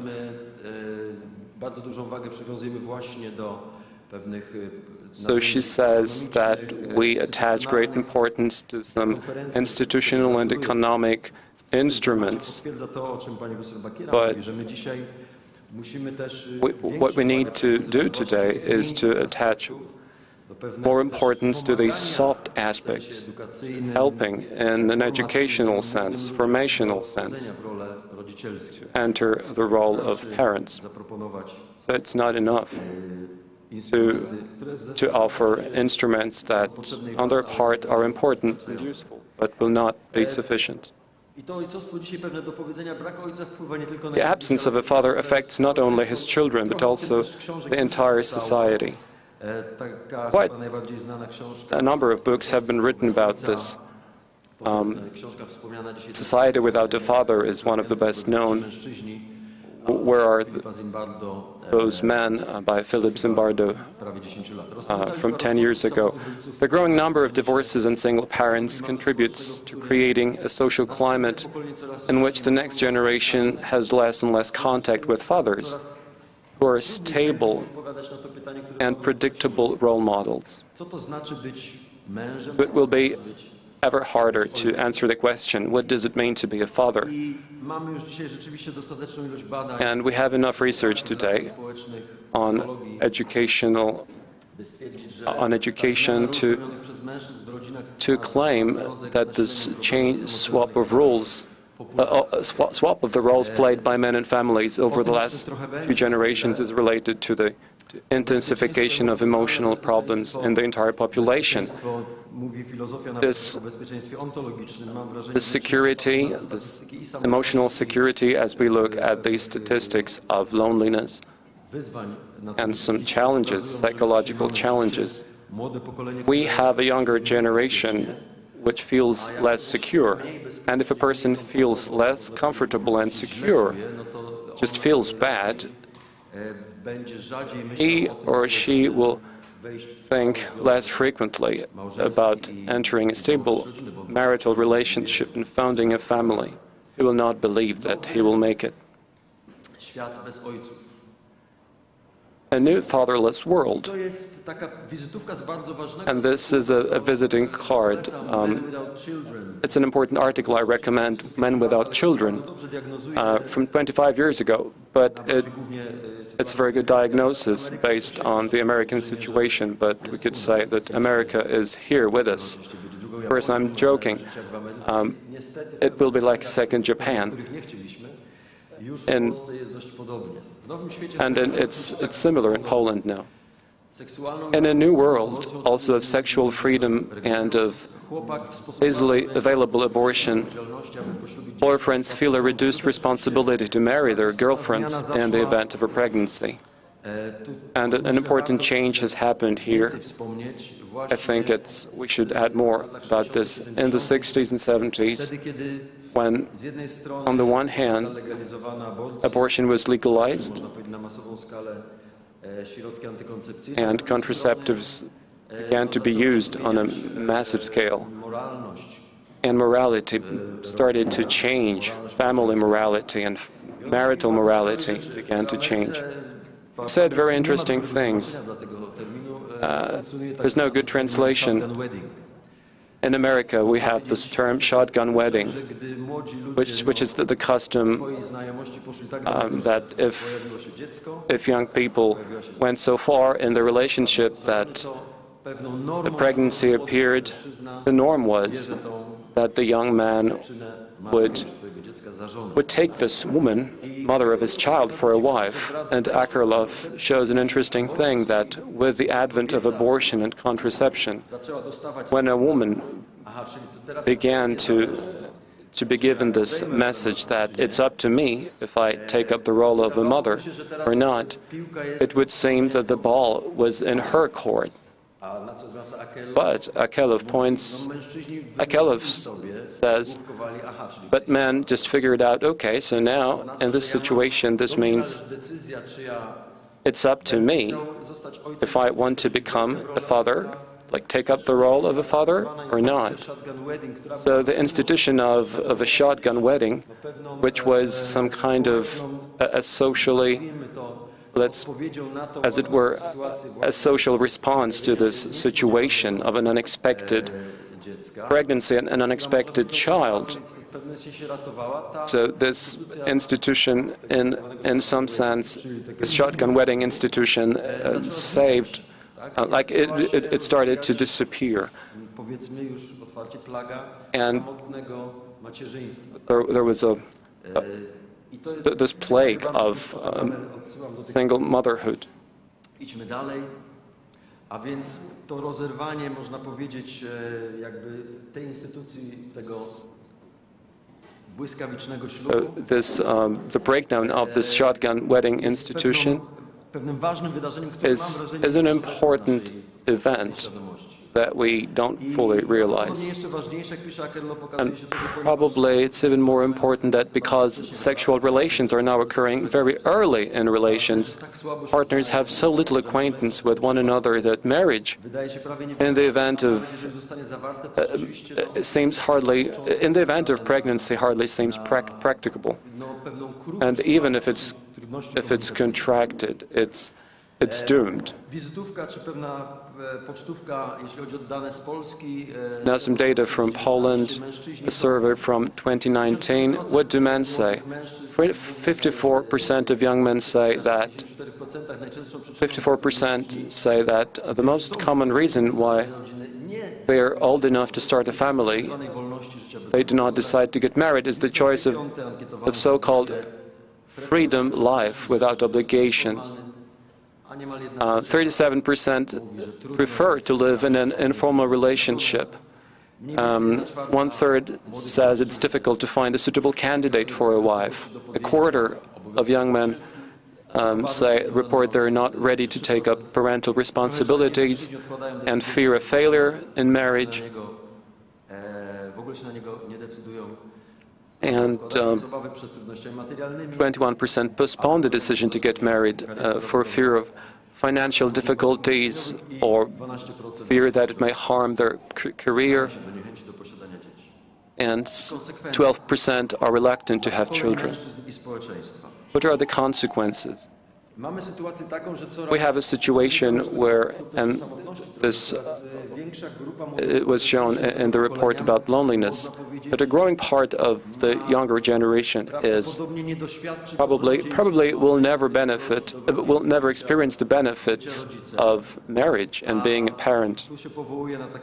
And here I cite, I think, one of the most important works, sociological works, that shows marriage, or reminds us that marriage is a very important rite of passage, and it's also an institution that orders society. So this growing chaos, social chaos, could partly be put down to the fact that less and less people are willing to get married. So this Akelov, I quoted in his article, Men Without Children, he shows what happens when fathers either don't take up their roles, they either don't become parents, or if they have become parents, they don't take up their roles. They're not involved in it. So there are increased crime rates, there's a decrease in the number of marriages, there are increased statistics of out-of-wedlock births, there's an increase in the use of stimulants, increase in the number in incarceration. And let me just add what Karlov says elsewhere, this breaking this link between the shotgun wedding, and it leads to poverty of women and children. And it's, I think, one of these unpopular topics.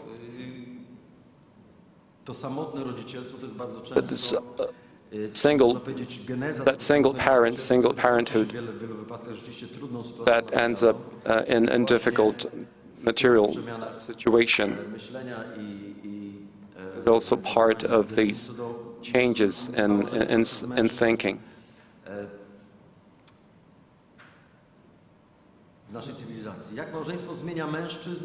How does marriage change men? Economically, marriage could help man increase his human capital, so it's a motivating factor, causing the man to open up new vistas. And it suggests a multidimensional change in behavior. There was talk about crime rates before, but I think it's Akerlov or someone else that one of the most dangerous, risky social group are young men, unmarried, who are not fathers. So marriage, we could say, is a social recipe for this element that if it's not, if this energy is not harnessed, they go in wrong directions. When it comes to professional activity, married men are more likely to be employed. They're less likely to be unemployed or doing seasonal jobs. They're more likely to earn well, earn a lot, and they are more involved in the job market. There is always this dilemma in social sciences. There's always the question of, is it that marriage changes men, or is it that those better, quote-unquote, men, more hardworking men, that they more often get married? Let's remember that in the social sciences we have this tension. We can't forget about it. So that's our lot. How does marriage change men? So if there are fewer fathers and husbands in prison, it means that they do better in terms of obeying the law, and they will use violence less frequently. When it comes to mortality and health,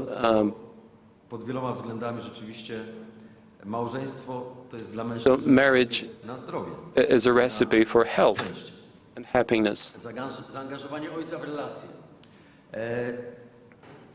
Zaangażowanie ojca w relacje sprzyja wzmocnieniu małżeństwa. Getting involved in relationships strengthens the marital bond, and it also rewards the man itself. His involvement in bringing up children helps him to achieve happiness. His involvement in the household and in demography.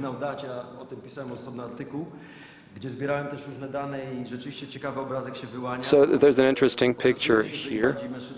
The more a man is involved in household chores, it helps the fertility rate.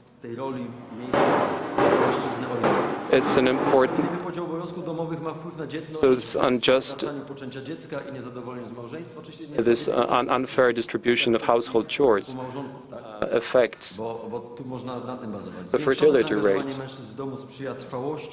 So more involvement of man in the household, it fosters stability of the marriage. So it's fatherhood or what? What can we suggest, or we as an older generation? Do we really think what this generation can choose if it doesn't choose fatherhood? Because we have an impression, I think, this is what we have in common here at this conference, is that these young men who will not choose marriage and fatherhood, at some point, at some stage, they will regret it. Of course, they're free. It's not about obliging them to get married. But I think we feel that we're trying to find ways, find out what we can do here. It also confirms that if a man cannot be a father, he loses out on this unique opportunity to grow mentally, psychologically. So I refer you to a report by the Brad Wilcox Institute of Family Studies.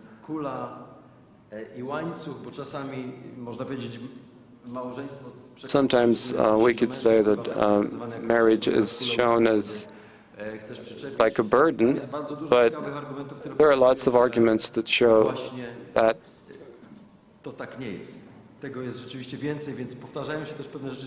Nie So some things here, I will not read them out. zmierzać do.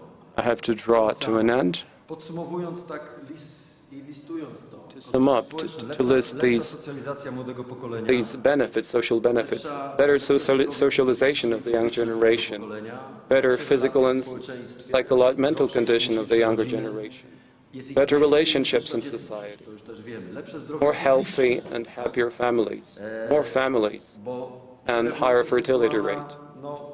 Better public health, because I have to say that the sexual revolution contributes to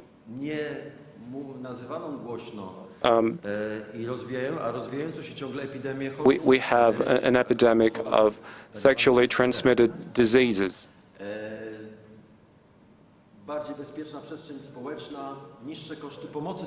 So lower costs of welfare, and this also transpires in different reports that the costs borne by states because of marriage breakdowns, these are no small sums, and there is better human capital, higher wages, better performance in the job market. And this is a recommendation. Social sciences confirms that marriage confers enormous benefits for men's wallets, for their sex life, and for their physical and mental health. Yet too many men still believe in the ball and chain myth, viewing marriage as an expensive encumbrance on their freedom and their sex lives. Well, unfortunately, these views are omnipresent, are ubiquitous in popular culture. This has adverse consequences for men's aspirations for marriage. So it's a report by the Institute of Family Studies. The first step is ensuring that the next generation knows the truth about marriage. Journalists, social scientists have a special responsibility for making the good news about marriage more widely known. This is a priority given some of the adverse consequences men, women, and children have suffered in the retreat from marriage. So this multidimensional education, I'm not just thinking about school, educational institutions, but I'm thinking about billboards on the streets. It's a good way to tell young people today that marriage is a recipe for help, supporting men in becoming better men and fathers. Here in Poland, or perhaps on a European scale, we are unique about these initiatives, supporting young men in growing up to marriage and fatherhood, and family mainstreaming in the media, and developing pro-family communication in the public sphere. Some good things have happened recently, thanks to the Ministry for Family. There are more messages like that in the media, but we still need more. So there is this portal, To Be a Man If You Know Young Men. We invite them. Piękna dziewczyna, beautiful woman. This is a portal for women.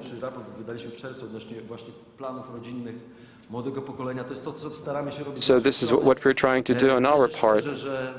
And I believe, and I really believe that here among us and in the circles that we talk about this, there is a big potential.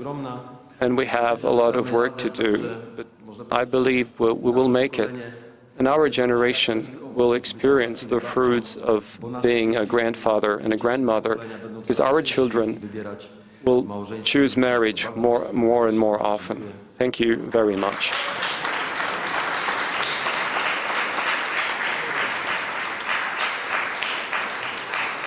Bardzo dziękuję. Thank you very much. Ogromnie potrzeba było tego ostatniego głosu. We really needed that last voice of our last speaker, where we pointed to the fact that it's not just cultural and family policy addressed to women, because we talk about women so often, about fertility rates, but it should be addressed to men. But without responsible fathers who are able to harness these two powerful forces of sexual drive and rivalry. They should be channeled into constructive building of society. So where these energies are channeled into common good.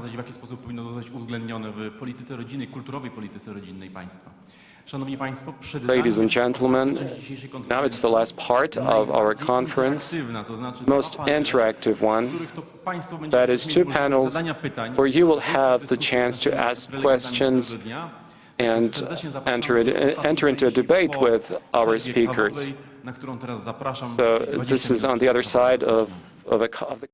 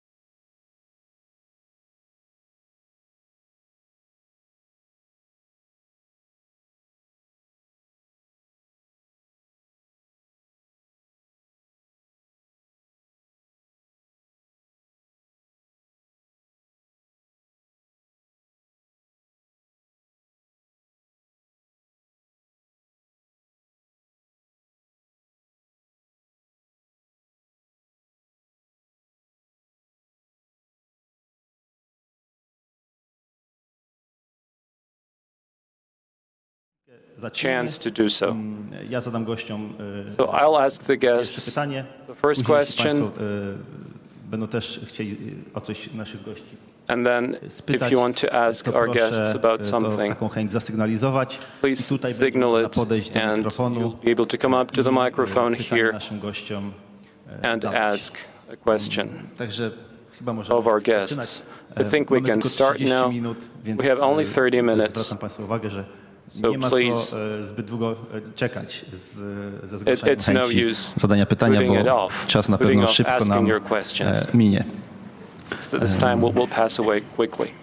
Okay, I think we could start. First of all, let me express my gratitude that you are here with us. And I would like to start our discussion from one observation, that it seems to me that through your talks there was a constant topic that was repeated, and that topic refers to dependency and independency. That the movement which is behind the things that we are observing and we are discussing is the movement of liberation. Movement of liberation from being dependent. And it struck me that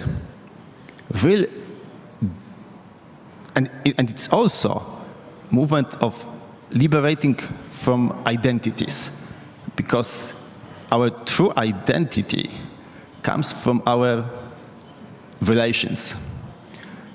And if we deprive us from our relations, from our dependency, we deprive us from our identities. And don't you think that what we are observing at the moment, that whole identitarian movement, the different identities that are struggling nowadays, are just fulfilling the emptiness that was created by that liberation movement. So now we had our identities.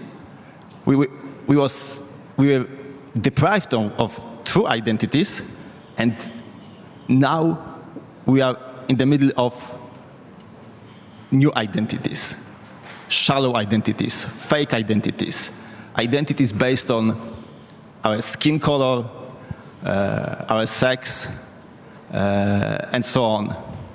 And it's shallow, it's fake. Our true identities are gone. Could you share with us some thoughts about that? What do you think about that observation? It's open question, I guess. So that's the question to all of you. Professor Wegner is going briefly. to start.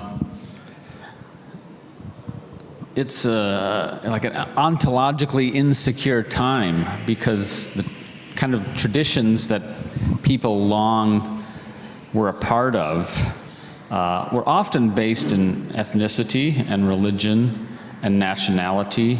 And there's a deep, old root to most of those things. And in the book Future of Christian Marriage, I talk about when people come to the United States, you might be a Polish Catholic living in Chicago, and so you had this sort of multiple rooted identity, and these things deteriorate over time.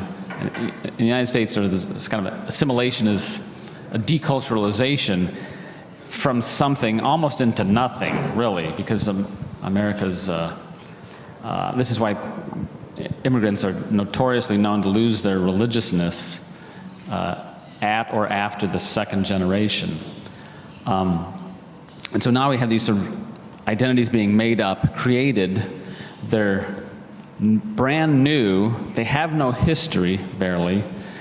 There's very little sense of rootedness in it. And so it makes it psychologically very challenging for people to sort of figure out who they are by making stuff up. It's not a very stable position from which to understand oneself, right? Whereas, you know, Polish Catholic mother or father, that made sense to what people were supposed to do. Whereas now, you know, an artificial, you know, I'm non-binary. Now, what does that mean? You know, I don't even know, what am I supposed to do with that, right? And plus that I have adopted it, chosen it, rather than it kind of found me, right? It's a very difficult place to operate from, which leads to sort of profound anxiety, the sort of impulse to self-create, right? To fish for other people's affirmations of you because you're not comfortable in your own skin because you're making this stuff up. That is part of the problem of the endemic anxiety that Americans in particular, but not just Americans, are feeling.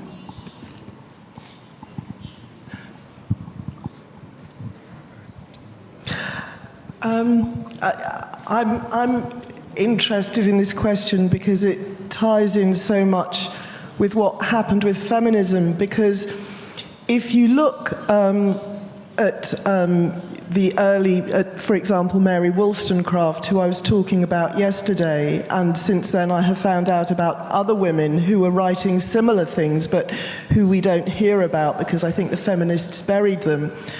These early women were very aware of our interdependence, and they were trying to bring men into the family and encourage men to be more, Mary Wollstonecraft, you know, men's interdependent roles, and then there were other women as well who were looking at the whole sexuality thing in a completely different way from the feminists, and looking how that was rooted in interdependency. But instead we had feminism, which really focused so much on the individual. And I think that one of the really destructive things that happened was, you know, this whole idea of transgender, I think, actually started with the feminists who denied sex differences. I know this. I remember I was studying in 1989 anthropology, social anthropology, and I was told that there were no differences, no real differences between men and women. And I think that what actually happens is identities are even formed, you know, they're formed from when you're really small, you know, from when you're babies. And actually something like sex difference is, children don't develop a really stable idea of sex difference for a little while. This has to be created a little bit. It happens, and we have deprived children. Feminism has sort of denied sex differences and tried to make men and women the same, and devalued female differences. And there's also been a lot of evidence. There was this book, The Primal Scream, by Eberstadt, and she shows how people who grow up with broken families have a really fragmented sense of identity. So I think all these different things kind of tie together in some way where, yeah, identities get messed up, and then we start adopting all these crazy identities because we don't get them from our families like we used to, and nor do we have all the siblings. She talks a lot about the role of siblings, you know, in forming our identities, coming from these little, you know, now we just have one, or we don't have these big families which provide us with that basic sense of identity. So we get sucked into these alternative false identities that get offered to us. Okay, thank you, Professor Besnak. Yeah, I would just add that these identities tend to be about the most superficial aspect of ourselves, right? Race, class, or not so much class, race, sex, what have you. And they're not constituted by real concrete human relations. They seem to be mostly constituted by relations with people online, right? Which again is both a kind of a cause and a symptom of this loneliness that we've been talking about. They also, because they're formed online, they are fluid. They can be evolved. They're almost like a consumer good, and like any consumer good, again, you can be manipulated into consuming the good if somebody wants to try to sell it to you. So what ends up happening is that in the name of liberating themselves from these concrete human relations of family, nation, and religion, people end up creating new dependencies on state and hired help, like I said before, but then also whoever is able to purvey this new identity to them. Yeah, that's true. I have one observation, a remark.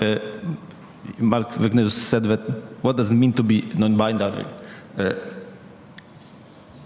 I think that those artificial identities have something in common. And this is being anti-Western civilization, anti those values that are represented under the name of Western civilization. So that's the basic feature of those identities. They are against, they rebel to what is natural, to what is considered to be oppressive by them, and what is in fact natural and good. This is why I think in the talk yesterday, I talked about how only 30% of American liberals consider themselves very happy, compared to 50% of American conservatives. Like, if you are defining yourself, and it's much more likely for progressives to do this, defining yourself and your identity as against something, that is an unhappy position. It can't make you happy, right? It can give you purpose, but it won't make you happy. And it's also an excellent point about how some of these identities are almost exclusively online, in the sense of that's where your community is, right? To go back to the Polish Catholic thing, you had a neighborhood, you had a parish, a church, and you had the homes in which you lived, all physical space which reinforced what you were, right? And gave you a sense of who I am. A much happier place that you don't have to, it saturates your physical existence. And I think about kids, especially these trans kids, who they don't have a physical community that recognizes them. They don't have a physical community that understands them typically. So they go online searching for it, they find it, but their only happiness is existing in this ephemeral space, which is not surprising that they're some of the most unhappy people out there. Yeah, I could just add something to that too. It's also, I think, in the nature of real concrete human relations that because you're dependent on them and you can't simply escape them, you behave differently. You have to be nicer to your neighbors have to be nicer to you. Even if you commit some kind of offense against somebody, you have a greater incentive to seek forgiveness and to be reconciled with one another.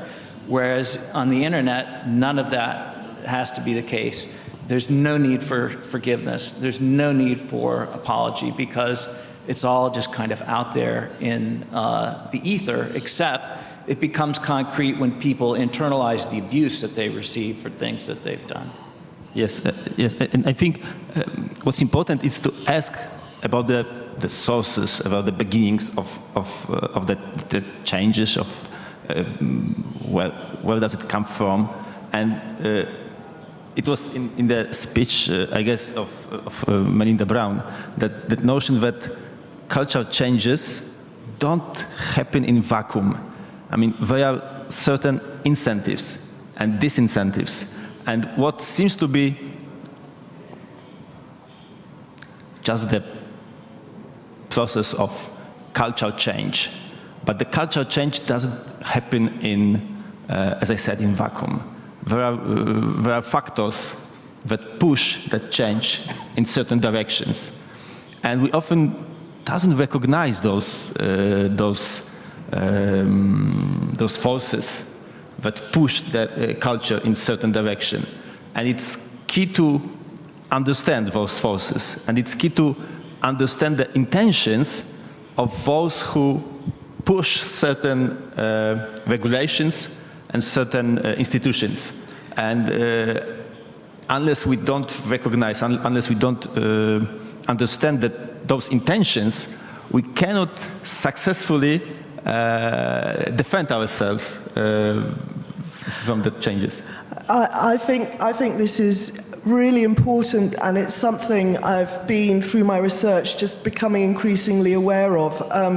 For example, you must know the book After the Ball by Kirk and Madsen. Do you know, there's this book called After the Ball, and it's a complete propaganda program of how to convert. It's a scripture of the. It's a script of how to convert the world to LGBT, and everything is spelt out there, and it's like, and it's not hidden or anything. So, you know, there are people who've got very clear agendas, and they're normally people, I mean, who have, for whatever reason, they feel excluded or deprived, or they want something, and very often they do have a particular hatred of Christianity, because Christianity creates, and well, it's at the heart of the family, and the deep issue with these people is that they feel that they can't be part of the family, which is the most fundamental institution of society. So they have a real deep unhappiness. And then they produce these movements. They project that out onto society. You know, it's not them that have the problem, it's society which is at fault. And then they try to destroy the society, where actually the vast majority of people are really managing quite well. And these people with their particular problems could also manage quite well if they just, say, understood a bit more about truth and God and, you know, that sort of thing. So I really... Yeah, I'm really interested in what these sources are, and that's just one. After the Ball is just one big propaganda influence, and there'll be lots of other pieces that, you know, they're people shaping these things. We're just reacting. We've got to be the people shaping these things. We've got to take the role that these people have been doing. You know, instead of responding to them, we must, you know, kind of. So that's the one key thing to understand, to understand the intentions which are behind the movements. And the second thing I think that we need to understand is to understand the processes that lies behind changes, and it's something that Mark Wegner was talking about, the nature of the processes that lies behind the change in sexual relationships and all that sphere of human life, that processes concerning marriage market. Without understanding those processes, we cannot respond to those changes. We only can sit and cry and do nothing more. That's what I think it's also important. I see that we have a question from the public. So pan był pierwszy chyba, ale to może, no właśnie, przepraszam, poprosimy panią. Tutaj z tego miejsca.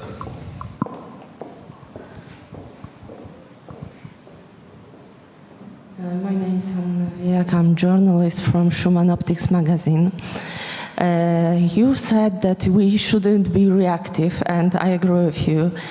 But Well, we had sexual revolutions in 1968, and now we have neo-Marxist revolution, new leftist revolution, and in the nearest future we will have the revolution connected with the development of artificial intelligence. So how we, the Catholics, can prepare for that? What changes should we expect? And what should we do to preserve our faith, our traditions, and our families? Thank you very much. Any particular? Who would like to answer? I mean, what's up? By the way, I'm not saying that we shouldn't be reactive. I'm saying more we should set the agenda. And I think right now the best agenda we can set is finding ways of bringing more people to understand Christ, actually. I mean, that's what I feel in England. I have this constant dilemma because I love researching and I love sociology, and I'm only a recent Catholic and I'm not very knowledgeable, but I just think, all you guys, you know, I actually think we need the type of evangelization that will reach new lots of people. You know, I really feel this, you know, in England we have a real sort of crisis going on, and we have a real crisis in the church, and people, I think more and more people are feeling confused and lost, and my personal belief is that the source of everything good is the Christian faith. You know, there's many other layers. Of course, there's lots and lots of other things that you can do, lots and lots of other things, yes, sure. But sometimes also just having faith gives you the strength to carry on when you're dealing with sex education and all the horrible stuff that we have to deal with. Just having faith enables you to deal with it. That's just that's one thing. It's not the whole answer, and it's not, you know, it's so. I could be wrong, and may well be wrong, but the sort of artificial intelligence revolution does seem process-oriented, does seem to make certain things more and more efficient, done quickly, etc. I don't see it directly shaping what we understand the human person to be about and what motivates persons and what we need. I mean, the things we were talking about here, communities of you know, significance and embeddedness, physical, material, spiritual communities. I don't see AI touching that in any sort of strong ways. People have talked about AI religion coming. Like, no, human beings don't fall for brand new made-up religions that have to do with computer brains, right? If anything, we want something old, right? And very old. So I'm not as nervous about the person and faith and religion in the AI revolution as some people might be. Now, it's developing quickly, it's reaching further, but I could be wrong about it, but I still think we're primarily rooted in the flesh, in the material world, and in a human community rooted in a very old tradition. Yeah, I would tell my students that there's lots of great writing on natural law right now, because when things go bad, people reflect on it a lot, and you get lots of interesting arguments about things. Actually, with regard to contraception, you're talking about humanae vitae. We have better arguments against contraception now than we did 50 years ago, because we've been dealing with this problem so long. So I think this should prompt us to reflect more profoundly on the nature of the human person, the nature of human relationships. I think it already has in ways. And then we just have to find ways to communicate that to other people, and also to try and exemplify it in our own day-to-day lives. Okej, teraz poprosimy pana.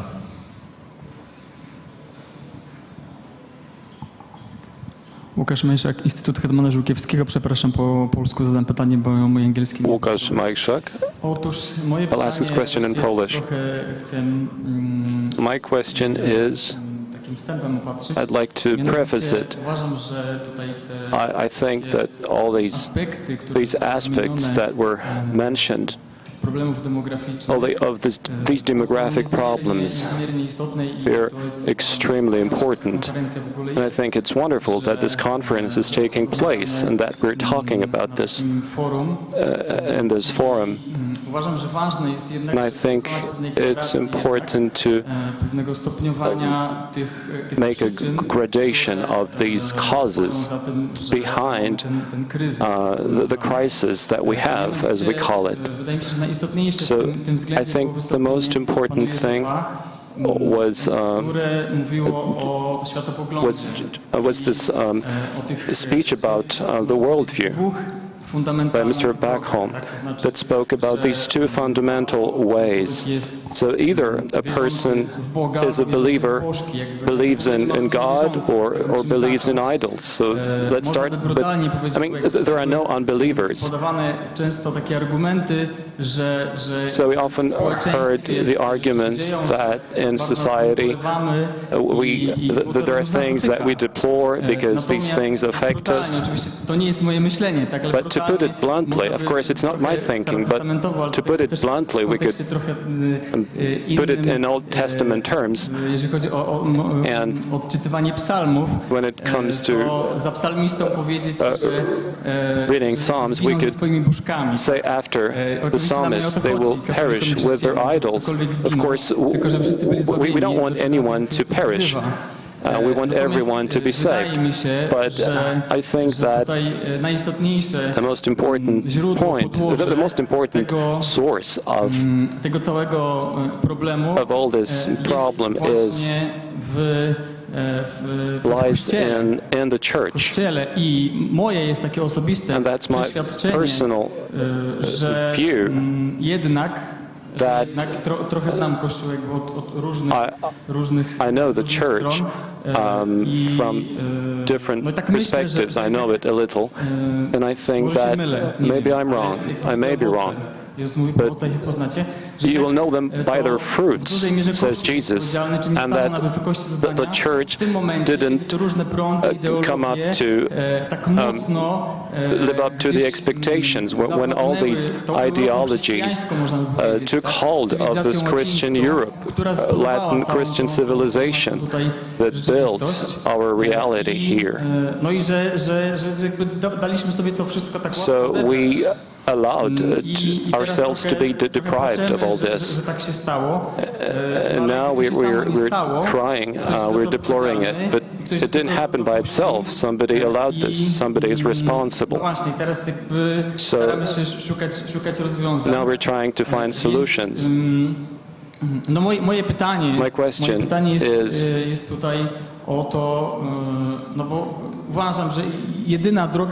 I think the only way is the way through the church. The whole European Christian civilization was built by the Catholic Church. And at the level of, at the institutional hierarchical level, I don't want to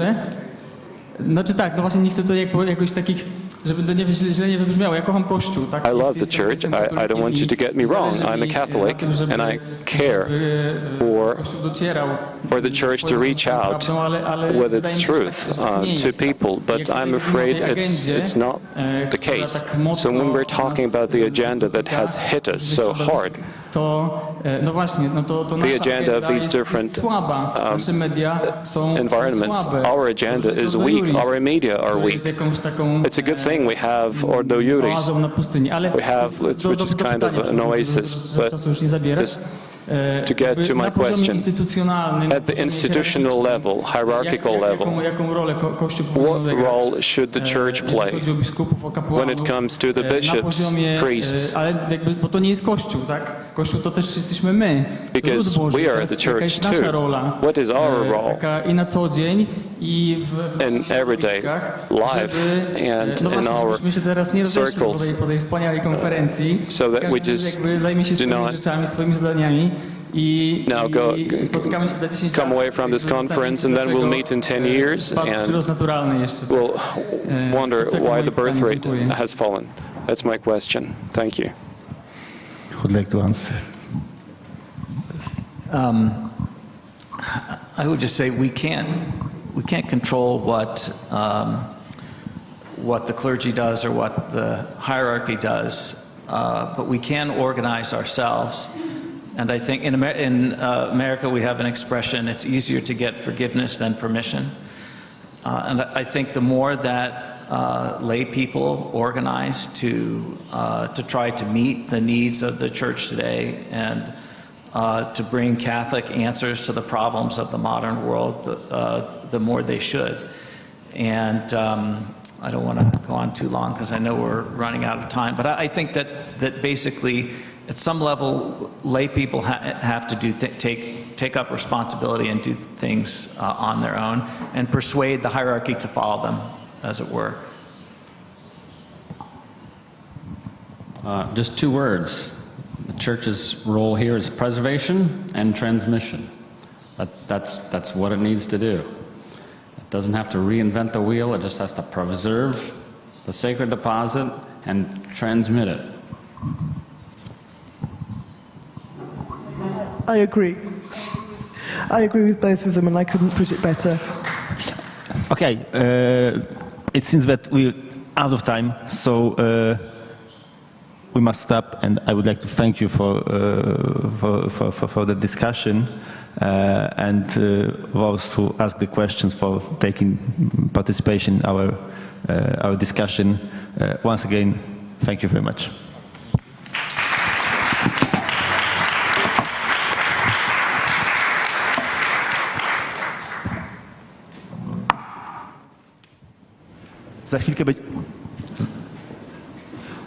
Za chwilkę zaczniemy kolejny panel. Poproszę naszych prelegentów. So our speakers, please come over here. Prelegents and speakers, please have a seat. Doesn't matter.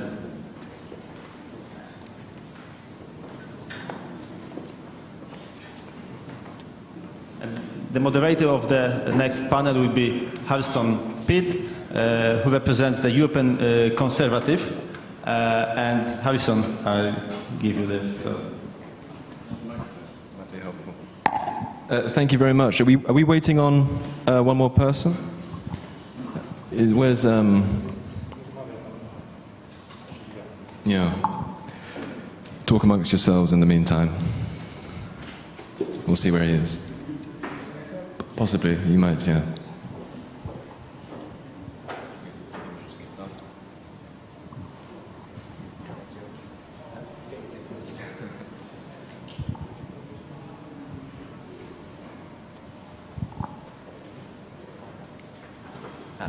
He's here. Right, so yes, as Raphael was saying, my name's Harrison Pitt. I'm a senior editor at the European Conservative, and I'm thrilled to be here. Thank you very much for the invitation. It's been a wonderful conference, very stimulating. I'm joined by some very familiar faces at this point. Some excellent speeches have been made today, and it threw up a lot of interesting themes about, in particular, not just the moral case for having children, for fertility, but the requisite religious, social, and indeed psychological foundations which need to be in place for maximizing fertility. And so on that point, I suppose starting with religion, which was most prevalent in Joseph's speech, I would say, the fact is that we do live in a very secularized Europe today, and so this is a question for the panel as a whole that I'm going to ask.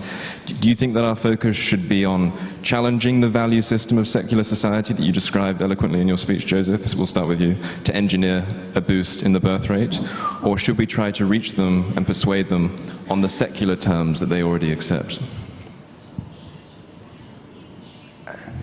I think, honestly, for me, the priority when it comes to cultural change is discipling the church itself. At least in an American context, there's a great deal of evidence that the culture is evangelizing the church much more effectively than the church is evangelizing the culture. So as a matter of priority, I think we need to disciple our own family first. Once we do that well, we will live so much better than the world, they will be begging us for answers. So the problem we're facing right now is that it's very hard to tell the difference between the church and a secular culture when it comes to the way we live. That's not totally true, but in significant ways, that's true. So if we can get the church to live like Christians, that will be a witness to the world that will be irresistible to them. But to the heart of your question, you can't use religious arguments with people who don't share that theology. And so I think there is a time and a place for making arguments in terms that they understand. Fortunately, the truth can be reached deductively and inductively. You can either believe the truth because God said it, or you can discover the truth because it's still the truth. And learning things the hard way is, of course, harder, but you'll still learn it eventually. It's easier if you just believe that God was right in the first place. So there's lots of social science data to point to the fact that God's design for humanity is actually better. And so we can just say, God said it, so it's better, which is persuasive to us, or to the pagans, you have to just show all the evidence that actually monogamy, faithfulness, marriage, sacrifice, that actually leads to a better culture. What would a secular, in your speech in particular, Mikhail, there was much more of a focus, I would say, on the psychological foundations of fertility. How do you think that we can transmit that message, in particular to young men, far better than we're clearly doing in our European societies? Should I speak English or Polish? It's your choice. But let me know, because I'll need to put on my earphone. Huh? Let me know which one you're going to do, because I'll have to put on my earphone to understand. English will be easier for you, okay? In the interest of, for my comfort, speak English. So I think that a lot of evidence shows that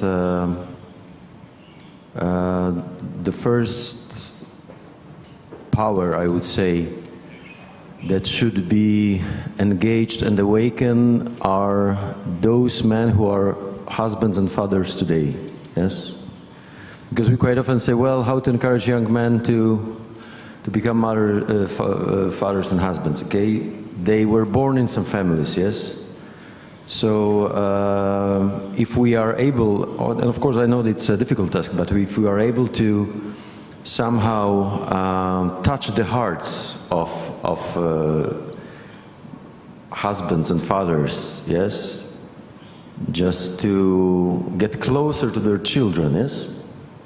And as I said, in Poland we have this, I would say, privilege, and such initiatives are already at work, and biggest of them is the Tato.net, the dads.net community in a way, which builds something they call the dads clubs in the whole Poland. They have the ambition to build at least 300 of such clubs in every local municipality in Poland, where dads gather together, discuss, share their stories, their problems, their joys also.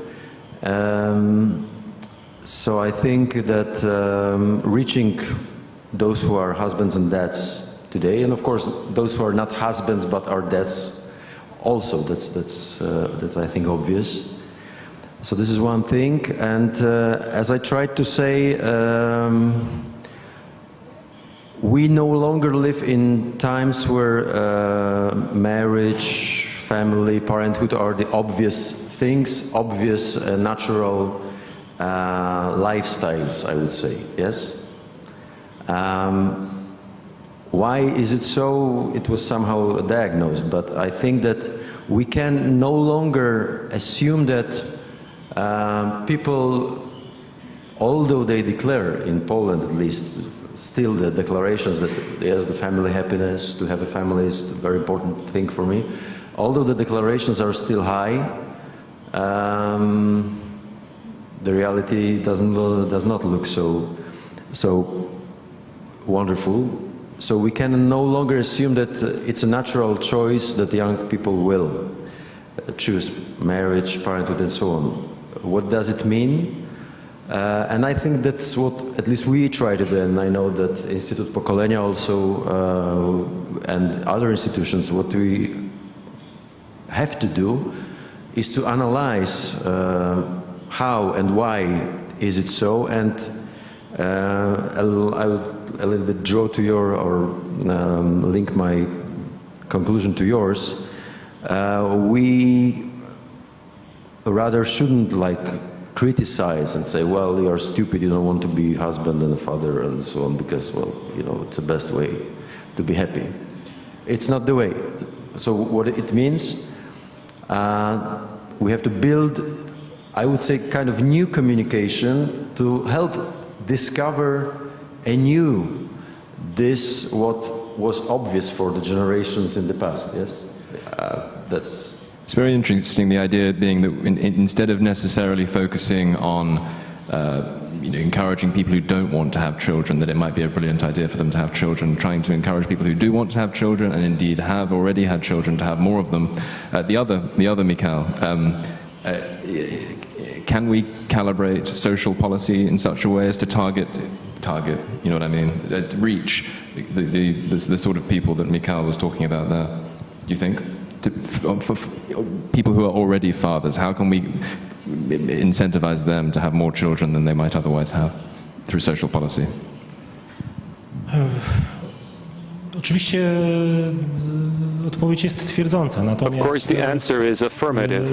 Ona is in the affirmative, wymaga mocnego niuansowania. But we have to qualify it a lot, because we were talking about aspirations, about what these people believe, what young people believe and what they want. And the first thing we have to remember is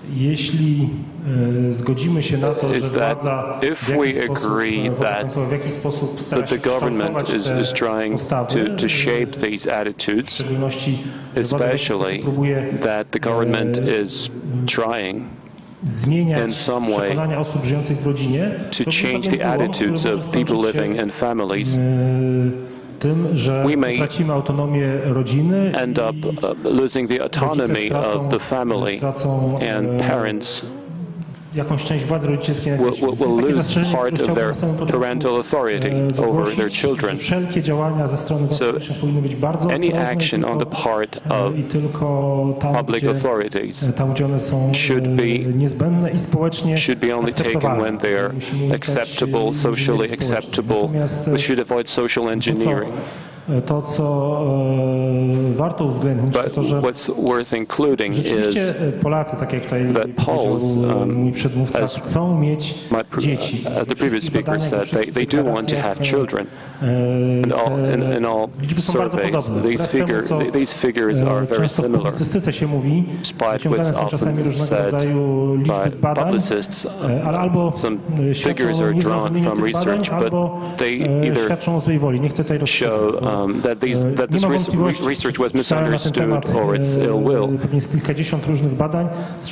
I read a few dozen pieces of research, and they all point to Poles wanting to have families and children. Another thing is that Poles, and especially Polish women, bardzo niechętnie reagują na wszelkie próby przekonywania do dzietności. W zeszłym roku profesor Przeperski they don't like to be persuaded w Toruniu przeprowadził takie badania eksperymentalne, gdzie last year there was experimental research where men and women first stated whether or not they wanted and how many wanted to have children and how many. And there was a control group, and then there was a group that was shown some videos that were meant to persuade them to parenthood. And it turned out that in the case of the men, some of these films caused their aspirations to grow. But in the case of women, którym puszczono ten film, niższą deklarację dzietności niż grupy kontrolne. Oznacza to, że jakakolwiek próba w bardzo nieinwazyjny, bardzo delikatny, tak jak mówię, ciepły sposób, każda próba przekonywania do macierzyństwa powoduje w Polsce reakcję odwrotną. Musimy tutaj uważać, żeby nie odnieść efektu odwrotnego. To, na czym powinniśmy się skupić, to budowanie takich warunków, żeby ci, którzy chcą mieć dzieci, rzeczywiście mogli tych dzieci mieć tyle, ile chcą mieć, i skupić się na tym, żeby rodziny, które mamy i które powstają, miały się jak najlepiej, żeby ich kondycja była jak najlepsza, żeby były to po prostu szczęśliwe rodziny. Duża liczba szczęśliwych rodzin. Za chwilę powiem, dlaczego jestem przekonany, że to jest możliwe. Duża liczba szczęśliwych rodzin w otoczeniu będzie powodować, że te osoby, które się wahały, które nie były przekonane, czy chcą mieć dzieci, też zaczną chcieć taką rodzinę i dzieci mieć. Jestem optymistą, dlatego że jest kilka takich nie miejscowości, ale osiedli w Polsce pod Warszawą, gdzie akurat sprowadziło się dużo rodzin wielodzietnych. Takich oczywiście z różnymi problemami jak każda rodzina, ale generalnie szczęśliwych rodzin. Jest obserwowany efekt, że rodziny, które wcześniej nie były wielodzietne, które tam mieszkały już wcześniej, tych rodzin też widać efekt zwiększenia liczby dzieci. Czyli widok szczęśliwych rodzin, widok dzieci, które wyrastają w szczęśliwych rodzinach, powoduje, że inne rodziny też chcą mieć więcej dzieci. Wydaje się, że to jest najlepszy sposób na wpływanie na aspiracje tych osób, które jeszcze się wahają lub deklarują, że to persuade and influence people who declare they don't want to have children. It's not so much a matter of inventing a desire that doesn't exist through social engineering, but trying to cultivate a desire which happily is already there in people and trying to allow it to flourish maximally. One of the things that I found most interesting about your speech, Arpad, is that we tend to speak about fertility on a national level, yet you brought the European civilizational dimension into this, and one thing that you could have added to your graph about how fertility in Europe is generally plummeting is how high fertility in Africa is at the moment, and the way in which this is adding to the migratory pressure in Europe. I wonder whether you think, in terms of political messaging, we might be able to give the fertility issue in Europe greater salience by connecting it to the issue of immigration, which is very important to people in Europe in a way that fertility doesn't, it's not as high up there on people's list of concerns. Do you think that's politically feasible? I do believe that it is a very complex issue, and all the time when we are talking about the migration, it is a very sensitive issue in most of the European countries, I do believe, but I'm absolutely sure that when we are turning our attention not to the political level, but on the level of families, the people living in the European countries, it is very important to see that most of the people who have family, who have their children, they would believe that if we are talking about demography, we need to firstly talk about our families, our future, our children's future.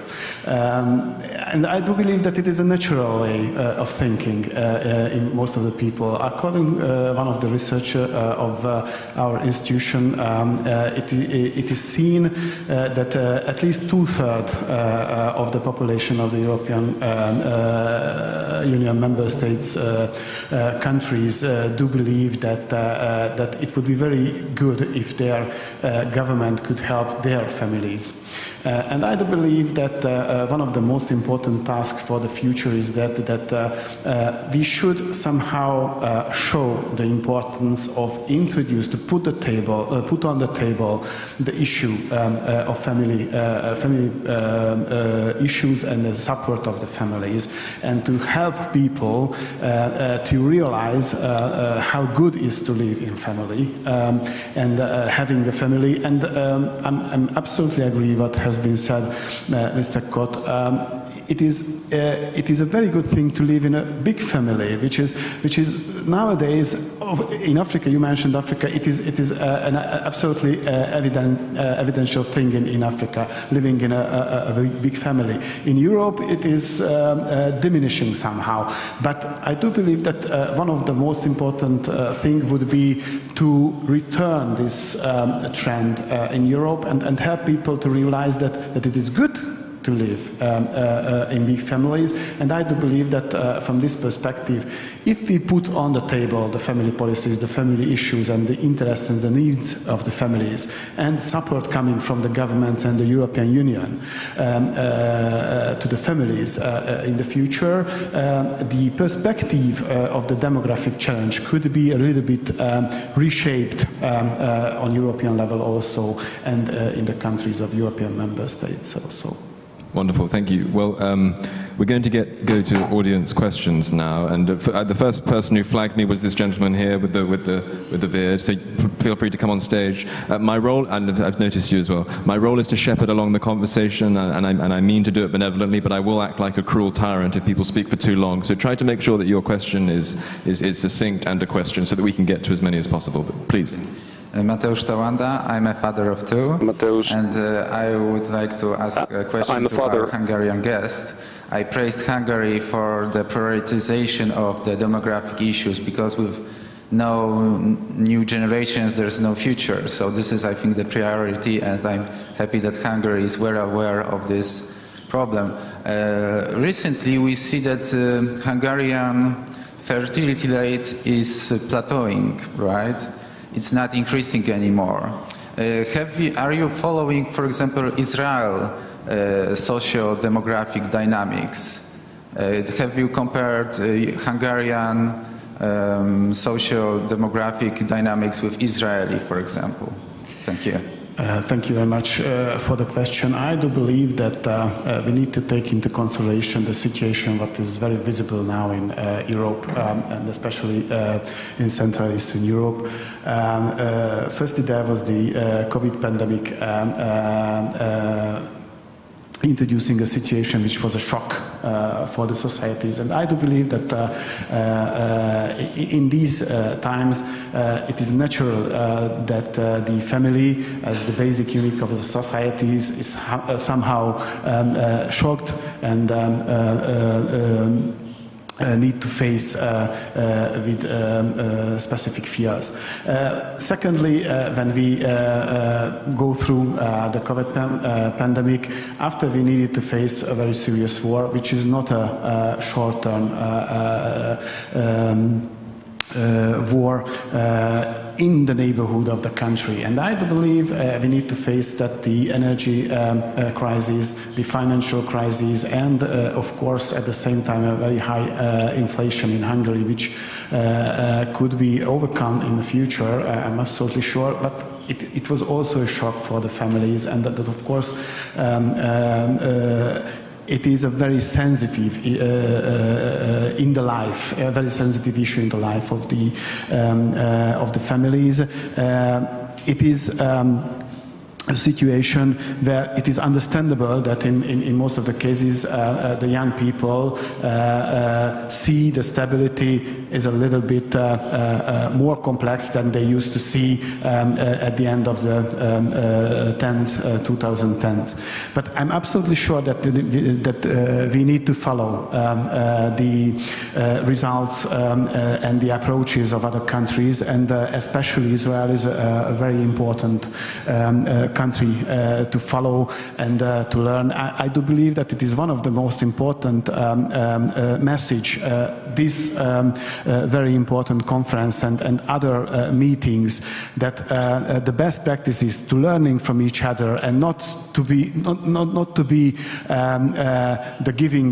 giver of the truth on alone, but to work together to find the best ways together. It is a very important message for every government and every society and every people who would like to handle the issues of demographic challenges in the future. Unless any of the other panelists would like to add to that, we'll go to the next question. Yeah? The floor is yours, sir. Luis Brusa, Fundacja Edukacyjna Liderstwo. I was born in Argentina, but I live in Poland. A question for our Hungarian guests. Congratulations. We cooperate with schools, and we're trying to pass on some good content through parents. So all families have children who are at school. Did you use school to reach out to parents with some specific content? And if you did, how did you allow parents to come to school, to enable parents to come to school and take part in the activities that the school organizes for them? Thank you. Thank you very much. To be honest, the issue of education and what has been given information to the children and through the children for the parents in schools is quite a complex and a very sensitive issue. You might recall it, but I need to admit it that for Hungary it is very important that our laws should protect children and especially in respect of education. Of course, for the parents to receive information coming from the schools through their children, I do believe that it is an important question, but a more important question is that somehow we have the strong feeling that there is a shift in thinking of the role of schools in respect of education. I do believe that to raise a child and to educate the child in respect of values and the basic information is in the hand and should be in the hand of the parents and in the family. The classic education should be give as a task to the school, but not re-educate your child, because the basic education in respect of the values should be and should remain in our families. But we should be very cautious when we are talking about what should be given as opportunity for go to the schools to give information to children. Nowadays, the laws are very strict in Hungary that the education, who can go into the school to educate the children, it is very important to see that the teachers are in a position to educate the children, and they provide the necessary educational environment for the children receiving the information, but not taking the role of the family. And I do believe that it is a very important message. Before we go to our final question, but just before we go to you, I wonder if our Polish friends on the panel have any theories about why Poland doesn't seem to be doing quite as well as Hungary at boosting its fertility rate over the last 10 years. I don't know which Mikhail would like to take that up. Do you have your... Okay. Spróbuję po polsku. You go ahead. To znaczy...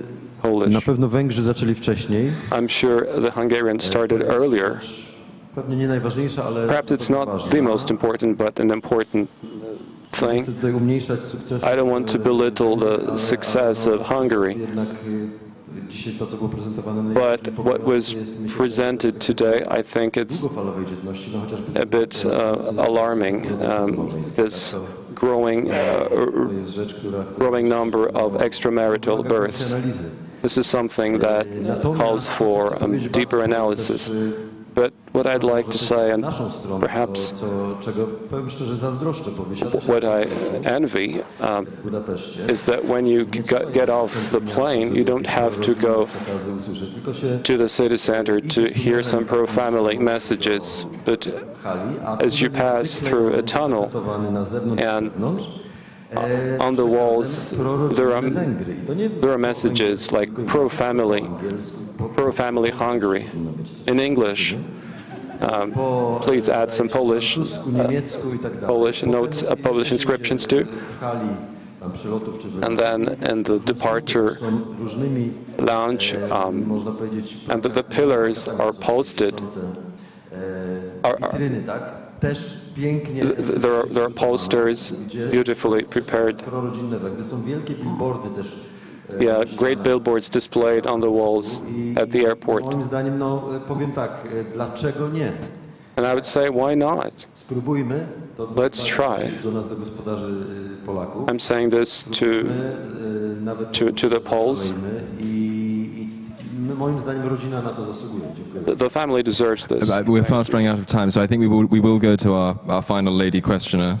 And if you want to add any thoughts that you have, Mikhail, on what Mikhail just said, feel free to.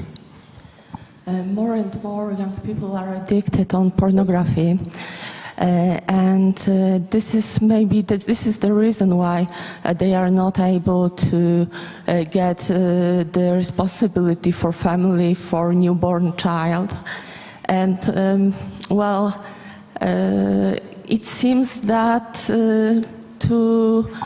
it's very close from contraceptive mentality to pornography mentality. These are very close mentalities. So how do you perceive it? Do you agree with it, or am I wrong? Let's begin with Joseph, and then we'll go to the other Mikhail.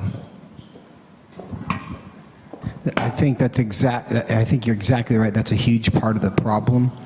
And for young men, this actually was mentioned yesterday, but I've been talking about this for video games and pornography are taking all the things God made them to do and channeling it into an artificial world. We're made to build and compete and conquer bad guys and defeat devils, and we do it in video games instead of in the real world.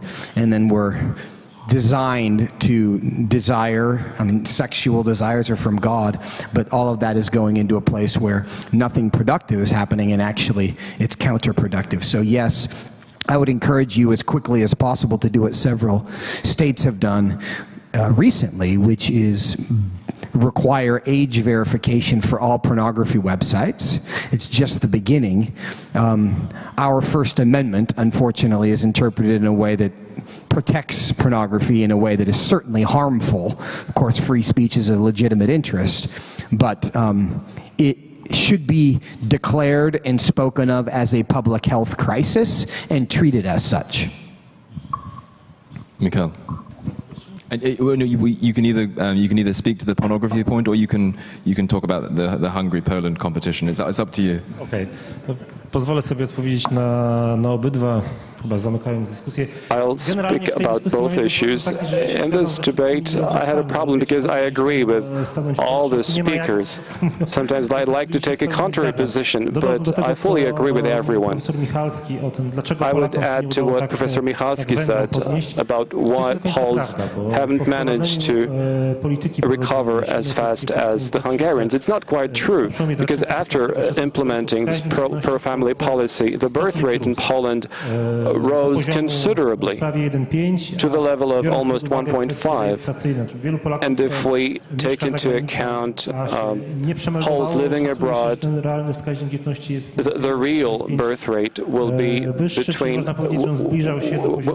approach 1.6. So this growth was caused by the birth of second and third children.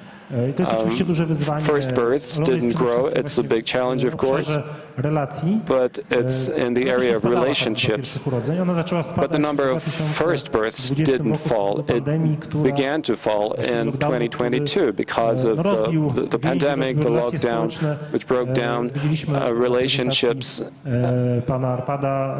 saw in Mr. Arpad's relationships.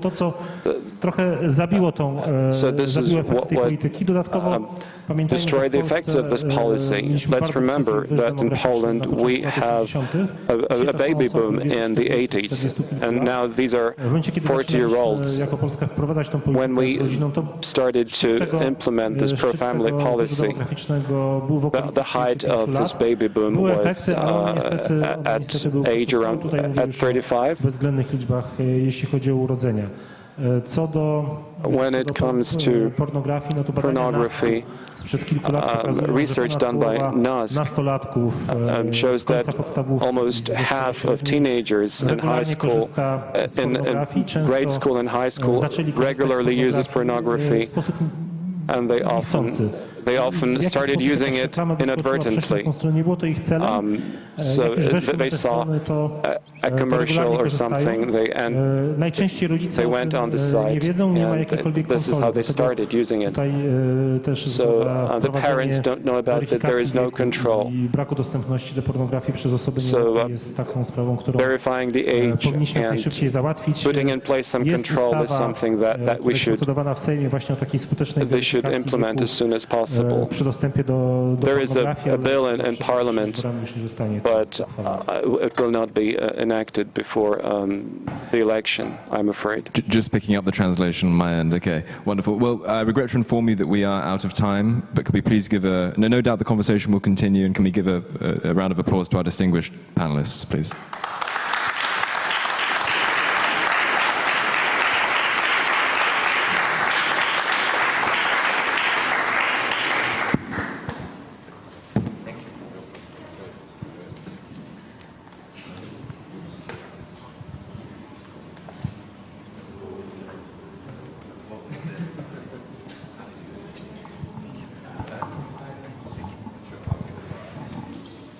Szanowni Państwo, tym panelem... Ladies and gentlemen, this panel will end our debate tonight, our conference tonight.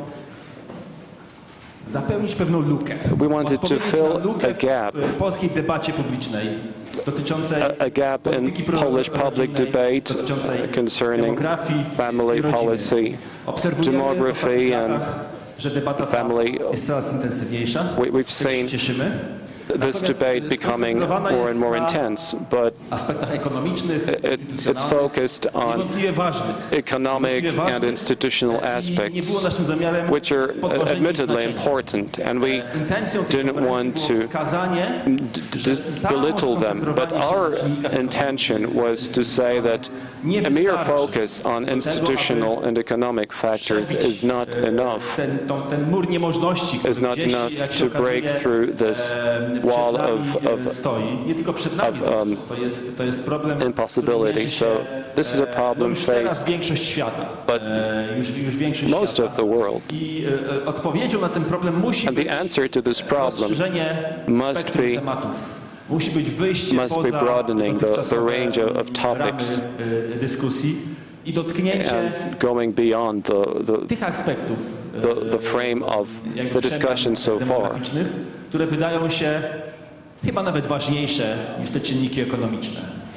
To są te aspekty, it's about the aspects that we've discussed here, parts of which we discussed here, those shaping attitudes, views, these aspects concerning marriage and childbearing, phenomena like loneliness, and a whole range of other phenomena surrounding the topic of the family. So today we wanted to make a start on a serious debate on this topic. And the content of these speeches will be published, will be put in a publication we're going to put out soon. It will be a very valuable publication. And I heard a lot of very positive feedback. And I'm happy that these speeches were well received by you. So we consider this conference a beginning of work on these aspects of cultural, of demographic change. Once again, I'd like to thank you for spending your time with us, and we could reflect on these problems together. After the conference, there'll be a break, and there's one more event to come, because, as you know, we're celebrating a 10-year anniversary, the 10th anniversary of our institute. So it's a great joy for us that, thanks to the support of our donors, we've been able to take part in public debate. Once again, thank you so much.